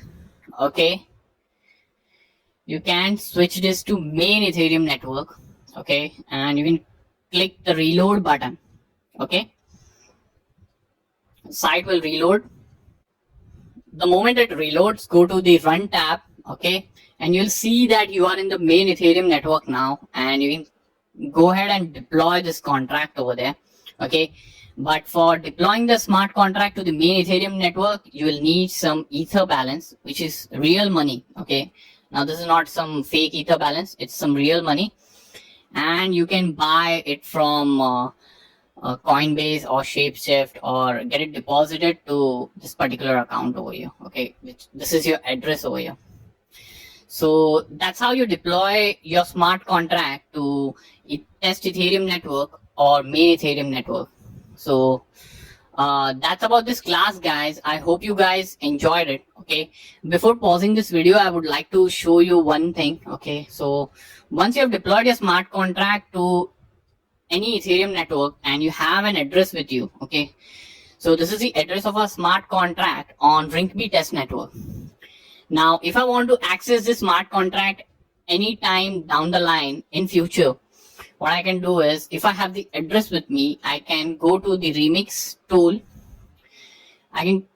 You will see over here option which is load contract from address.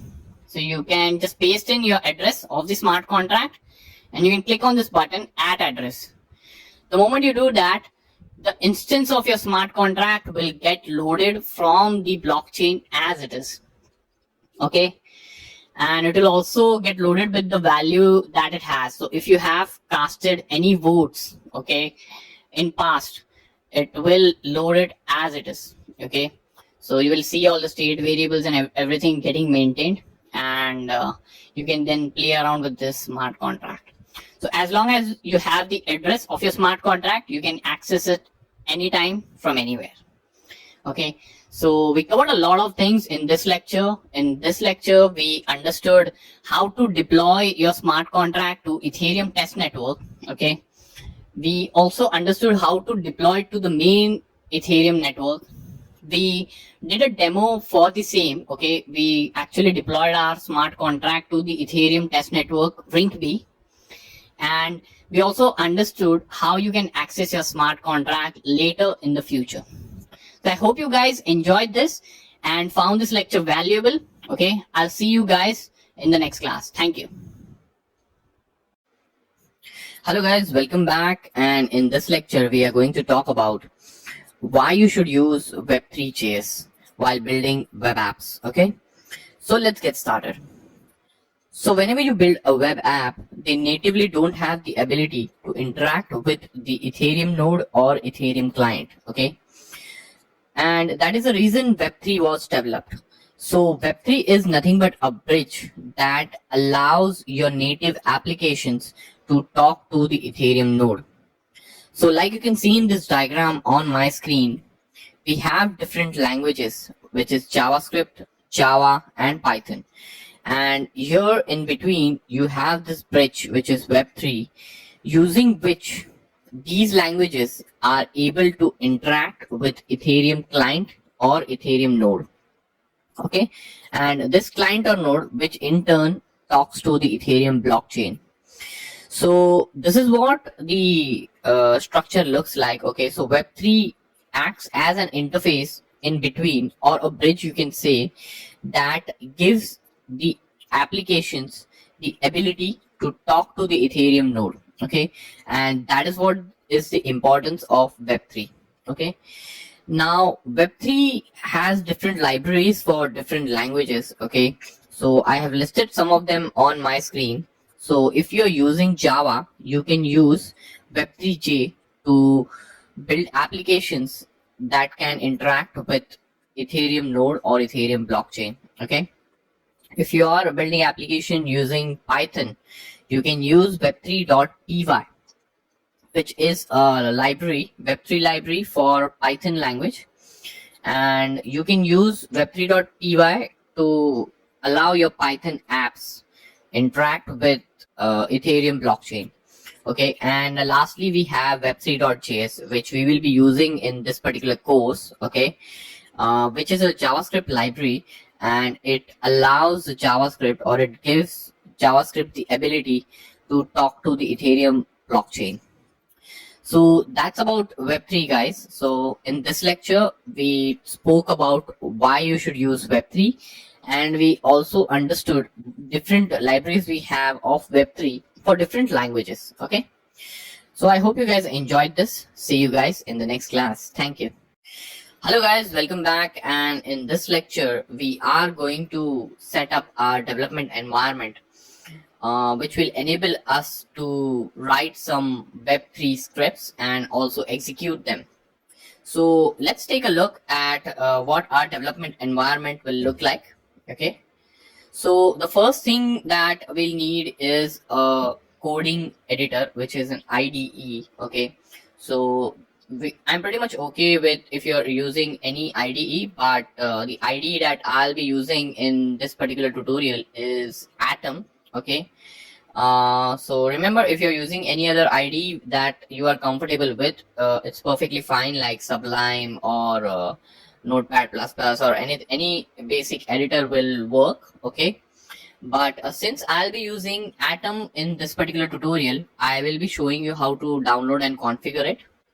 So we'll hop on to our web browser. Okay, and in our web browser, I'm going to type in Atom download.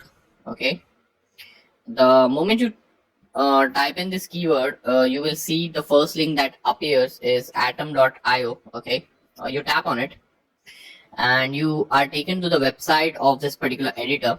Okay, and it gives some feature of this particular editor, like GitHub they have integrated and everything you have. So it's a free open source editor. Okay, you can see over here. You can download it for free and use it. It's a fantastic editor, and based on your operating system, you will see the download link over here. So I am using Mac OS. Okay, and I'm seeing the download link for the Mac OS. If you are using Windows, Linux, or anything else, you will see the corresponding download link based on your operating system. So just click on download and save this file on your desktop. Okay, and just follow the steps to install it. Okay, once you install it, you will see a window like this. Okay, now what you need to do is you need to go to file, add a project folder. You need to select a folder that you will be using for this tutorial, wherein you will be saving all the files. Okay, so I'm going to select this Web3 tutorial folder and I'm going to open it. So this is our folder wherein we'll be doing all the coding related work. Okay, and now I'm going to, so this is how you configure Atom. Okay, and now we are going to go back to our slide. Okay, so we have now configured a coding editor on our machine, which is Atom. Okay, and the next tool we need to install is Node.js. Okay, along with Node Package Manager. Okay, so first I'll be showing you the steps to do this or to install this on a Mac or Ubuntu machine, and later on we'll be going through the steps to install the same on Windows machine. So let's hop on to our terminal for Mac or Ubuntu machines. Okay, so first you need to check whether Node is already installed on your machine. So I'll be running this command node-v. Okay, this command is just going to return the version of Node that our machine has. So since I already have a node installed, it's throwing me this version over here. Okay, but if you don't have node installed, you are not going to see this output. Okay, so if you don't see this output, it simply tells you that node.js is not installed on your machine and you need to install it. So if you are on Mac, you will be running, you will be first installing Xcode developer tools. Okay, to install Xcode developer tools, you will run this command sudo xcode -select -install and press enter. Once you press enter, it will install the corresponding developer tool, Xcode developer tool. Okay, now this developer tool, it's important to have this on our machine before we install node.js, else we'll be getting some errors while installing it. Okay, so this step is specifically for Mac users. Okay, so I'm not going to press enter for this command because I already have that installed on my machine. Okay, now once you have Xcode developer tools installed on your Mac, okay, you will need to run the command to install node.js. Okay, so for Ubuntu and Mac users, you need to run the command sudo apt install node.js. Okay, once you press enter, you will be prompted for your password, and this is nothing but the system password that you need to enter. Once you enter the system password, node.js will automatically download and install on your machine. Okay, so once you have installed node.js, we will also need something called as node package manager, which is nothing but a package manager for node. Okay, so we will be installing the same using the command sudo apt install npm and press enter. So once you press enter, it will install node package manager on your Mac or Linux machines. Okay, so I in the resources folder or in the next lecture, I will be pasting all the commands that I am using in this particular lecture. Okay, so that you can easily copy paste it from there. So do refer to resources section of this particular lecture. Okay, now let's check out the steps. So we already installed node.js and node package manager on our Ubuntu and Mac machines. We took a look at the steps for the same. Now for Windows, I'm going to hop on to our web browser. Okay, and I'm going to type in node.js download. Okay, when you type in node.js download on Google, you will see the first link over here, which is node.js. Okay, download node.js. And if you're a Windows user, you can directly install the installer from here. Okay, Windows installer, it says .msi file you will get. You select the appropriate OS version you are on, and you can directly install and follow a series of steps. So when you run the installer on Windows, you will be seeing a step like this wherein it will ask you to install everything. You just need to click next and follow the steps. It's pretty simple. Okay, so this is how you install node.js and node package manager, which is npm, on your Windows machine. Okay, so once we have node.js installed on our machines, the next step would be to install the web3 library onto our machine. Okay, so we need to hop on to a terminal over here. Okay, now to install web3 on your machine, you need to navigate to the folder that we created while configuring Atom. Okay, and basically that folder is going to be the folder wherein we will be writing all our web3 scripts. Okay, so to navigate to the folder, we will go to volumes, data, then Solidity, and web3 tutorial. So this is the folder that I'll be using on my machine to write web3 scripts. Okay, you can navigate to the appropriate folder on your machine, okay, before doing this step. Okay, and And to install Web3, I'm going to type in sudo npm install web3, and I'm going to just press enter. Okay, on pressing enter, the system will automatically install Web3 on my machine. Okay, so once you follow that particular step, you will be seeing a folder called as node modules. Okay, under the folder, okay, in the folder where you run that particular command. Okay, so I run the Web3 installation command in this particular folder, and hence I am seeing the node modules folder under that particular folder. Okay, so just to summarize, in this lecture we set up our development environment. Okay, and we spoke about the three tools that we'll be needing to run Web3 scripts. Okay, so the first one is the coding editor, which is Atom. Another one is Node.js, and then we install Web3. Okay, I hope you guys enjoyed this class. See you guys in the next class. Thank you. Hello guys, welcome back, and in this lecture we are going to talk about setting up your in-memory blockchain.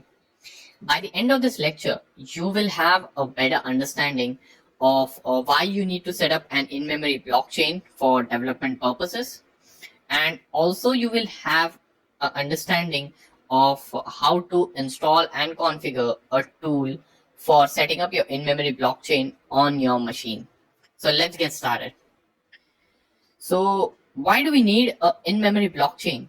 Okay, so to demonstrate or to explain this, I am going to hop on to my web browser. Okay, and I have Remix open here in front of me. Okay, so while doing the development in Remix, you must have recalled that we selected the JavaScript VM over here, which meant that we are using the fake Ethereum network in the browser. Okay, now this Ethereum network existed virtually within the browser, and it was not a real one, and neither it was connected to the real Ethereum network.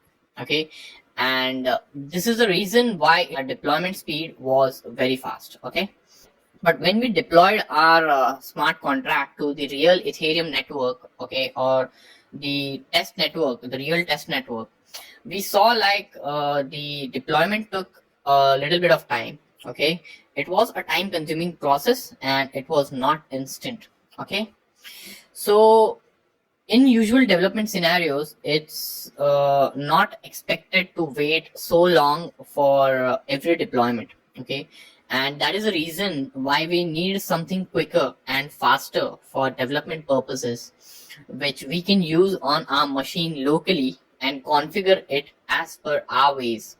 Okay, and this tool or this way or this tool has to be pretty fast, and it should boost our development speed. Okay, that's correct. Like after development or after development is complete using this test environment, you can deploy a smart contract to the real Ethereum network. Okay, where it can consume time, but to speed up the actual development process, we need something faster, and that is the need of this in-memory blockchain. Okay, that is why you need to set up an in-memory blockchain, because they are fast and it saves a lot of development time. Okay, so we already have a tool which is an in-memory blockchain, which is called Ganache.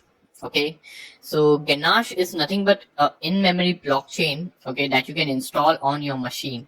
What it does is it simulates an Ethereum network, okay, in memory. We can use Ganache during development of a smart contracts locally. Okay, and once the development is complete, you can deploy that particular smart contract to the Ethereum test network or the Ethereum main network. Okay, so that's about Ganache. Okay, so I'm going to show you how you can install and configure Ganache on your machine. Okay, so you're going to hop on to a web browser. You're going to go to Google, and you're going to type in Ganache Ethereum download. Okay, now you're going to see this first link of Truffle Suite. Okay, so Truffle is a framework for developing Ethereum smart contracts. Okay, and Ganache has recently become a part of it. Okay, so that is why you see the link of Truffle framework /Ganache. So So we are going to click on it. Now, once the website loads up, this is something that you will see. Okay, there is also a possibility that you might see something different because they keep changing their websites. Okay, so you can read about Ganache over here, that it quickly fires up a personal Ethereum blockchain, which you can use to run tests, execute commands, inspect state. Okay, and this is a download link. So this download link will vary based on your operating system. So since I'm using macOS, it's automatically showing me the download link for macOS. Okay, and it shows the features over here, like so this is the dashboard of Ganache that you're going to see once you install it. Okay, and these are some of the features that they are explaining. Okay, so what you need to do over here is you need to go over here, click on this button and download Ganache. And once you download it, just click on the installer and install it. It's pretty much simple to install. It's pretty straightforward for Mac as well as Windows, or even if you're using Ubuntu. So once you install Ganache, you are going to just open it and you are going to see a dashboard that looks something like this. Okay, so this is our Ganache. This is what our Ganache looks like. Okay, this is the mnemonic phrase that we have associated with our account. Okay, so Ganache comes loaded with 10 default accounts. Okay, having a balance of 100 Ether each.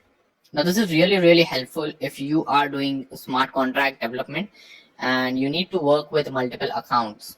So like in our example, when we developed a voting contract, okay, we wanted multiple accounts. So one account would be owner of the smart contract, or the account from which the smart contract will be deployed. Okay, the another accounts we can use as the voters. Okay, and we can test our smart contract if it's working properly. So this 10 accounts, default accounts, are very helpful when it comes to development, and also they come preloaded with balance of 100 Ether. These are not real ethers, these are fake ethers that you get preloaded. Okay, also you will see the gas limit, some information like network ID, and this is where your Ganache is running on your local computer. Okay, if you click on the blocks tab, okay, as of now we have selected the accounts tab is defaultly selected. If you click on blocks tab, you will see all the blocks that are getting mined in Ganache. Okay, so whenever you do a transaction, it's going to be included in a block, and you're going to see all the blocks over here. You can see all the transactions that you have done till now, and these are the logs that you are seeing over here. Okay, you can click over here to reveal your private keys, okay, of this particular account. Okay, so this is about Ganache and how Ganache works. So in this lecture, we got an overview of why you need to set up your in-memory blockchain for development purposes. What are the benefits? Okay, we understood that it's pretty much faster to develop using an in-memory blockchain, okay, rather than doing the development on the test network, okay, which is slow and has a lot of network congestion and traffic. We also understood more about Ganache, which is nothing but in-memory blockchain, and helps you simulate Ethereum blockchain on your local environment. We understood how to install it, and we also understood its features, like it comes with preloaded accounts and etc. Okay, so I hope you guys enjoyed this class. I'll see you guys in the next lecture. Thank you. Hello guys, welcome back. And in this lecture, we will be writing our first JavaScript code that will read the information using Web3 from the Ethereum blockchain. So for the sake of tutorial, we are going to write a script that will fetch the account's information on the Ethereum blockchain and will display it on our console. Okay.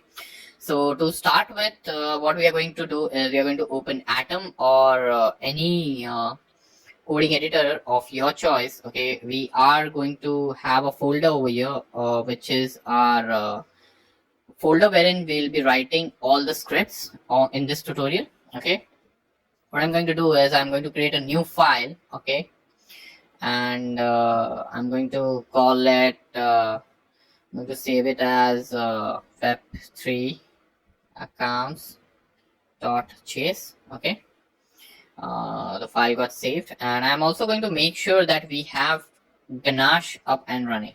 Okay, so back to our coding editor. Okay, so the first step that I'm going to do is in a JavaScript, I'm going to import our web3 library using this particular statement. Okay, require, okay, it's web3. Okay, I'm going to press semicolon. Okay, so this will make sure that we have imported our web3. Okay, and now what we are going to do is we are going to connect JavaScript to the Ethereum blockchain. Okay, using a line of code, and that line is this web3 is equal to new web3.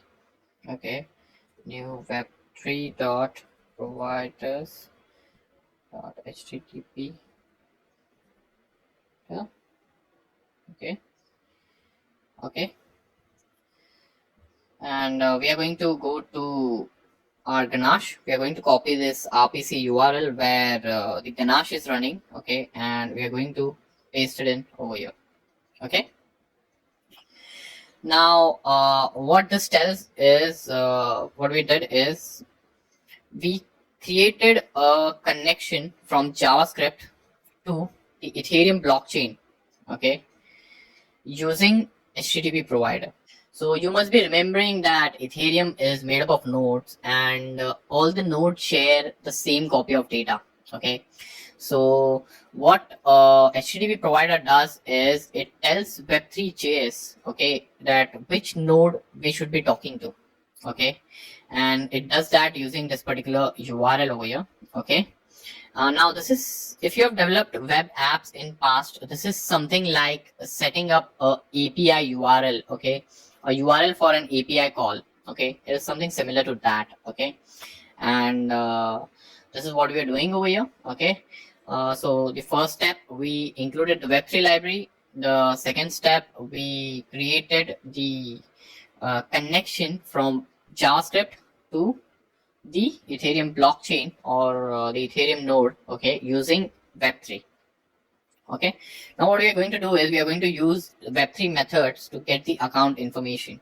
So web3 has a certain set of methods that allow us to work with the Ethereum accounts on Ethereum blockchain. Okay, and one of the method is web3.eth.get accounts. Okay, now these accounts are asynchronous in nature. Okay, like most of the web3 methods are asynchronous in nature, and for the sake of the same, we are going to use JavaScript promises.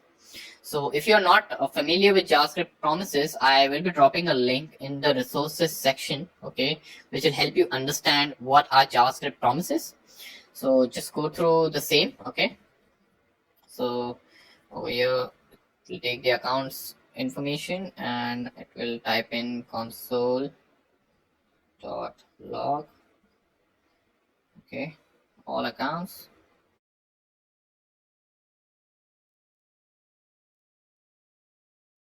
Oops, this line of code is not there.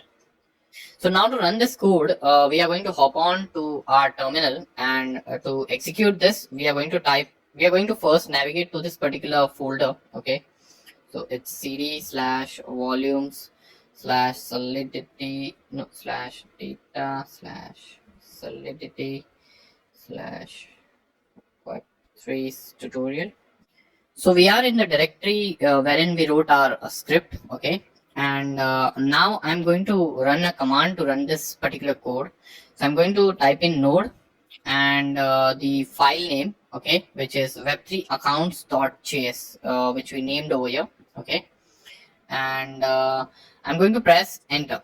Okay, the moment I press enter, you will see it prints the list of all the accounts that we have on our Ganache. So we are going to go to Ganache and we are going to confirm this. So we have an account ending with a 6CA. Okay, yeah, you can see it over here. can see our second account with 054B5, and you can see that over here. Okay. So what we have done is we are printing the list of all the accounts on our Ganache, okay, onto our console. Okay, I'll explain this code to you once again. Okay, so we start with the require statement, wherein we require the web3. Okay, and then using web3 we create a connection to the Ganache. Okay, this is the URL where our Ganache is running. It's a local in-memory blockchain. Okay, and then we use a asynchronous method of web3. Okay, using get accounts we print the list of all the accounts on that we have with us on Ganache. Okay, now we can also print the first account over here. So what we are going to do is console.log. Okay, we are going to say first account. Okay, and our first account is accounts. So this accounts is an array object that we printed over here. So what we are going to do is we are going to just take the first one and print it. Okay, we ended with a semicolon. We are again going to go to the terminal and we are going to run the same script. Okay, and you'll see again it prints the list of all accounts and it prints the list of first account. Okay, and so that's about this class, guys. In this lecture we wrote our first web3 script, okay, using JavaScript, and using JavaScript we connected to the Ethereum node. Okay, and we also read the accounts information from the Ethereum node. We wrote a small script wherein we got the list of all accounts, we printed it on our console, and we also got the first account and we printed it on our console. Okay, and we also know how to run our scripts. So that's about this lecture, guys. I hope you guys enjoyed this. See you guys in the next class. Thank you. Hello guys, welcome back. So in last lecture we understood how you can get the accounts information using the JavaScript and web3. Okay, so in this lecture we are going to go a step further and we are going to retrieve the account balances and we are going to try convert it across various ether denominations, all using web3. So let's get started. So in this is the code that we had written in our last lecture, wherein we connected first JavaScript to the Ganache local server that's already running over here. Okay, and then we got the information of all the accounts on our Ganache using a web3 method, and then we printed all those accounts on our console log. Okay, and yes, we also fetched the first account and printed it. So now what we are going to do is we are going to try and get the balance of the first account over here. Okay, so what I'm going to do is I'm going to use a function over here called web3.eth.getBalance. Okay, and I'm going to now in this method I'm going to pass the first accounts. Okay, I passed accounts 0. Okay, now this function is an asynchronous function, and that is the reason why I am writing it with the return statement over here. Okay, I am now going to write then function. Okay, and I'm going to accept a parameter because this function over here is going to return the balance. Okay, and we'll receive this balance over here. Okay, so I accepted the balance as a function parameter. I pressed enter. Okay, and now I'm going to do a console log.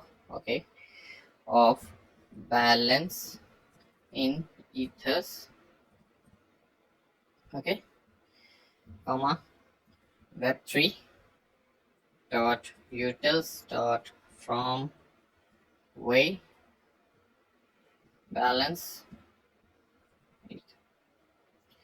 So that's our code. Okay, so what we are doing is we first wrote a function that will get us the balance of this particular account, the first account. Okay, it will get it asynchronously. Okay, and we wrote another function which receives this output. Okay, and then we are printing the output as on our console. Okay, but before even printing, we are just converting it to ether. Okay, so the balance we receive is in way. Okay, but we are converting it to ether. Now what we are going to do is we are going to jump onto our terminal. Okay, and we are going to run the script again. Okay, so node web3 accounts.js, and I'm going to press enter.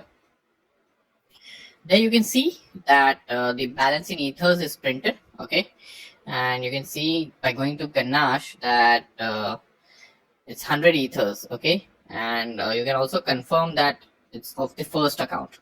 Okay, so that's how you fetch the balance of any account using web3 in JavaScript. Okay, I am also going to show you how you can convert this balance across various denominations. Okay, so you are already converting, you're already receiving the balance here in way, but you are converting it into ether using this particular function. Okay, I'm just going to duplicate this line so that we save time on typing. Okay, balance in gigaway, I'm going to type. Okay, and now I'm going to type here gigaway. Okay, I'm going to go back to our terminal. I'm going to run the script again. You can see over here that the balance in gigaway is now printed.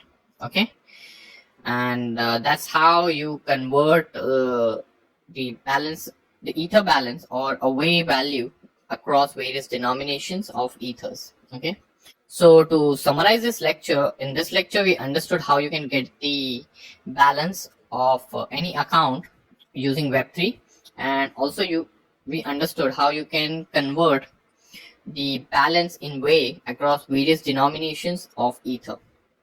So that's about this class, guys. See you guys in the next class. Thank you. Hello guys, welcome back, and in this lecture we are going to talk about how you can connect to real Ethereum network using web3 and get real information from there. So by the end of this lecture, you will have a better understanding of the ways you can connect to real Ethereum using Web3. You will also learn about a service called Infura that is very vital when you are using Web3 to connect to the real Ethereum network. So let's get started, guys. So there are multiple ways by using which you can connect to the real Ethereum network. Okay. So the first way is you can do it by using Get or Parity. So by installing Get or Parity, you can become a part of Ethereum network. These tools are responsible of converting your machine into an Ethereum node. Now what I mean by this is they download the entire copy of the Ethereum blockchain onto your machine. Okay. Now doing this can be very time consuming, and this can also take up a lot of space and resources. So doing this is not at all feasible. Okay. There is another way using which you can connect to the real Ethereum network, and that is by using a service called Infura. And this is what we are going to do in this tutorial. Okay, so Infura is a service, third-party service that has their own Ethereum nodes configured. Okay, something like MetaMask. Okay, and you get the access to their Ethereum nodes. Okay, and by using their Ethereum node, you can actually send and receive data to the real Ethereum network. Okay, so this is what the Infura setup looks like. Okay, so this over here is the Ethereum network. Okay, and these are the different clients that are accessing the Ethereum network from outside. Okay, these are some of the Infura servers set up. Okay, within the Ethereum network. Okay, so this is one Infura node, this is one Infura node, this is one Infura node. Okay, these are some other nodes, okay, that have been set up within the Ethereum network. Okay, now this is your machine. Now you want to try and access some information from the real Ethereum network. Okay, in order to do this, you will get an access to Infura server. Okay, and by using the Infura server, you can get the information to the Ethereum blockchain. So that's how Infura allows us and provides a gateway to talk to the real Ethereum network. Okay, so we are going to sign up to Infura in this particular lecture. Okay, so we would hop on to Google. Okay, so here's the Google open in front of me, and I'm going to type in Infura. Okay, and then the first link that will come up is infura.io, okay, which says Infura Scalable Blockchain Infrastructure.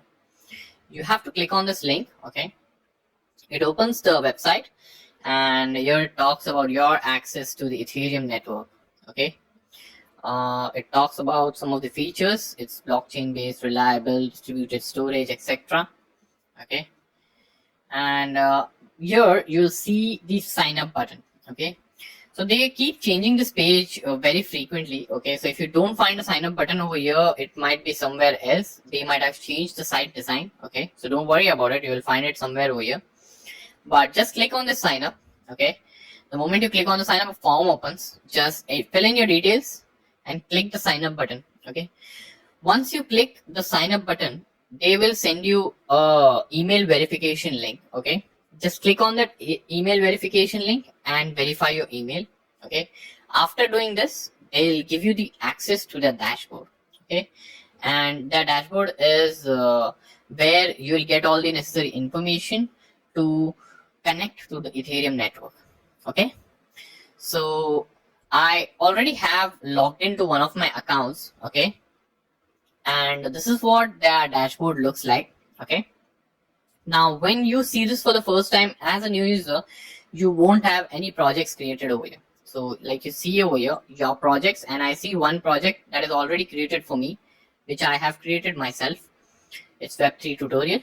So you won't have any of this created. There will be no projects for you. Okay, but you will also see a button over here which says create new project. Okay, so you'll have to click on this button. You enter Web3 tutorial. Okay, and just press create.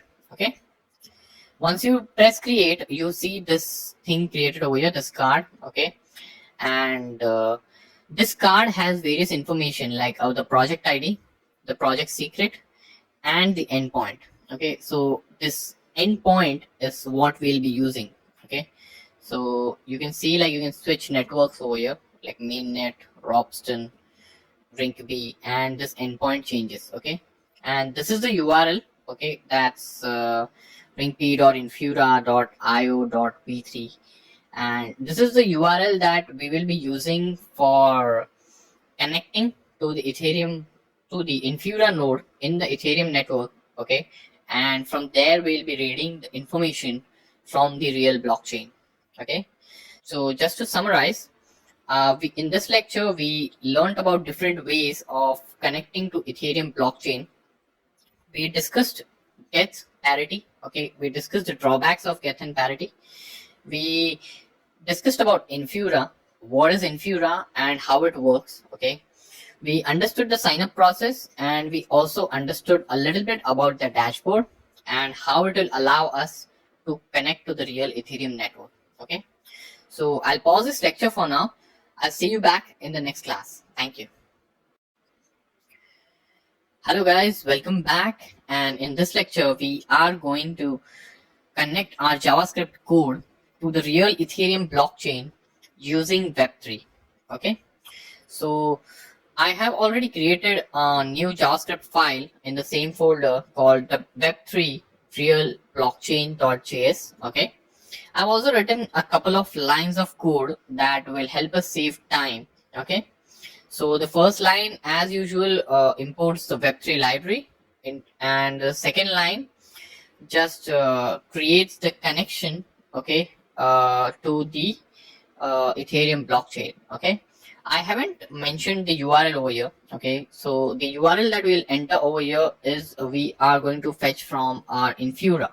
Okay, so from our Infura dashboard we are going to get this URL, and we are going to copy this URL over here. Okay, and please make a note that I have selected Rinkeby over here. So for the sake of this tutorial, I will be showing you how you can connect to Ring-B network. Okay. So Ring-B, I'll copy, I'll paste the URL over here. Okay. And I will create a variable over here where variable address. Okay. And what we'll do is I'll go to my MetaMask. Okay. Now in my MetaMask, I have an account on Ring-B test network. Okay, with a balance of 18.75 ethers. Okay, you must have already configured MetaMask on your machine. Okay, if you want to get some ethers, you can go to deposit and click on the test faucet. Under test faucet, click on get ether button.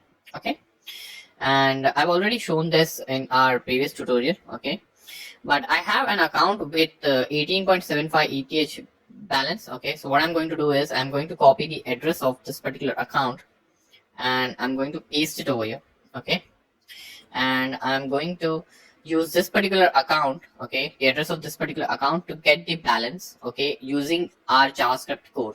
Okay, so I'm going to type in web3.eth.get balance. Okay, address, I'll pass address as the parameter and I'll write a callback function which will give a way in return. Okay, and then I'll write in balance is equal to web3 dot utils dot from way. Okay, way comma ether. So this is something similar to what we did on our in our last lecture, console.log. Okay, I'm sorry, log, and we are going to type in balance in ether, and we are going to print in balance. So here's a script. Okay, what we do is we have imported web3 library. We created a connection to the Ring-B network using Infura.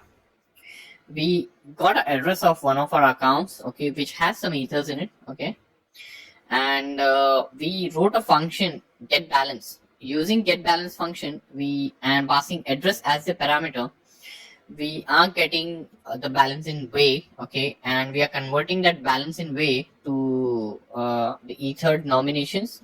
Okay, and we are just printing it on the screen. Okay, so on our terminal we are going to type in web3 real blockchain.js and I'm going to press enter. Oh, we did some mistake over here. Okay, we forgot something. We forgot to close this parenthesis. Okay, I'll run the script again. Okay, there you see the output. The output is 18.75 ethers. Okay, and you can go to MetaMask and confirm the same. It's 18.75 ethers that I have in my account. So what we are doing is we are using this particular URL to connect to the Infura node. Okay, so this line over here creates a connection to the Infura node, and by using the Infura node, we are talking to the real blockchain and getting the information from there. Okay, what I'm going to do is I'm going to try switching this to the main network. Okay, I'm going to show you how you can do this on main network as well. So you will see the URL changes a bit over here with mainnet.infura.io. I'm going to copy this. I'm going to replace this URL that we pasted earlier with the mainnet one. Okay, and I'm going to go to etherscan.io. Okay, now etherscan.io is a website wherein you can see it's an Ethereum blockchain explorer. Okay, I'm going to go under blockchain and I'm going to click on top accounts. You'll see a list of all the accounts on the Ethereum blockchain. Okay, this is basically mainnet. Okay, what I'm going to do is I'm going to copy any of the account address over here. Okay, this account you can see like has 400 around 400,000 ethers. Okay, I'm going to paste that address over here. Okay, and I'm going to run the script again. Okay, I'm going to clear the console. I'm going to run the script again. So there you can see it printed the balance of this particular account. Okay, so it's 432270, and that's what it printed. 0.28 it printed the exact same value. Okay, so this is how you connect to the Ethereum blockchain and read information from there. Okay, so in this lecture we understood how you can connect JavaScript using Web3 to Ethereum blockchain. Okay, we wrote a sample code also to connect to Ringp network and retrieving the balance of one of our accounts there, and we also connected to the main Ethereum network and retrieved the balance of one of the accounts over there. Okay, so I hope you guys enjoyed this class. See you guys in the next class. Thank you. Hello guys, welcome back. In this lecture, we are going to understand how you can connect JavaScript using Web3 and read data from the smart contracts. Okay, so basically it's all going to be about how you can read and access methods of the smart contracts deployed on Ethereum blockchain. So if you remember, in this tutorial we had deployed a voting smart contract to Ringb network. Okay, so I have the address of the deployed smart contract with me, which I deployed in the tutorial. Okay, but if you don't have the address, it's perfectly fine. You can redeploy the contract to the Ringp network and save the address and use it for this tutorial. So what I'm going to do is, since I already have the address of the deployed smart contract on Ringp test network, I'm not going to again redeploy it. Okay, I am going to hop on to Remix ID in my browser. Okay, here's the smart contract that we had deployed. Okay, and what I'm going to do is I'm going to copy this address. Okay, and paste it in the run tab under @address. Okay, so compile tab is by default selected. You have to switch to run tab. Okay, and then you have to select over here. So it says load contract from this address and click on @address. Okay, when you do this, please also make sure that injected web3 is selected. Okay, and also in MetaMask Ringp testnet is selected. Okay, so basically we have MetaMask set with Ringp testnet. Okay, we have injected web3 selected, and we have our address loaded. Okay, address pasted over here. When we press this @address button, you'll see this text over here, voting at this particular address. I'll just click on this. Okay, and now it's showing me the methods of the deployed smart contract. Okay, on this particular address. Okay, so what I'm going to do is I'm going to try calling the owner of this particular smart contract. So if you remember, this method or this method just gives us the address of the owner. Okay, actually it's not a method, it's actually a variable. Okay, declared in the smart contract, but like we know, every public variable has its own method in Remix ID. Okay, and you can call it from here. So basically this is the owner of our smart contract. So what we are going to do is, in this tutorial we are going to write some JavaScript code that will fetch the owner of this particular smart contract deployed on the Ethereum Ringp blockchain. Okay, so I'll hop on to my coding editor, Atom. Okay, I have already created a new file in the same folder, Web3 tutorial. Okay, and this file is called as Web3 read smart contracts. Okay, and for saving our time, I have already copy pasted a couple of lines over here. So this is the import line that imports Web3. Okay, and this line tells this line is for creating the connection with the Ethereum blockchain. Okay, so since our smart contract is deployed onto Ethereum blockchain, what we are going to do is we are going to hop on to Infura. We are going to select Ringp in our project. We are going to copy the URL and we are going to paste it over here. Okay, so this is, we are creating the connection for the Ringp network. Okay, we'll need the address of our contract. Okay, so what we are going to do is we are going to create a variable called address.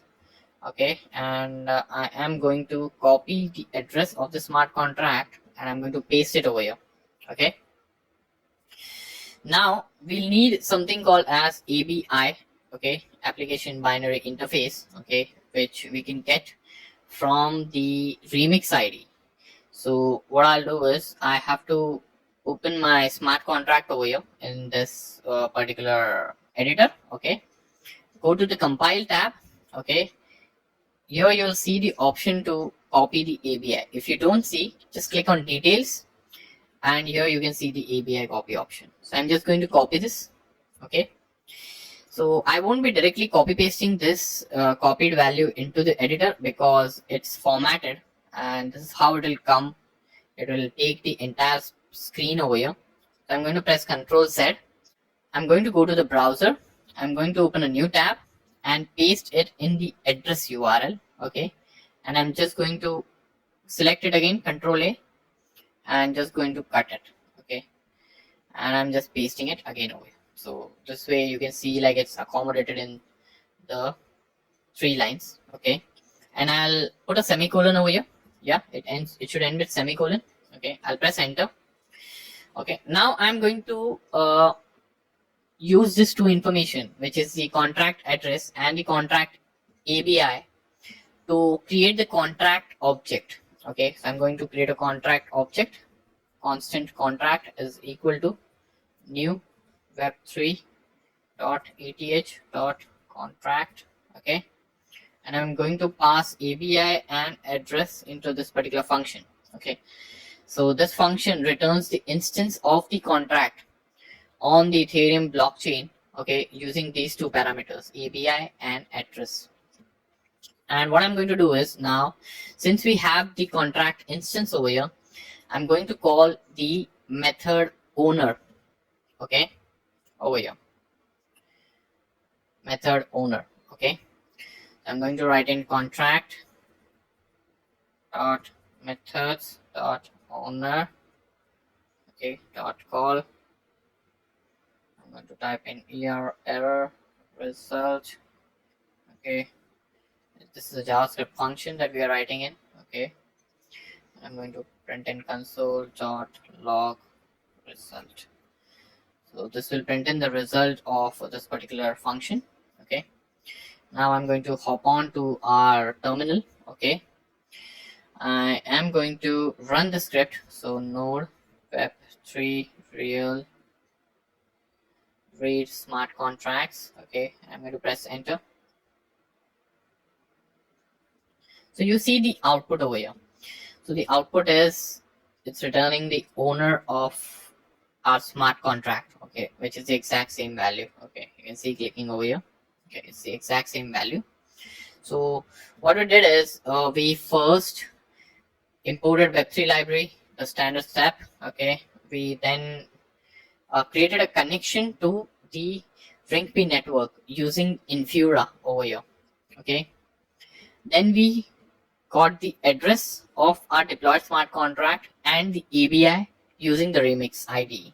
Okay, so ABI is something that you readily get from the remix ID. We copy pasted that over here.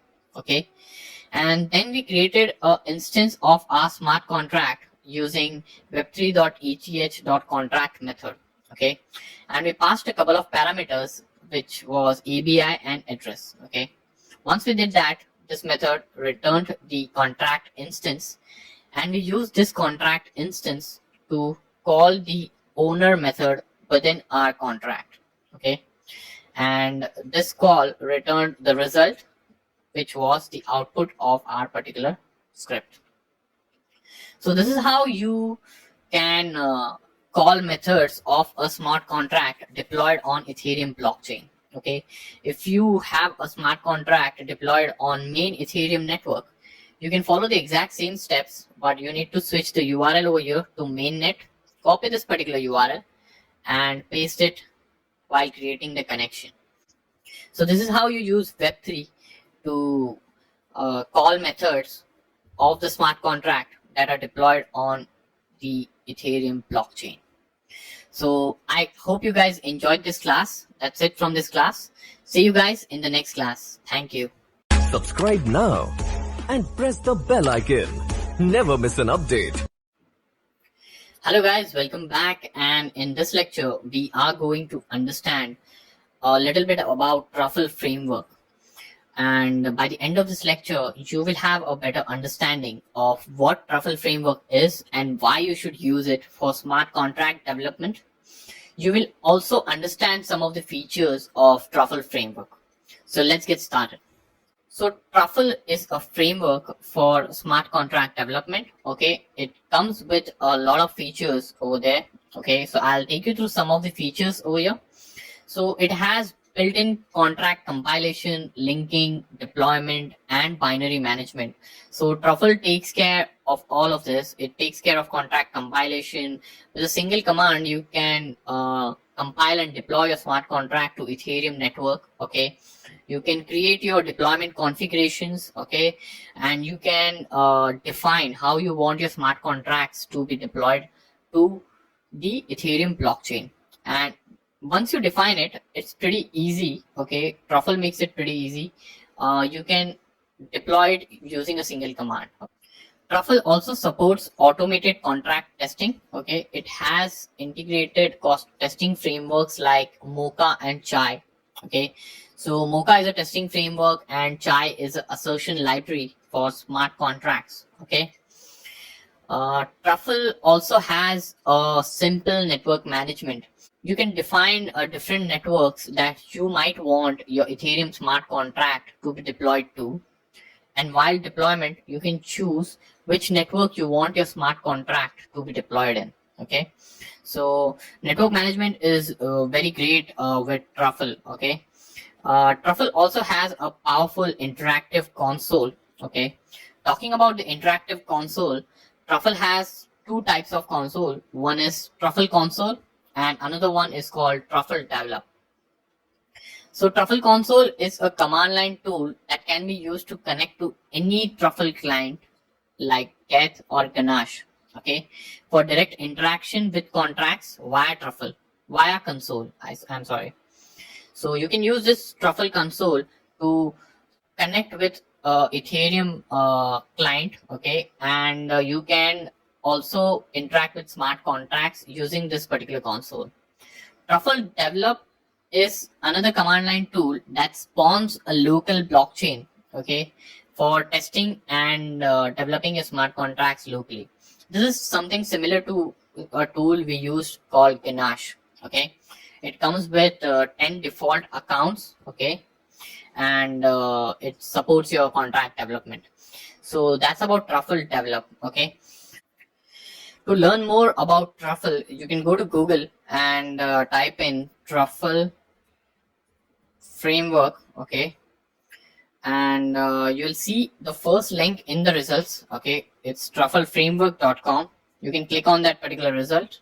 Okay, and you will be taken to the website of the Truffle framework. Okay, so you can read over here about Truffle, Ganache. Drizzle is another tool with, it's a collection of front-end libraries. Okay, so you can go through them and read and understand more about Truffle. Okay, so to summarize this lecture, we understood what is Truffle and we understood some of the features of Truffle framework. Okay, we also understood different types of consoles in Truffle. Okay, so I'll pause this lecture for now and I'll see you guys in the next class. Thank you. Hello guys, welcome back, and in this lecture I'm going to talk to you about Truffle boxes. So by the end of this lecture you will have a better understanding of what are Truffle boxes. Okay, and why would anyone want to use a Truffle box. Okay, we will also take a look at some of the Truffle boxes that are available on the Truffle website. Okay, so let's get started. So what is a Truffle box? So Truffle box is an example boilerplate or an Ethereum applications that puts complementary tools and libraries into a single easily downloadable package. Okay, so basically it's nothing but a boilerplate. Okay, a ready-made boilerplate of some basic app that you can use to modify it while building your own decentralized app. Okay, so truffle boxes are directly integrated to the command line, and you only need to type in a command followed by the name of the box to download the box onto your device. I'll just go to Truffle website to give you some gist about what these Truffle boxes are. Okay, so we'll type Truffle boxes, and oh, so it's throwing up chocolate boxes. But you'll see this link coming up somewhere in the search results. It says truffleframework.com/boxes. You need to click on that link. Okay. When you click on that link, you will be taken to the Truffle Framework website, and here they talk about Truffle boxes, okay, and say that it's the easiest way to get started, and they are boilerplates like we mentioned, okay. You have a button to create your own box, but we won't be doing that, okay. Here you can see the list of all the boxes over here, okay. So we have like pet shop. This is one of the popular boxes. We will also be using this in our tutorial, okay. This is MetaCoin box. It's a sample box of sample coin, okay. So there are many more. You can check this out, okay. And also one thing to note over here is there are two types of boxes. One is official and one is community submitted, okay. So you can filter it accordingly and take a look, okay. So in this lecture we spoke about truffle boxes, okay. We understood like why would anyone want to use truffle boxes, okay. And we also checked out some of the boxes on Truffle website. So I'll pause this lecture for now. See you guys in the next class. Thank you. Hello guys, welcome back. And in this lecture we are going to install Truffle, and we are also going to set up a Truffle box, okay.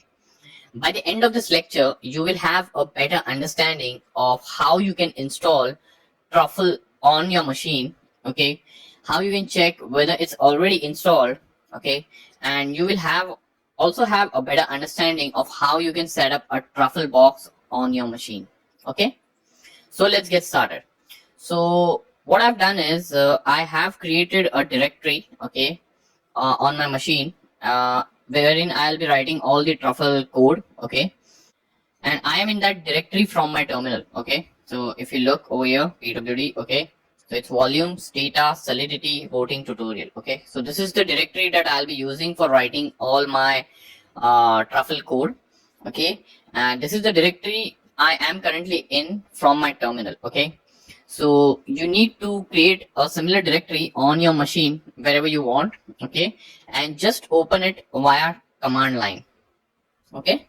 I'm going to just do clear, okay. So the first step that we are going to do is to check whether Truffle is already installed on your machine. So we're going to run a command called Truffle version, okay.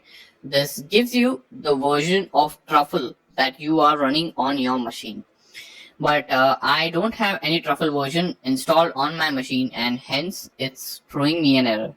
So what I'm going to do is I'm going to run a command saying sudo npm install Truffle, okay. Now this command is going to run in the admin mode or the root mode because I have typed in sudo, and I'm going to press enter.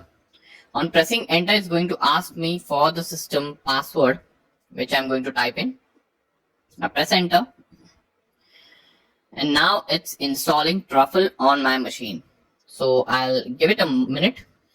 So now after running the Truffle install command, I'm going to type in Truffle version to check whether the correct version of Truffle was installed. So I'm going to type in Truffle version, and I'm going to press enter.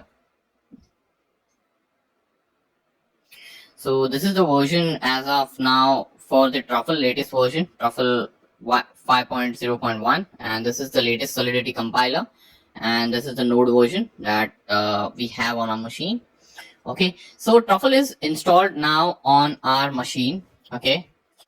Now the next step is to use a Truffle box called pet shop, okay, in this directory that we are in, okay, and understand how you can use a Truffle box, okay. So what I'm going to do is I'm going to run another command called sudo truffle unbox pet shop. Now this is a command that downloads the entire pet shop truffle box. Okay, so if you go to truffle box website, okay, you see this particular box over here. You click on it. Okay, this is the box that we will be using. It's called pet shop. Okay, and we will be unboxing this particular pet shop box, okay, using this particular command. Okay, so we have already typed in this command over here, and now we are going to press enter. Okay, so I pressed enter. Make sure you are in the directory that you created. Okay, so it's preparing to download. It's downloading now. It's cleaning up temporary files. You will see the step-by-step process that it's going to follow. It's going to take a while. Okay, so we have successfully unboxed our pet shop. Okay, so you can see that, like, it followed a series of steps. Okay, it said unbox successful suite, and it has also given us a list of commands for our reference. Okay, so that we can use this truffle box. Okay, so just to summarize this lecture, in this lecture we understood how you can install truffle on your machine. Okay, and we also understood how you can configure a truffle box on your machine, and we also configured a sample truffle box called pet shop onto our machine. Okay, so I hope you guys enjoyed this tutorial. See you guys in the next class. Thank you. Hello guys, welcome back, and in this lecture we are going to understand different directories and project structure of truffle project. Okay, so by the end of this lecture you will have a better understanding of what are the different folders within the truffle project and what do they mean. Okay, and what are the kinds of files they have and why do they have those files. Okay, so it's going to be pretty interesting. So what we are going to do is we have already configured a truffle box called pet shop onto our machine. Okay, now what I'm going to do is I'm going to leave terminal for now, and I'm going to hop on to our coding editor, which is Atom. Okay, I am going to close all the tabs over here. Okay, I'll close it for now, don't save, and I'm going to hide this project, and I'm going to go to file, add a project folder. So what you need to do is you need to navigate to the directory wherein you configured your pet shop box. Okay, so we are going to select this particular directory and we are going to click on open. Okay, it loads in the Atom. Okay, so you see the entire project structure over here, and what we are going to do now is go through each of them and understand what each means. Okay, so the first thing you have over here is the contracts folder. Okay, if you expand it, you're going to see this is the folder wherein all your smart contract files or the Solidity files will reside. Okay, so we already have one contract over here, which is migrations.sol. Okay, and if you create more contracts, you will just add a new file over here and you will just create a Solidity file and paste in your code or type in your code over here. So that's about the contracts folder. Okay, so the next folder is the migrations folder. Okay, now what are migrations? So migrations are nothing but scriptable deployment files. Okay, they are written in JavaScript and they help you deploy contracts to the Ethereum network. Okay, these files are also responsible for staging your development tasks. Okay, and they are written under the assumption that your deployment needs will change over time. Okay, and as your project evolves, as you add more and more Solidity files, more and more smart contracts, you create those many migration files to deploy those smart contracts onto the Ethereum network. So that's about the migrations file. Okay, you can take a look at this particular file that we already have over here. Okay, so this file is written to deploy the migrations.sol contract. Okay, and this is the code that will automatically deploy the migrations file, migration smart contract. I'm sorry. So if you go to a terminal, we got a list of command, and one command was truffle migrate. This is a command that will deploy all your smart contracts onto the Ethereum network. Okay, and when you run this command, all the migration script are executed. Okay, so that's about the migrations. Okay, I'm going to close this file. The next folder is the node modules folder, wherein all your dependencies are there. Okay, so we'll go to the next one. Next is the SRC folder. Now this is the folder wherein all your code for the web project lies. Okay, so you can put in your CSS, you can put in your fonts, put in your images if you have, you can put in the JavaScript code if you have, and you can have the index root HTML and pets JSON. So since this is a boilerplate, since this is a truffle box, we have something called as pet JSON. Okay, so this is nothing but the files related to your web app. Okay, the web part of your project. Next we have is the test folder. So test folder is nothing but the directory for testing your applications and contracts, and this is where all your testing scripts will reside. Okay, and next file that I should talk about is truffleconfig.js. Okay, so this is the configuration file of Truffle. Okay, wherein you can specify different network configurations. Okay, like you have live network. Okay, so this is the network tag over here. Okay, and under that you have the development tag. Okay, you can create another tag, like replicate this and say live. Okay, and you can specify the host or port or the network ID, whatever details you have. Okay, and while deploying, you can specify like which network you want to deploy your smart contracts or the Truffle project to.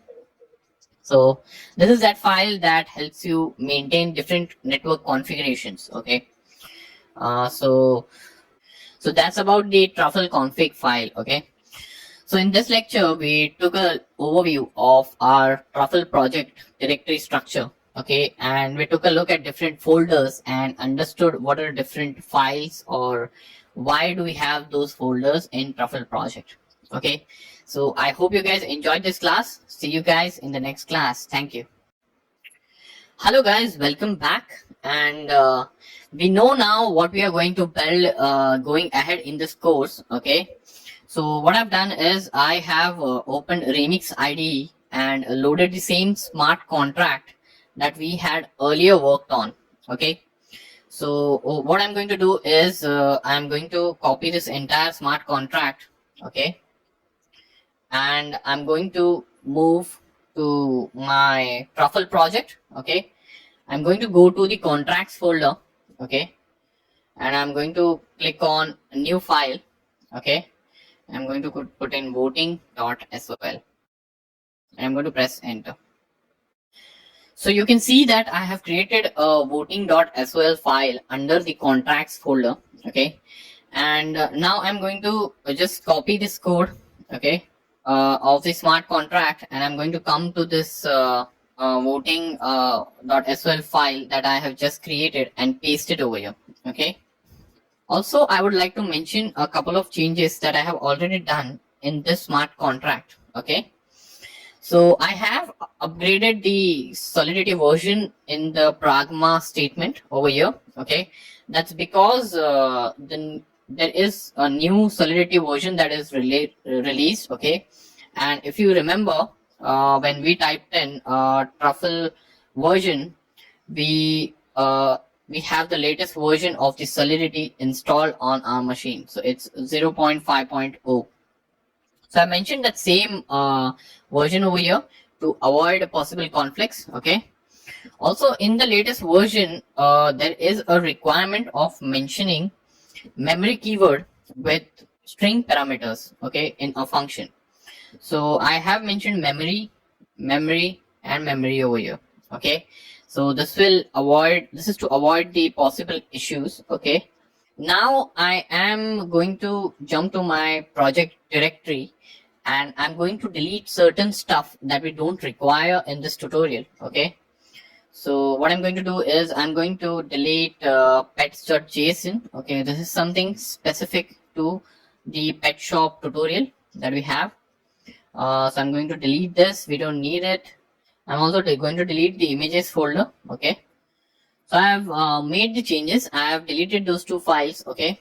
Now I'm going to jump back to our voting.sol file. Okay. And if you take a look at the UI that I have shown over here, we need to fetch the list of all the voters. Okay. When this particular page loads. Okay. And we also need to display the name of the candidate and the corresponding vote he has. Okay. Obviously we are displaying other information as well, okay, like the account address and this label and these two elements over here, but we'll put these two in the HTML. Okay, but for this we need to connect to the smart contract, okay, and read it from the Ethereum network. Okay, so if you look at a smart contract, we don't have any function that returns all the candidates with their corresponding votes. Okay, obviously we have one function that says get vote for candidate, which returns the vote for the corresponding candidate provided you pass the index. So for example, if I pass 0, it will return the vote for the first candidate. Okay, but that's not what I want. I want everything at once. So I want the name and the count of vote for every candidate in a single function call. So what I'm going to do is I'm going to type in a new function in our voting smart contract. So I'm going to go to the end of the file and I'm going to type in function. Okay, get all candidates with votes.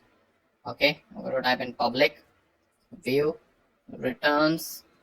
Okay, so now I have to type in the return values. Okay, so for return values I need 6 elements is what I believe. Okay, so it will be name of the first candidate, then vote count of the first candidate, name of the second candidate, vote count of the second candidate, name of the third candidate, and vote count of the third candidate.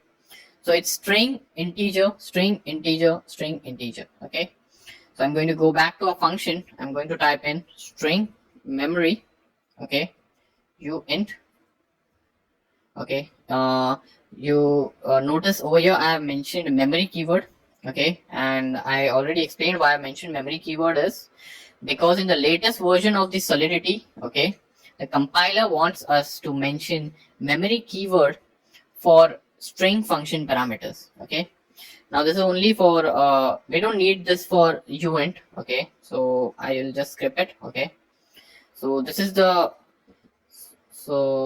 I have to mention string memory again. Okay, uint. Okay, again string memory again. Okay, and uint. Okay, so it's first candidate name, first candidate vote count, second candidate name, second candidate vote count, third candidate name, and third candidate vote count. Okay, and now I'll press enter after pressing the pair of curly braces. Okay, and I'm going to just write a return statement over here, return. Okay, and candidate list. Okay, 0 dot name. Okay, I'm going to copy this part over here so that it's faster. Okay, candidate name, and I'm going to paste in the same thing, candidate list dot vote count. Okay, I'm going to press comma again. Okay, go to the next line. Just take this entire line. Okay, paste it over here.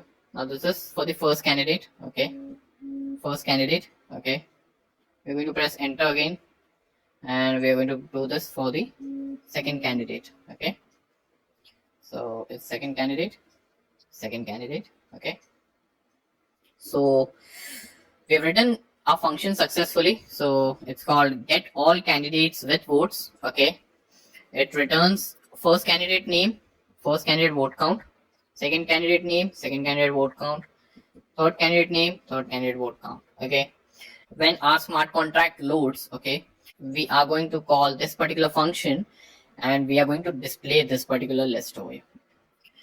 I hope this makes things a lot clear. Okay, So in this lecture, we migrated our voting smart contract that we had written in one of our previous sections earlier to our truffle voting contract. Okay. And we also wrote an extra function that will be called when the smart contract is loaded. Okay. So I hope you guys enjoyed this class. In next lecture, we'll continue with this particular tutorial. Thank you. Hello guys, welcome back. And in this lecture, we are going to start deploying the voting smart contract that we migrated to Truffle in one of our previous videos.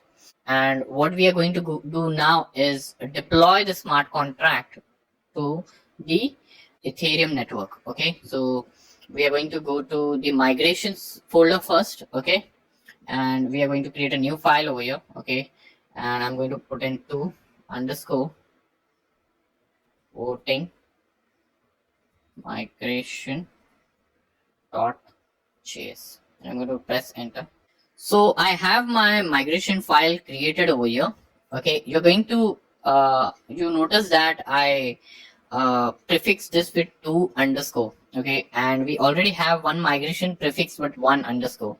So one point that I would like to make over here is whenever you create a migration file, or if a truffle project has multiple migrations file, you have to proceed with the order number in which it will be deployed to the Ethereum blockchain. Okay, so for example, if I have prefixed this file with 1_, and when I run the migration command, Truffle is going to first deploy the contracts mentioned in this particular script. Okay, and then it's going to go to number 2.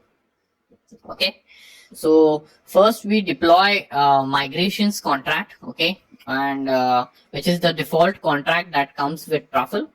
And in the second step, we deploy our voting smart contract. Okay, so I'm going to go to voting migrations file. Okay, I'm going to start writing my migrations. Okay, is equal to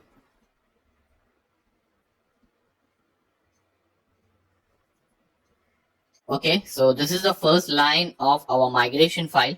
Okay, wherein what we are doing is we are getting this Solidity smart contract and assigning it to the variable migrations. Okay, now I'm going to use a module.exports.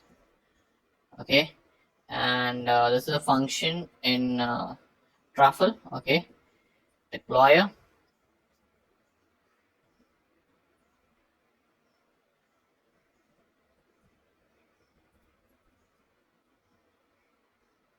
Okay, so this is how you migrate or write a migration script for any of your smart contract. Okay, so the first line what we do is we import our voting smart contract. Okay, using the artifacts.require method. Okay, and then we use module.exports and a function using deployer.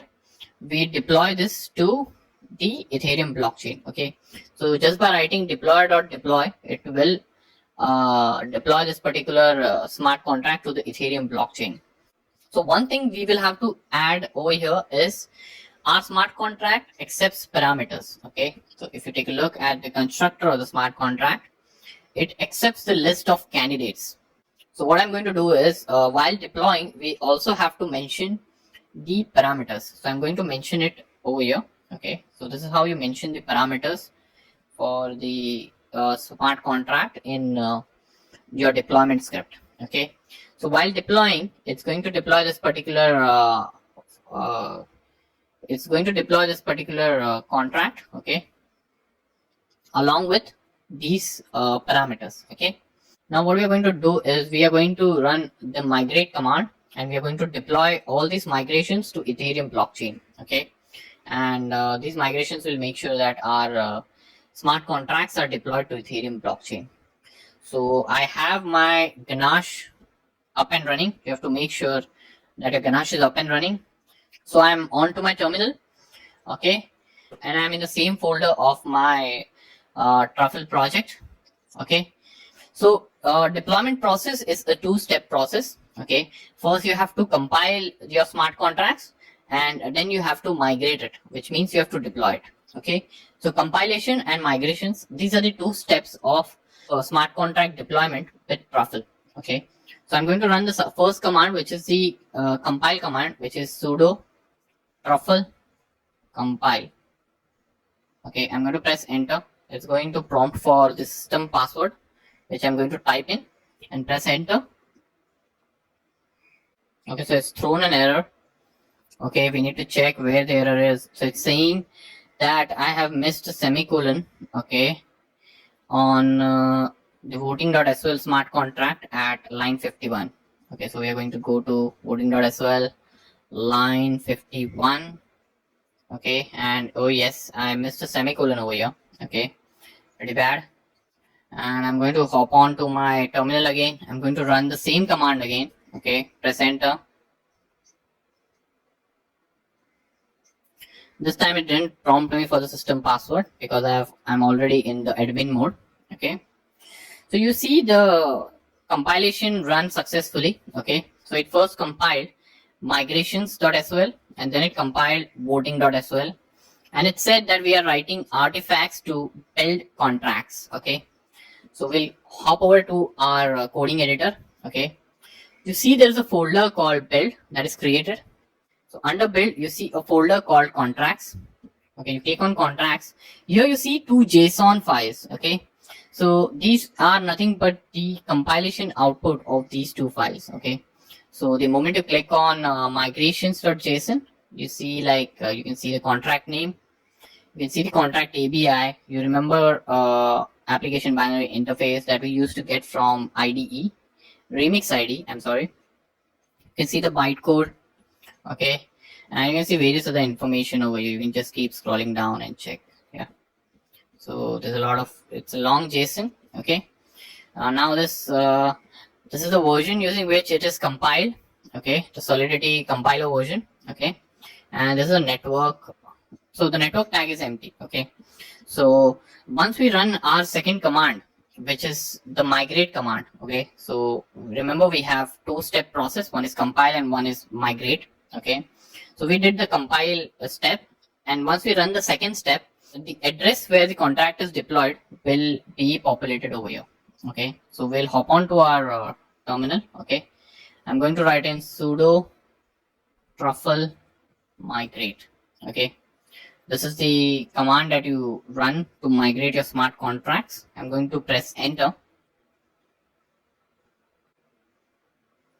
Okay, so you see a lot of stuff getting printed out there. I'm going to scroll up. Here we ran our command. Okay, you see some warning which I am ignoring. So here it started the migrations. It said that we're deploying it to development network ID. This is a block gas limit. Okay, first we deployed the initial migrations.js. Okay, and now this is the information of the transaction.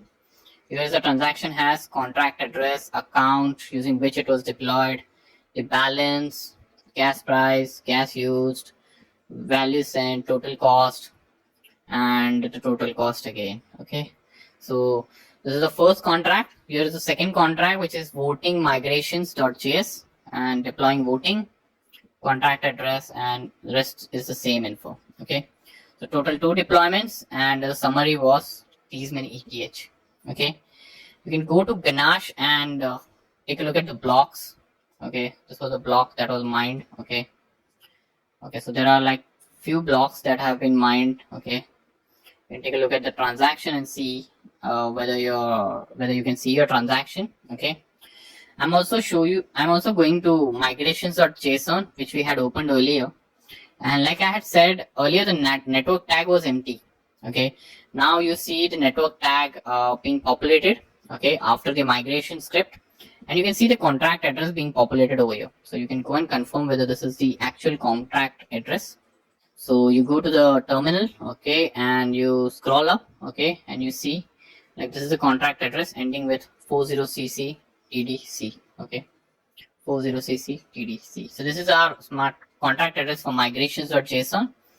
You can open the voting JSON as well and see the same information at the bottom. Okay, scroll at the end, or you can just scroll it like this. and over here you can see the address and the transaction hash. Okay, so our smart contract has been compiled and deployed to the Ethereum blockchain. Okay, so you can also skip the compile command if you want to.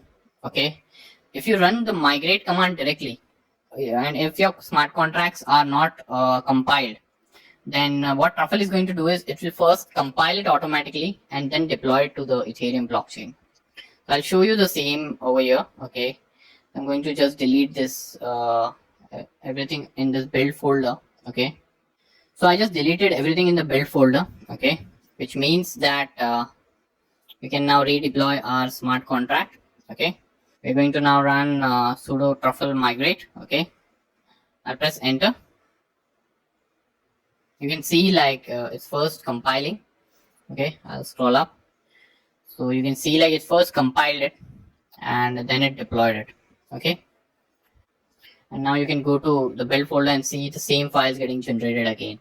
Okay, so there is another version of migrate command that I would want you to show. Okay, so in this lecture we run this command truffle sudo truffle migrate, but you can also run it with the reset option. Okay, so what happens is usually whenever you make any changes to the smart contract, okay, only that particular smart contract is deployed when you run truffle migrate. Okay, but in any case, if you want to redeploy the entire project with all the smart contracts, then you have to run it with the reset command. And what reset command does is it says that forget everything, whatever is previously deployed, just reset and redeploy everything again, which means redeploy all the smart contracts again. So that's how you compile and deploy your smart contracts with Truffle. So in this lecture, we understood like what compile command does with your smart contracts. Okay, how the compilation files are generated. We also took a look at how you can migrate and deploy your smart contracts to Ethereum network. Okay, and we also wrote a migration script in this particular tutorial. Okay, so I hope you guys enjoyed this class and found it valuable. See you guys in the next class. Thank you. Hello guys, welcome back. Now in this lecture, we are going to interact with our voting contract using Truffle console. So basically in this lecture, you are going to have a complete understanding of how to use Truffle console, how to log into Truffle console, how to interact with Truffle console. You will also understand how you can do a function call and also how you can send a transaction from Truffle console. So let's get started. So I had to restart my Ganache. Okay. Now, one thing I would like to make clear over here, like whenever you restart your Ganache, okay, all the deployed contracts and everything on the Ganache blockchain is completely wiped out. So it basically resets. So since Ganache is a in-memory blockchain, whenever you restart the Ganache, it resets everything. So all the deployed contract and everything, it starts fresh. Okay. So what I will have to do is I'll have to go to the terminal and I'll have to redeploy my contract. Okay, so I'll go to sudo truffle migrate. Now I won't just run a migrate command, but I will run it with the reset keyword. And the reason for this is I want to reset my Truffle project and redeploy the contract. Now what does resetting the Truffle project means? So you must have remembered, you must be remembering from our previous lectures that whenever you deploy a contract, a build folder is generated under which all the build information and the deployment information of the contract is stored. Now, whenever I want to redeploy the contract, I basically also want to override this files. Okay, so this is one reason.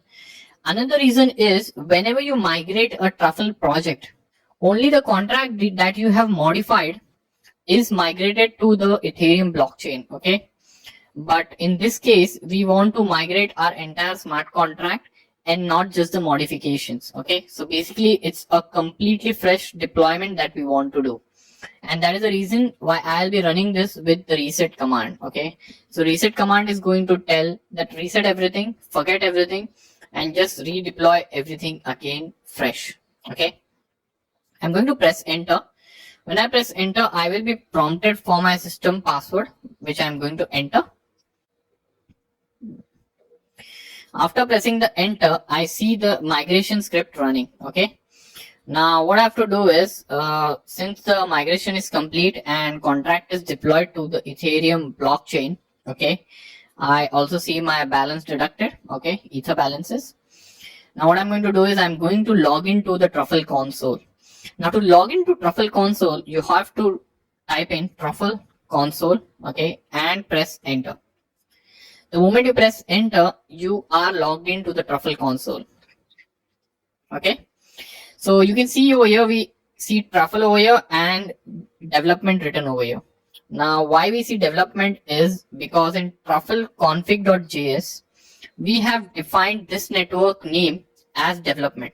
Okay, now if you have multiple network names over here, okay, you can log into that particular network using the Truffle console command. Okay, so for example, if you have one more network defined over here, say live. So for example, if you have something like this defined over here, let's say live over here, for example, so you can go to the command line and let's say you want to log into the live Truffle console. Okay, so basically you want to connect to this particular blockchain. Okay, so what you're going to do is you're going to type in Truffle console --network. Okay, and you're going to type in live. So basically when you press enter, it's going to connect to the live environment. Okay, so I see an error over here. It says unexpected identifier. Okay, I'm going to go back. I've done some mistake, so I've missed a comma over here. Okay, so whenever you define multiple networks in Truffle config, you have to mention a comma between the each. And now I'm going to try again. Okay, so you can see that it connected to the live network over here. Okay, I'm going to exit over here now. Okay, and I'm just going to delete the second one that I've created because it was just for the demonstration purpose. Okay, I'm going to save the file and I'm going to just type in Truffle console because so it will connect to the development one. Okay, because I have only one network defined in my Truffle config. Okay, so I've logged into the development environment via Truffle console. Okay, now what I'm going to do is from here you can access our contract. So you can see the address of our contract by typing in voting.address. You press an enter, you see this address. You can verify this by going to voting.json and typing it over here. Okay, you can see this is where your smart contract is deployed. Okay, and this is the value that you are accessing from the command line. Okay, so what we are going to do over here now is we are going to do a function call, okay, to get the owner of the smart contract. Okay, so basically in our smart contract you will see we have a public variable owner defined. Okay, so we are going to do a call to that particular variable, okay, using Truffle console. Okay, so the first step is to define a variable called owner and then a variable called instance. So owner is the variable that will hold the owner address of our particular smart contract, and instance is nothing but the object, or I could say the instance of the smart contract. Okay, so instance is a variable that will hold the instance of our smart contract. Okay, so I'm going to type in voting dot deployed then, okay, function, it will accept object. Okay, and then it's going to return. Okay, and I type in enter. Oops, I did some mistake. I have missed something. Let me take a look. Okay, I've misspelled the function keyword. Okay, and so it didn't return anything, it just printed undefined. Okay, but our instance does have the contract instance. Okay, since we executed this particular line of code. Okay, now what I'm going to do is I'm going to again type in instance dot owner. Okay, so this is going to do a function call to the owner function. Okay, and then I'm going to type in then function. Okay, it's going to accept address. Okay, address, sorry, owner is a variable wherein we are accepting the address of the owner of this particular smart contract. Okay, I'm going to press enter. Okay, now when I print owner, okay, it's going to give me the value of the owner of the address. Okay, so I'm going to just go and verify. Okay, it says 6CDA. I'm going to go to Ganache and just verify it. So this is the account using which we deployed a smart contract, and this is the owner of the smart contract. Okay, so we successfully called the owner. So just to review the steps, we defined two variables called owner and instance. Okay, we wrote a line of code wherein we got first the instance of the smart contract. Okay, so this checked if voting is deployed, then get the instance and assign it to the instance variable. And then we ran another line of code which worked with instance, and it called the owner function and then got the address, and then we printed the owner variable. Okay, so now what we are going to do is we are going to try and get all the candidates with votes. Okay, so we have a last function defined. Okay, get all the candidate votes. Okay, so what we're going to do is we are going to type in again instance. Okay, dot, the function name is get all candidate with votes. So I'm just going to copy this. Okay, I'm just going to paste it over here. Okay, and I'm going to just put in a pair of parentheses. I'm sorry, a pair of brackets, and then function, and I'm going to type in vote count. This is just a variable name that we are giving. Okay, and console dot log. Okay, now since it returns the object, okay, what I'm going to do is I'm going to use JSON dot stringify function. Okay, to convert it to a string and print it. Okay, so I think it's perfect. I'll just press enter. Oh, vote count is undefined. Oh, I just did a mistake in defining the vote count. So basically the parameter name is incorrect over here. Yep. So there you see, it printed the entire list of return arguments. So there are 0, 1, 2, 3, 4, 5. So there are 6 variables, 6 return values. Okay, so first return value says we are returning A, then A has 0 votes. Okay, then B has 0 votes, then C, and C has 0 votes. So everyone has 0 votes. Okay, and if you remember in our migration script over here, we'll go, we had deployed our smart contract with ABC candidates. Okay, and hence it's returning A with 0 votes. So the first return parameter is A, 0th parameter says A, first parameter says 0, so A has 0 votes, B has 0 votes, and C has 0 votes. Okay, now what I'm going to do is I am going to try and vote for a candidate. Okay, so what I'm going to first do is I'm going to first get all the list of all the accounts in my Ganache. Okay, and I'm going to assign it to a variable. Okay, so let accounts is equal to, it's an asynchronous call, so it will be await web3.eth.get accounts. Okay, so web3.eth.get accounts gets the list of all the accounts like we know. Okay, in our previous tutorial we learned this, and what it's doing is just fetching the list of all the accounts and assigning it to the accounts variable. Okay, I'm going to press enter. Okay, So to vote for a particular candidate, okay, we first need to authorize a particular voter using the owner's account, correct? So what I'm going to do is I am going to authorize the second account, okay, which is the one ending with 054B5, okay. I'm going to authorize this particular account to vote, okay. So I'm going to go to I'm going to type in instance dot function name is authorize voter, I believe. Hold on, let me check. Yeah, it's authorized voter, okay. So voter, okay, and then it accepts the address, okay. So what I'm going to do is I'm going to go to Ganache, I'm going to copy the address, and then I'm going to come back to the terminal.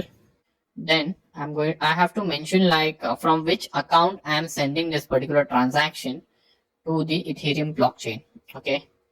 So I'm going to just type in accounts, okay, 0, okay.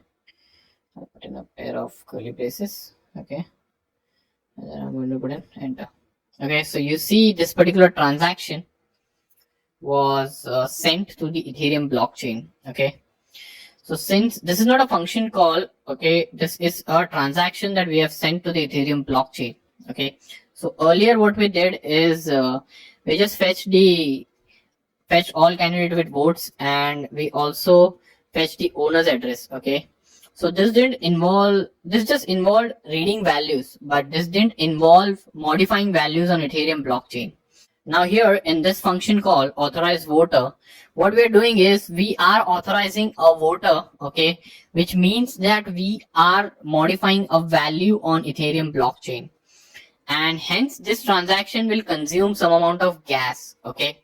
So the earlier two function calls didn't require gas, okay. It just printed the value, it was just read statements, okay. But over here we are actually modifying the value on Ethereum blockchain, and this transaction has to be mined, okay. And that is the reason why it will require some gas, okay, in order for the miner to get paid, okay. And for the payment of the gas you have to mention the account from which this transaction is supposed to be sent, okay. And that is the reason why we mentioned over here from accounts, okay. So this statement tells that, okay, send this transaction from this particular account, okay. So account 0 means it is the first account.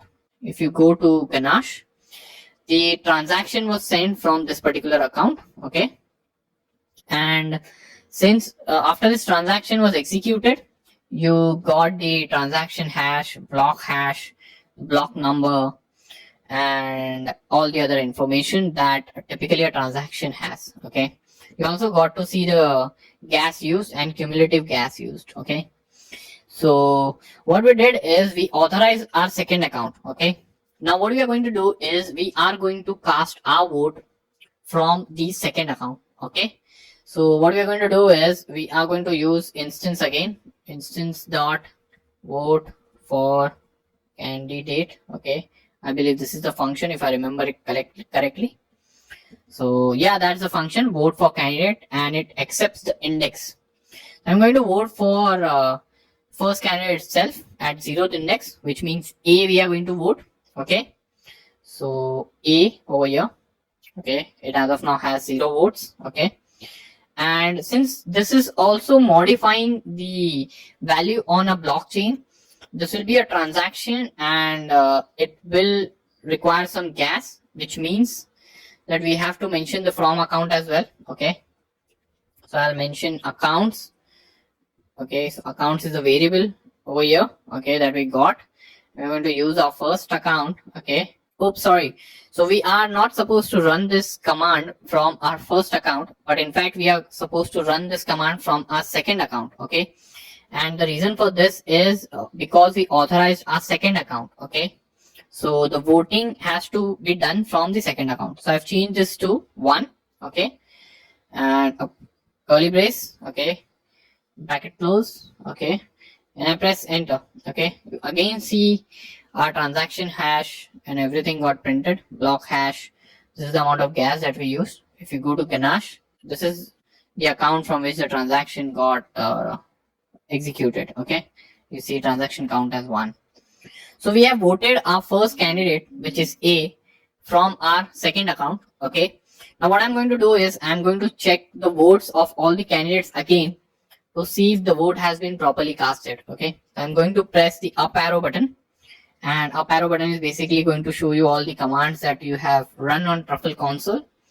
And this was a command that we ran some time back to get the vote of all candidates. I'm going to go to this command and press enter again. Now you see the output differs. Okay, so for A, vote is 1 as of now. Okay, so earlier it was 0 if you look at it. Now it's 1. Okay, the reason is we just casted a vote using our second account. Okay, so that's how you can interact with your smart contract using Truffle console. Okay, this is a very handy tool. Like if you're doing development of smart contract using Truffle and you want to check the values of your smart contract, okay, some variables and all you want to check, for example, then this console comes very handy. So if you're building a UI for your voting contract, and which we are doing in this tutorial, okay, now let's say you are not seeing proper values on the web UI, okay, but you are not sure if the values have been correctly set in the contract itself. So you can use Truffle console to check if the values have been correctly set in the contract. Okay, you can run some commands on the command line, you can do some function calls and check. Okay, so that way Truffle console is a very handy tool for the developers doing smart contract development. Okay, so to summarize, in this lecture we understood how you can use Truffle console. Okay, we also understood how you can log into different networks that are defined in Truffle config.js using Truffle console commands. Okay, we logged into Truffle console and we did a couple of function calls. Okay, we also sent a transaction, okay, onto the Ethereum blockchain using Truffle console. Okay, we also saw how the transaction hash, block hash, and gas use gets printed, and how you get all those information while doing transactions. Okay, so I hope you guys enjoyed this class and found it valuable. I'll see you guys in the next class. Thank you. Hello guys, welcome back, and in this lecture we are going to talk about how you can import your Ganache accounts into MetaMask. So let's get started. So why would you want to import Ganache accounts into MetaMask? The answer is simple. So we would be building a web UI for our voting smart contract. Okay, so whenever we will be interacting with our smart contract, like voting a candidate or authorizing a candidate, okay, we will be doing these interactions and we will be sending the transactions to Ethereum blockchain via MetaMask. Okay, and that is the reason why we would want to import our Ganache accounts into MetaMask. Okay, so to do that, I have my Ganache open over here. Okay, I'm going to go to MetaMask, okay, which I have already configured on my browser. Okay, I'll make sure that I'm connected to the private network over here, okay, which is the RPC server of Ganache. Okay, after the steps are followed, I'm going to go to Ganache, and just beside the account address, you are going to see this particular key symbol over here, okay, which says show keys. Okay, so on pressing this button, the private keys of this particular account will be exposed. Okay, so what I'm going to do is I'm going to click on show keys. Okay, so this is the private key of our first account. I'm going to copy it and I'm going to press on done. Okay, now I'm going to hop on to my web browser. Okay, I'm going to make sure private network is selected over here, so be sure about that. I'm going to click on this icon over here, round icon, and I'm going to click on import account. Okay, so once I click on import account, it says select type. Okay, it will have various options like private key or JSON file. We are going to keep private key selected. Okay, and I'm going to paste that particular private key that I copied over here, and I'm going to click on import. Okay, when I do this, this account of mine gets reflected over here in MetaMask. Okay, so I'm actually not going to do this as of now because I have a couple of accounts imported into MetaMask. Okay, like you can see this one over here. Okay, I'm going to switch to this account. Okay, the one with CDA. Okay, this account is already imported. It has 99.97 balance of ethers. Okay, you can see over here account 2. What I can show you is I can import the third account. Okay, so I'll just click on show keys. I'll copy the private key. Okay, I'll go to import account. I'll paste the private key and I'll click on import. Done. So fourth account, which ends with C8FO. Okay, you can see over here. Okay, C8FO is imported into MetaMask. Okay, so this account C8FO, which is C8FO, okay, is imported into my MetaMask. Okay, and I can use this account now to interact with the web UI, okay, during the development phase of my smart contract. Okay, so let's summarize. In this lecture, we understood how you can expose the private keys of your Ganache accounts. Okay, and we also understood how you can use those private keys to import your Ganache accounts into MetaMask. So I hope you guys enjoyed this class and found it valuable. See you guys in next class. Thank you. Hello guys, welcome back. So we are already aware how you can interact with your smart contracts using Truffle console.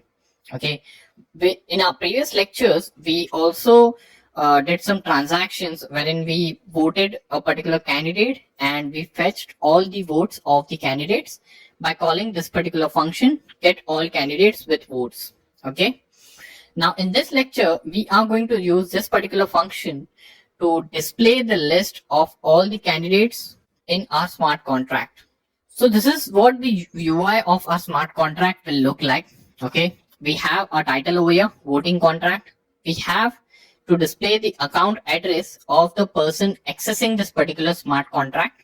Okay, and this address we are going to display the one that is selected in MetaMask. Okay, and this is a list of all the candidates in our smart contract which are eligible to receive the vote. Okay, so our first candidate is A, B, and C, and these are the number of votes. And here you can see the vote button. And we also have a UI or a small section wherein you can enter the address, okay, and authorize a particular candidate. Now, only owner can perform this particular operation. Okay, so what I'm going to do is I'm going to hop on to our coding editor. Okay, so we have our smart contract in place. So I'm going to go to index.html. Okay, and I already have some HTML pasted over here. Okay, so what I'm going to do is I'm going to select all, I'm going to delete it, and I'm going to paste an HTML that I have written for this particular tutorial. Okay, so it's a very simple HTML. Okay, I'll explain a bit over here. So these are all the meta tags. Okay, this is the title of this particular smart contract. Okay, we are doing some importing of Bootstrap over here. Okay, this is where our actual UI starts. Okay, so we are displaying a header text over here. Okay, called voting contract, which we want to display as per our UI. Okay, and over here we have a div for displaying our account ID. So account ID is nothing but the account address that you will be displaying. Okay, so this is the div for that. Then we have a div to display all the candidates that are eligible to receive votes in our smart contract. So which is nothing but A, B, and C. Okay, so this is an empty div for that particular candidate. Okay, so after this div wherein we load the candidate's information, okay, we have another div at the bottom, okay, which is nothing but a template for this particular card's UI. Okay, so this voting template has first candidate, okay, which is nothing but the heading. Okay, and then it has under body it has name, votes, and the button. Okay, so name displays the candidate name, votes display the votes of the candidate, okay, and the button is nothing but the voting button like we have over here, okay. So we are going to use this voting template to populate the data, and we are going to put the div over here, okay. And we also have another div, okay, which is nothing but the authorization form, okay, which has a label which is address, okay, like this over here. And we have a text, okay, text control, which allows users to input the address.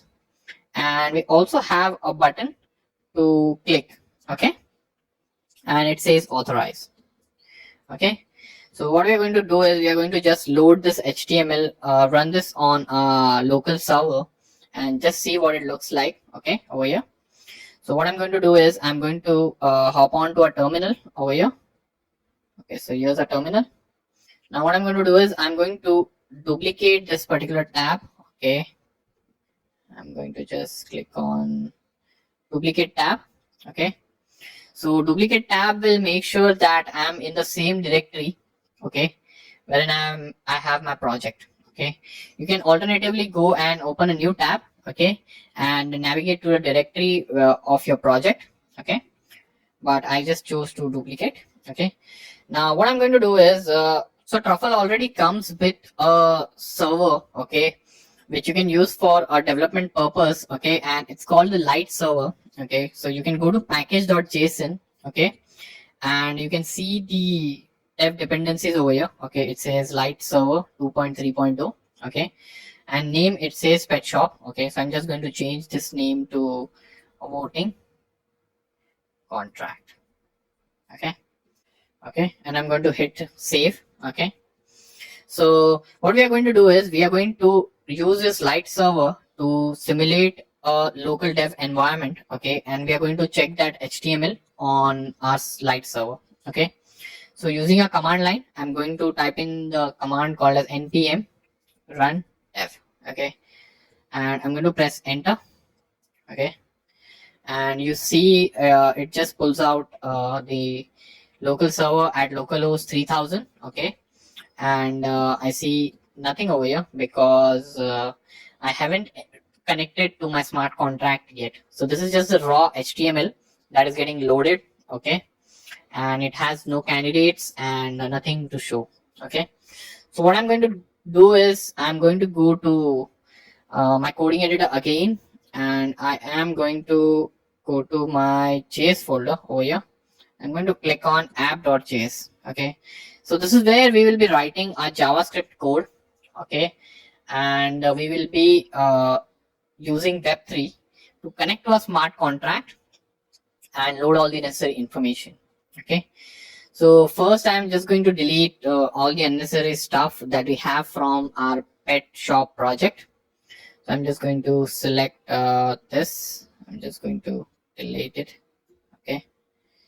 And I'm just going to delete init contract function as well. I'm just going to delete mark adopted function as well, okay. I'm going to delete handle adopt function as well, okay. I'm just going to delete this comma over here because the last one shouldn't have comma, okay. And so now it's much cleaner, okay.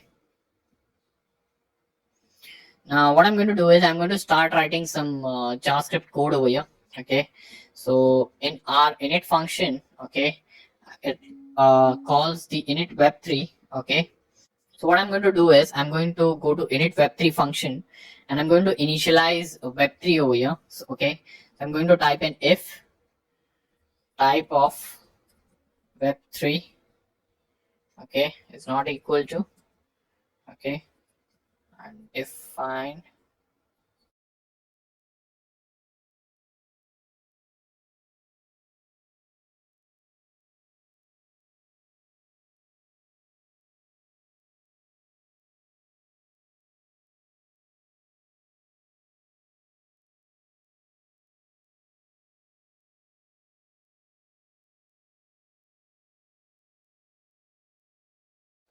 okay. So what I've done is I'm just checking if web3 is undefined, okay, when this init web3 is called. If web3 is undefined, then app.web3 is equal to current provider, okay, else we give our own provider, okay, which is nothing but from the localhost, okay. So after we have initialized our web3 provider, what we are going to do is we are going to fetch our account address over here, okay. So account address of the owner, okay. So before we do that, okay, we need to check whether web3 is properly initialized, okay. So I'm going to right click, inspect, go to console, okay, and I'm going to just do refresh, okay. I'll type in web3 and I'll press enter. I don't see an error, so web3 is definitely there. And I'm seeing an exception, init contract is not a function, and that's pretty much true, okay. So I'm going to write a function called display account info, okay, and I'm going to create a display account info function, display.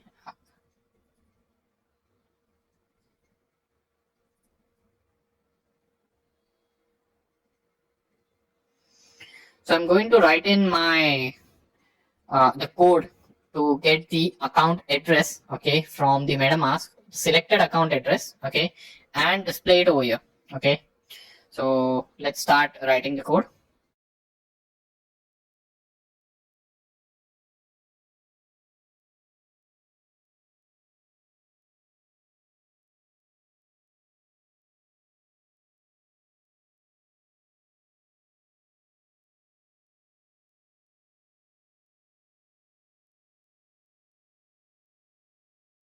Okay, so what I've done is I have used this particular function called get Coinbase, okay, and it has two parameters like function and error and account, okay. And if there is no error, what I'm doing is I'm getting the account, okay, and assigning it to account ID field, okay. So if you look over here, the account ID over here, okay, I'm going to assigning it to this particular dev over here, okay, and I'm just ending this particular function then, okay. So this is I missed a pair of I missed a semicolon over here, okay. I'm going to save this particular function, okay, and you can see like the page refreshed automatically, okay, and it's displaying like C8FO. So if you look over here, C8FO. So basically what it's doing is it's getting the web3 information, okay, it's initializing web3 over here, and then it's getting the account information, okay, which means like the account, okay, and it's displaying it over here. So to explain this particular function to you, I'm using the get Coinbase method over here, okay, which returns account, okay, and if there is no error, what I'm doing is I am going to this particular div, okay, account ID, and I'm simply assigning the account address to this particular ID. That's it. So it's pretty simple, okay. So this video is getting a bit long, okay, so I'm going to pause this video for a while, and we are going to continue the same in the next lecture, okay. See you guys. Hello guys, welcome back, and in this lecture we are going to continue with our project, and we are going to write code to reload the voters, okay, onto our web UI, okay. So what I'm going to do is we have already written the display account info function, wherein we are displaying the account information of the user, which means the account address of the user, okay. Now going further, what we are going to do is we are going to write a function to load the voters onto our voting contract, and for that I am going to go here and start writing the function, okay. So the function can be reload voters, okay, function. Before writing the reload voters function, okay, we will have to get the instance of our smart contract, okay, into an object, okay. So before this I'll write in one more function, which is init contract, okay, and I'm going to call it function, okay, and I'm going to type in some code to to get the artifact file. Okay, I'll explain what that is in a moment.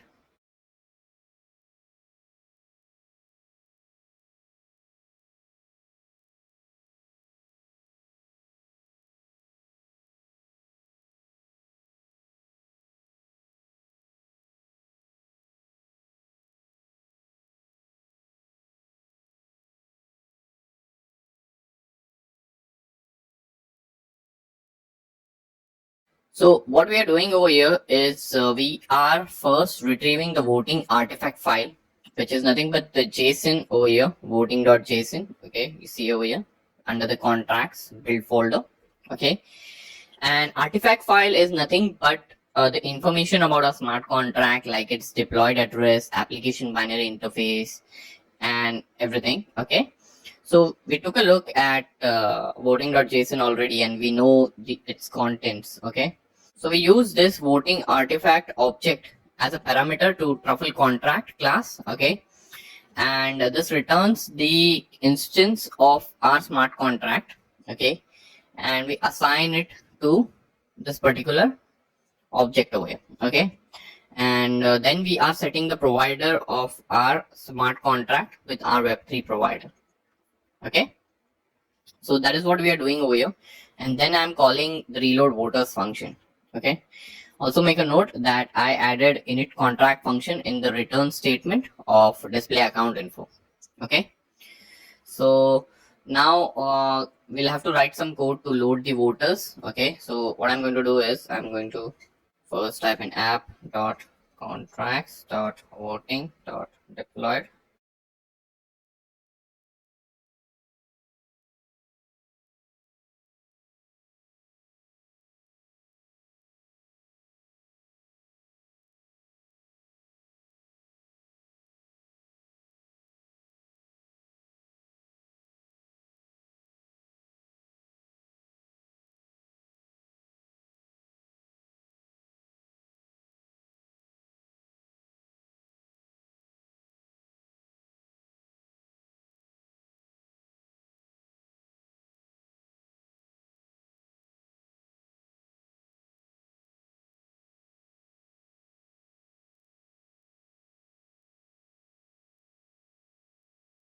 Okay, so I've written in some code over here. Okay, so what we are doing is under reload voters function, we are first checking if our voting contract is deployed, and then we are getting the instance of our smart contract. Okay, and then once we get the instance of our smart contract, we are calling this function called get all candidates with votes. Okay, and using this function, we are writing some code over here which will add some parameters into our HTML.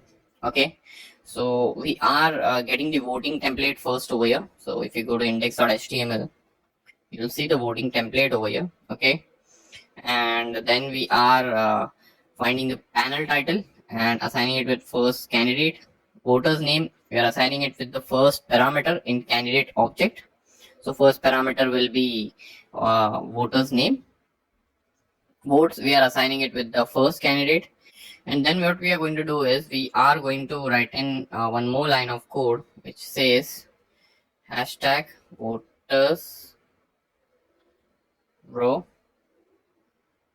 dot append. Okay, voting template dot html. So we are going to just append the HTML of this particular code that we have written at the top. Okay, so what it does is the voters row, it goes to voters row over here, and it just appends this particular HTML that we have generated to that particular ID. Okay, I am going to save this and I'm going to hop on to our coding editor. Okay, so we don't see anything loaded over here. I think there is some issue. Okay, uncaught syntax error, unexpected identifier. It's 38 line number. Okay, so it says function. Okay, I missed a comma over here.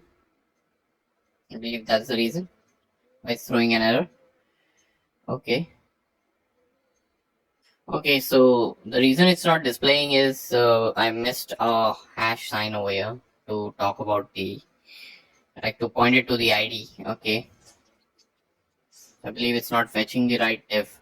Okay, so you see over here, we are seeing the vote information of our first candidate. Okay, now if I go to our console, okay, truffle console, okay, and if I try voting the first candidate, okay, from the second account, I can definitely see I would definitely see the change reflected over here, over there. Okay, so I'm just going to show you that. Okay,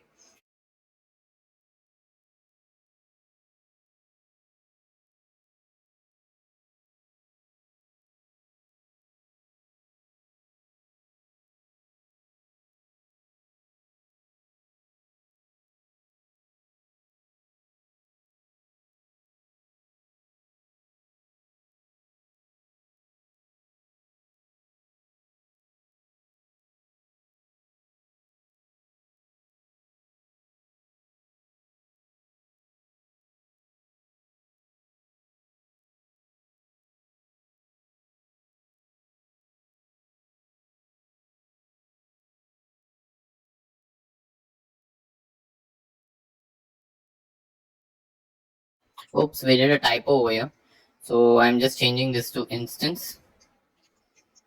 Okay, it's again throwing an error. From accounts 0. Okay, so the accounts variable, we haven't created the accounts variable yet, so let accounts is equal to await web3.eth dot get accounts. Okay, uh, why I'm getting this error? Get accounts. Okay, expected token. I think this code should work now. Authorizing the second account, we have done. Okay, and now it's time to vote using the second account. Okay, so what I'm going to do is I'm going to just type in instance dot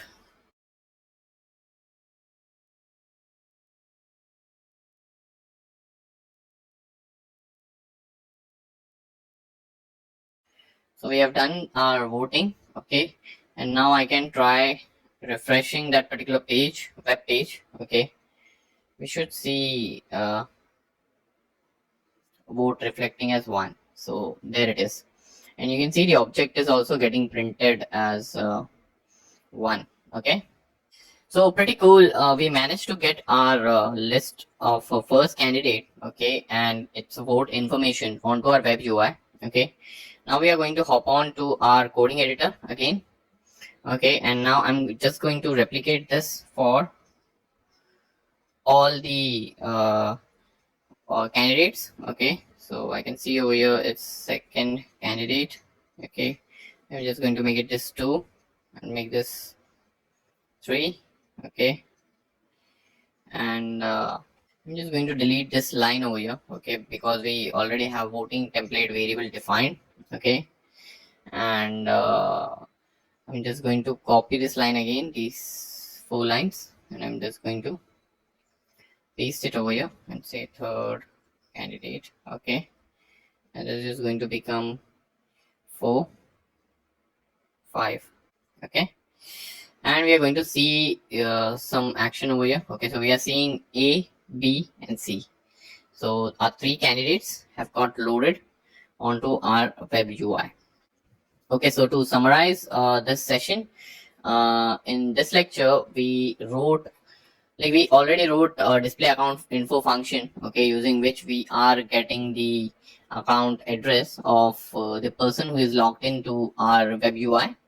We also wrote the init contract function wherein we are initializing the smart contract, and we also wrote the reload voters function which loads the voters information, okay, onto our web UI. Okay, uh, so that's about this class, guys. I hope you guys enjoyed this lecture and found it valuable. See you guys in the next class. Thank you. Hello guys, welcome back. So till now we have loaded the candidate information on our web UI, okay, and we have also fetched the candidate name and candidate votes okay, from the Ethereum blockchain and fetched it onto the web UI. Okay. So now in this lecture, we are going to go a step ahead and try to cast a vote from our voting contract. Okay. So what we are going to do is I'm going to hop on to our coding editor. Okay. And I'm going to just show you the function that we are going to call to vote for our candidate. So we are going to call this a vote for candidate function from our web UI on this button click. Okay. So whenever you click this button, this function will get called, but this function will also need one parameter which says the index. And index is nothing but the index of the candidate which you are casting vote to. So whether it's A, B or C, whether it's 0, 1 or 2. So we are going to use IDs, HTML IDs, okay, for our vote tag, okay. So we have this over here. Oh, so not for our vote tag, it's for our button, okay.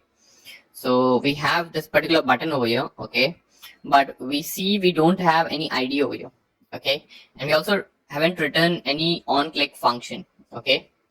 So we are going to go to app.js first, okay, and we are going to define our function which allows you to cast a vote, okay. So I'm going to call that function as a vote, okay, and function, okay, and this function is going to accept a parameter called index, okay. Now this index is nothing but the index we are going to pass over here, okay, which is nothing but the index of the candidate, okay, and I'm going to start a pair of curly braces, end it, okay, and I'm just going to hit save, okay, and I'm going to hop on to our index.html file, and what we're going to do is we are going to write our on-click function, okay, which says app.vote, okay, and it says this.id.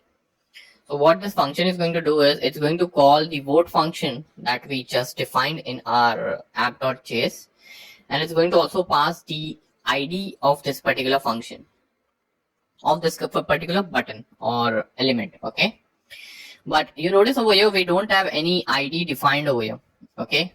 Also observe over here is we also need ID as unique for every element that we load on our web UI. So if this button is loaded here in first candidate, it should have the ID as 0, this should have the ID as 1, and this should have the ID as 2. So if we click over here, okay, 1 is getting passed, okay, over here, and the same is getting passed over here, which is in turn passed to our vote for candidate function in our smart contract, okay. So now to dynamically generate the IDs, I'm going to hop on to our app.js, okay, and I'm just going to scroll a little bit up, okay. Now over here I'm just going to type in voting template, oh sorry, dot find, I'm going to find in a button, okay, button vote, okay, and oh, I did the mistake over here, this button vote, and I'm going to just type in get the attribute, okay, which is the ID, and I'm just going to assign it as 0, okay, and I'm just going to end it with semicolon, and I'm going to do this for all three candidates, okay. So it's ID 0, ID 1 and ID 2. So the IDs have been assigned, okay. We'll just try printing over here, okay. So it's console.log, okay, I'm just going to call in IDs, okay, and I'm just going to print in index, and I'm just going to hit save. Now I'll open a console just to see if the values are getting correctly printed, okay. I'm going to click on vote. You see it's not getting called, it's neither throwing the error, okay. So I didn't save the index.html file, okay, and once I clicked save, this page got reloaded and now it's printing it correctly, okay, ID 1, ID 2, okay. So we see we are able to pass our ID, okay, which is nothing but the element which was clicked, or the candidate which was voted for, okay, and we are going to we are able to assign it, we are able to pass it to our JavaScript function. So now what I'm going to do is I'm going to write in some code to cast a vote to this particular candidate over here, okay.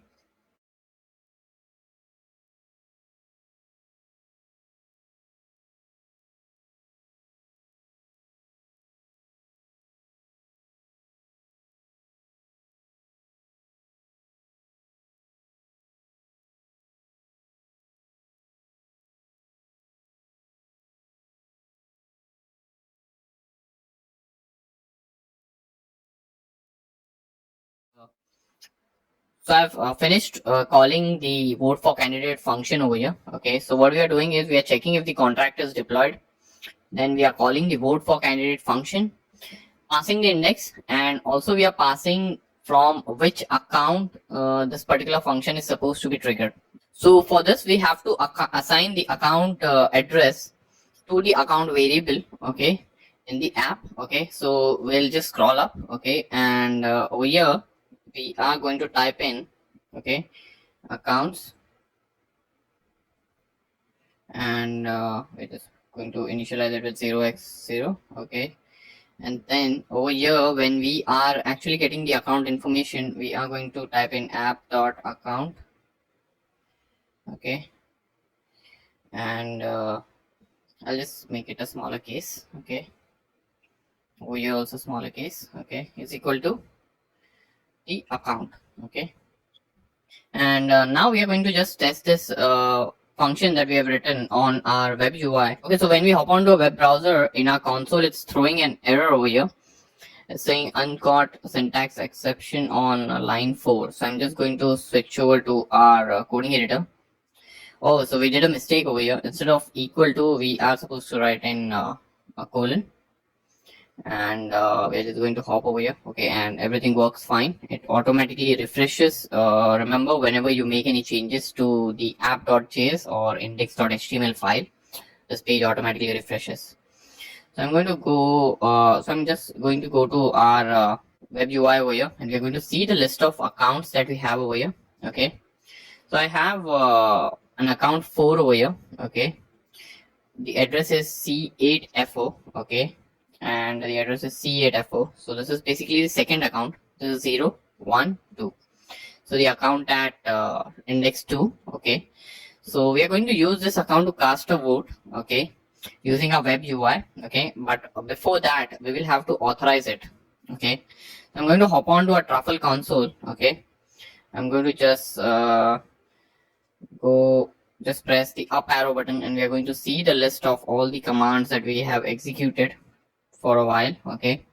So we are going to use this particular command over here, authorize voter, and I'm going to just replace the address over here, okay, with this particular address, okay. I hopped in over here, and I'll right click, and I'll click paste, okay. So it pasted the address over here. So what I'm doing is instance.authorize voter. I'm calling the authorize voter function. I'm passing the address, okay, from account 0, okay, and I'm going to press enter, okay. The transaction is triggered, okay. Now I'm going to hop on to this particular web UI, okay. This account over here in MetaMask C8FO now has the authorization rights to cast a vote, okay. And now what I'm going to do is I'm going to click on vote over here and vote the first candidate, okay, or we can also try voting second candidate, okay. So I'll click on vote, okay. Oops, it throws an error, okay, invalid from address. Oh, so I think I switched the MetaMask address, but I haven't refreshed this particular page, so we are seeing this particular address still over here, okay. I'm just going to refresh this particular page. So we have this address now over here, okay. It's throwing this error that it's not finding this file, but we'll ignore this for a while, okay. And now I'm going to cast the vote, okay. So I'll click on the vote button, and we'll see a pop-up coming over here, okay, which prompts us for the confirmation of this particular transaction. Okay, it's a MetaMask pop-up. I'll just hit confirm. Okay, when I hit confirm, I am going to see the transaction over here, okay, in the history. Okay, and it says this transaction is confirmed. Okay, but what I'm going to do is I'm going to just refresh the list page over here, because the vote information won't be reflected unless and until you refresh the page. I'm just going to hit refresh. On refreshing, you see that the vote has been casted to the candidate P. So we see over here that our voting function is clearly working. Okay, and to summarize this lecture, okay, we wrote a function called vote function in our JavaScript code. Okay, wherein we call the vote for candidate function. Okay, and we pass the account. Okay, so and we also pass the index. Okay, and to get the index, click index of or to get the index on which the user has clicked vote. Okay, we did some changes in the HTML wherein we passed the ID, okay, along with the function call for vote. Okay, and we also did add a line over here wherein we assigned the ID while rendering the HTML using jQuery. So I hope you guys enjoyed this class and found it valuable. I'll pause this video for right now, and in next lecture we'll continue with this tutorial. I'll see you guys. Hello guys, welcome back. So till now in this project, we have fetched the list of candidates. We have displayed the account information.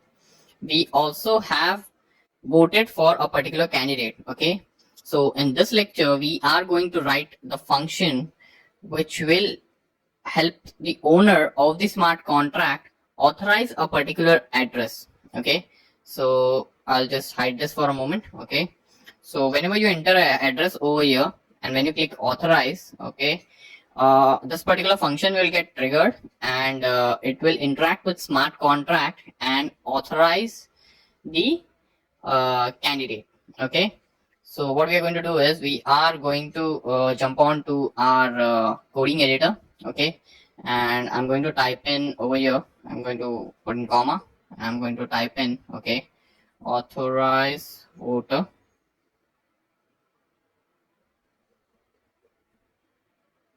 Okay, function, and this is the function that we are going to write, okay, over here. So the first thing we'll need over here in our JavaScript code, okay, is we'll need the address of the candidate, or the address of the voter to authorize. Okay, so what we are going to do is we are going to hop on to our index.html. Okay, and we will have to fetch this particular tag over here which has the address. Okay, so this particular tag over here has the address and it comes with the ID as address. Okay, and also we'll have to put in on click event over here. So it's app.authorize voter. Okay, and we'll put a semicolon. Okay, now we'll hop on to our JavaScript file. Okay, and over here now what we'll do is we'll fetch the address in a variable. Okay, so var underscore address.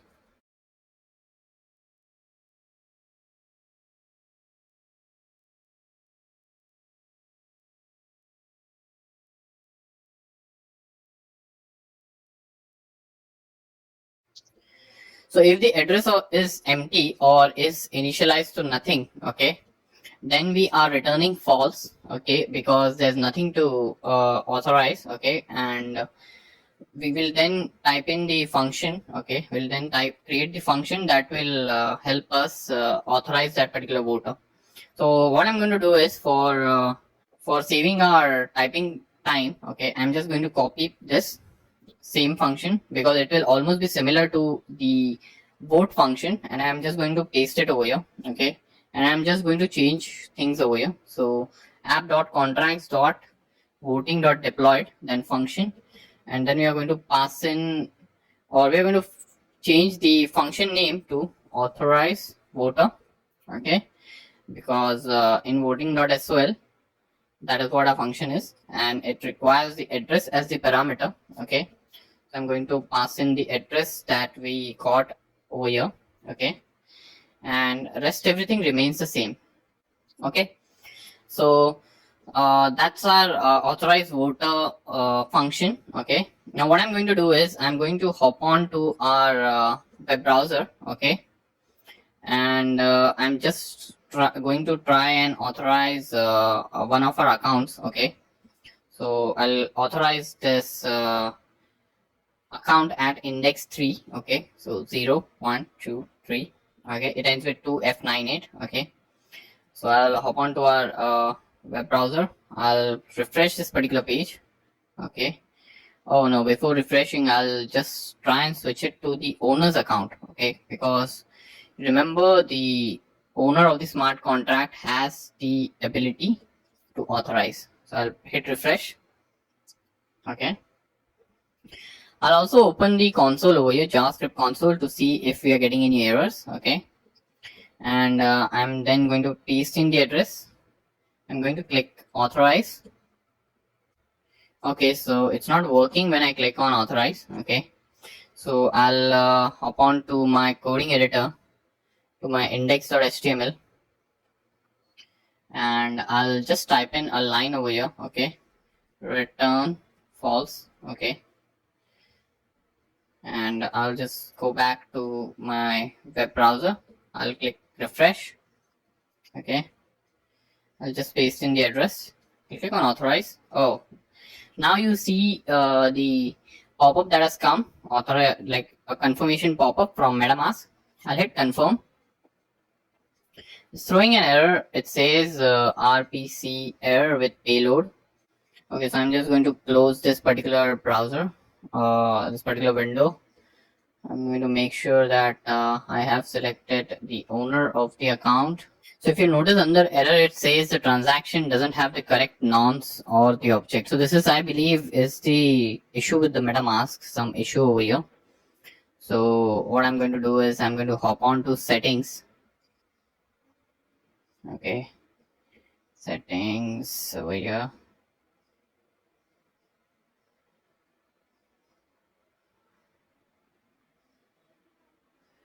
And I'm going to reset the account over here.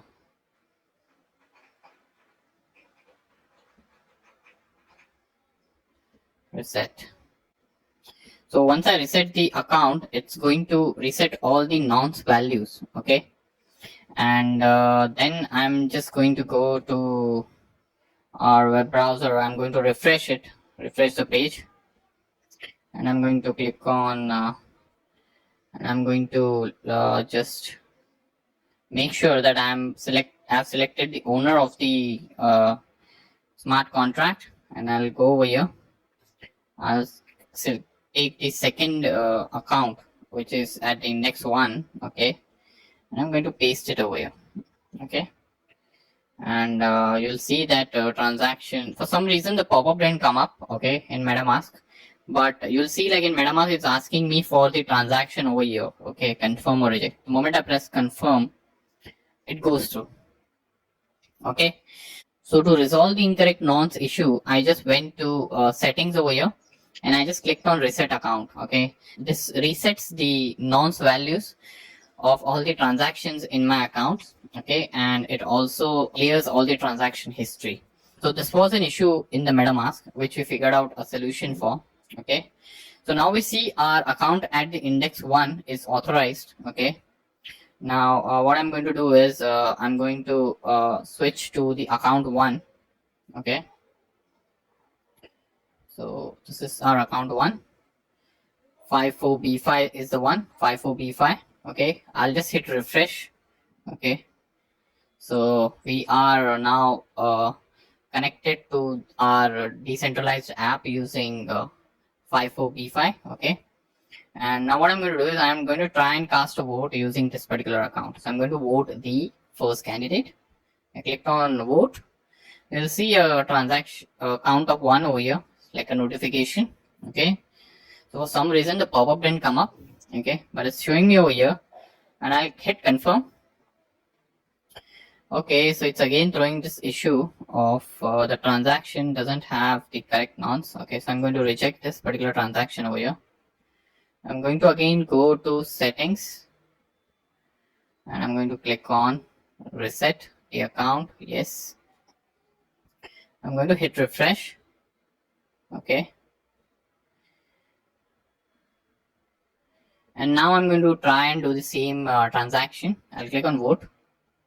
I see the count of 1 over here. Okay. I'll click confirm. And the transaction got confirmed. Okay. I'm going to hit refresh to see if the change is reflected. And there you see. I see the vote count as 1. So clearly our second account was authorized to cast a vote using our web UI. Okay. So in this lecture we wrote our function which helps us authorize voter from the web UI. Okay. We interacted with the Ethereum smart contract to authorize the voter, okay, from the owner's account. Okay. And then we faced an issue, a MetaMask issue, wherein it was saying that the nonce value is incorrect. Okay, and this was an issue with MetaMask. Okay, and to fix the issue, we went to MetaMask, we went to settings, and then we clicked on reset account. Okay, and this made sure the nonce value in MetaMask is reset to 0, and that cleared all the issues. Okay, and then we successfully authorized account, okay, from the web UI, and we also casted a vote from the web UI. So that's about this lecture, guys. I hope you guys enjoyed this class. See you guys in the next class. Thank you.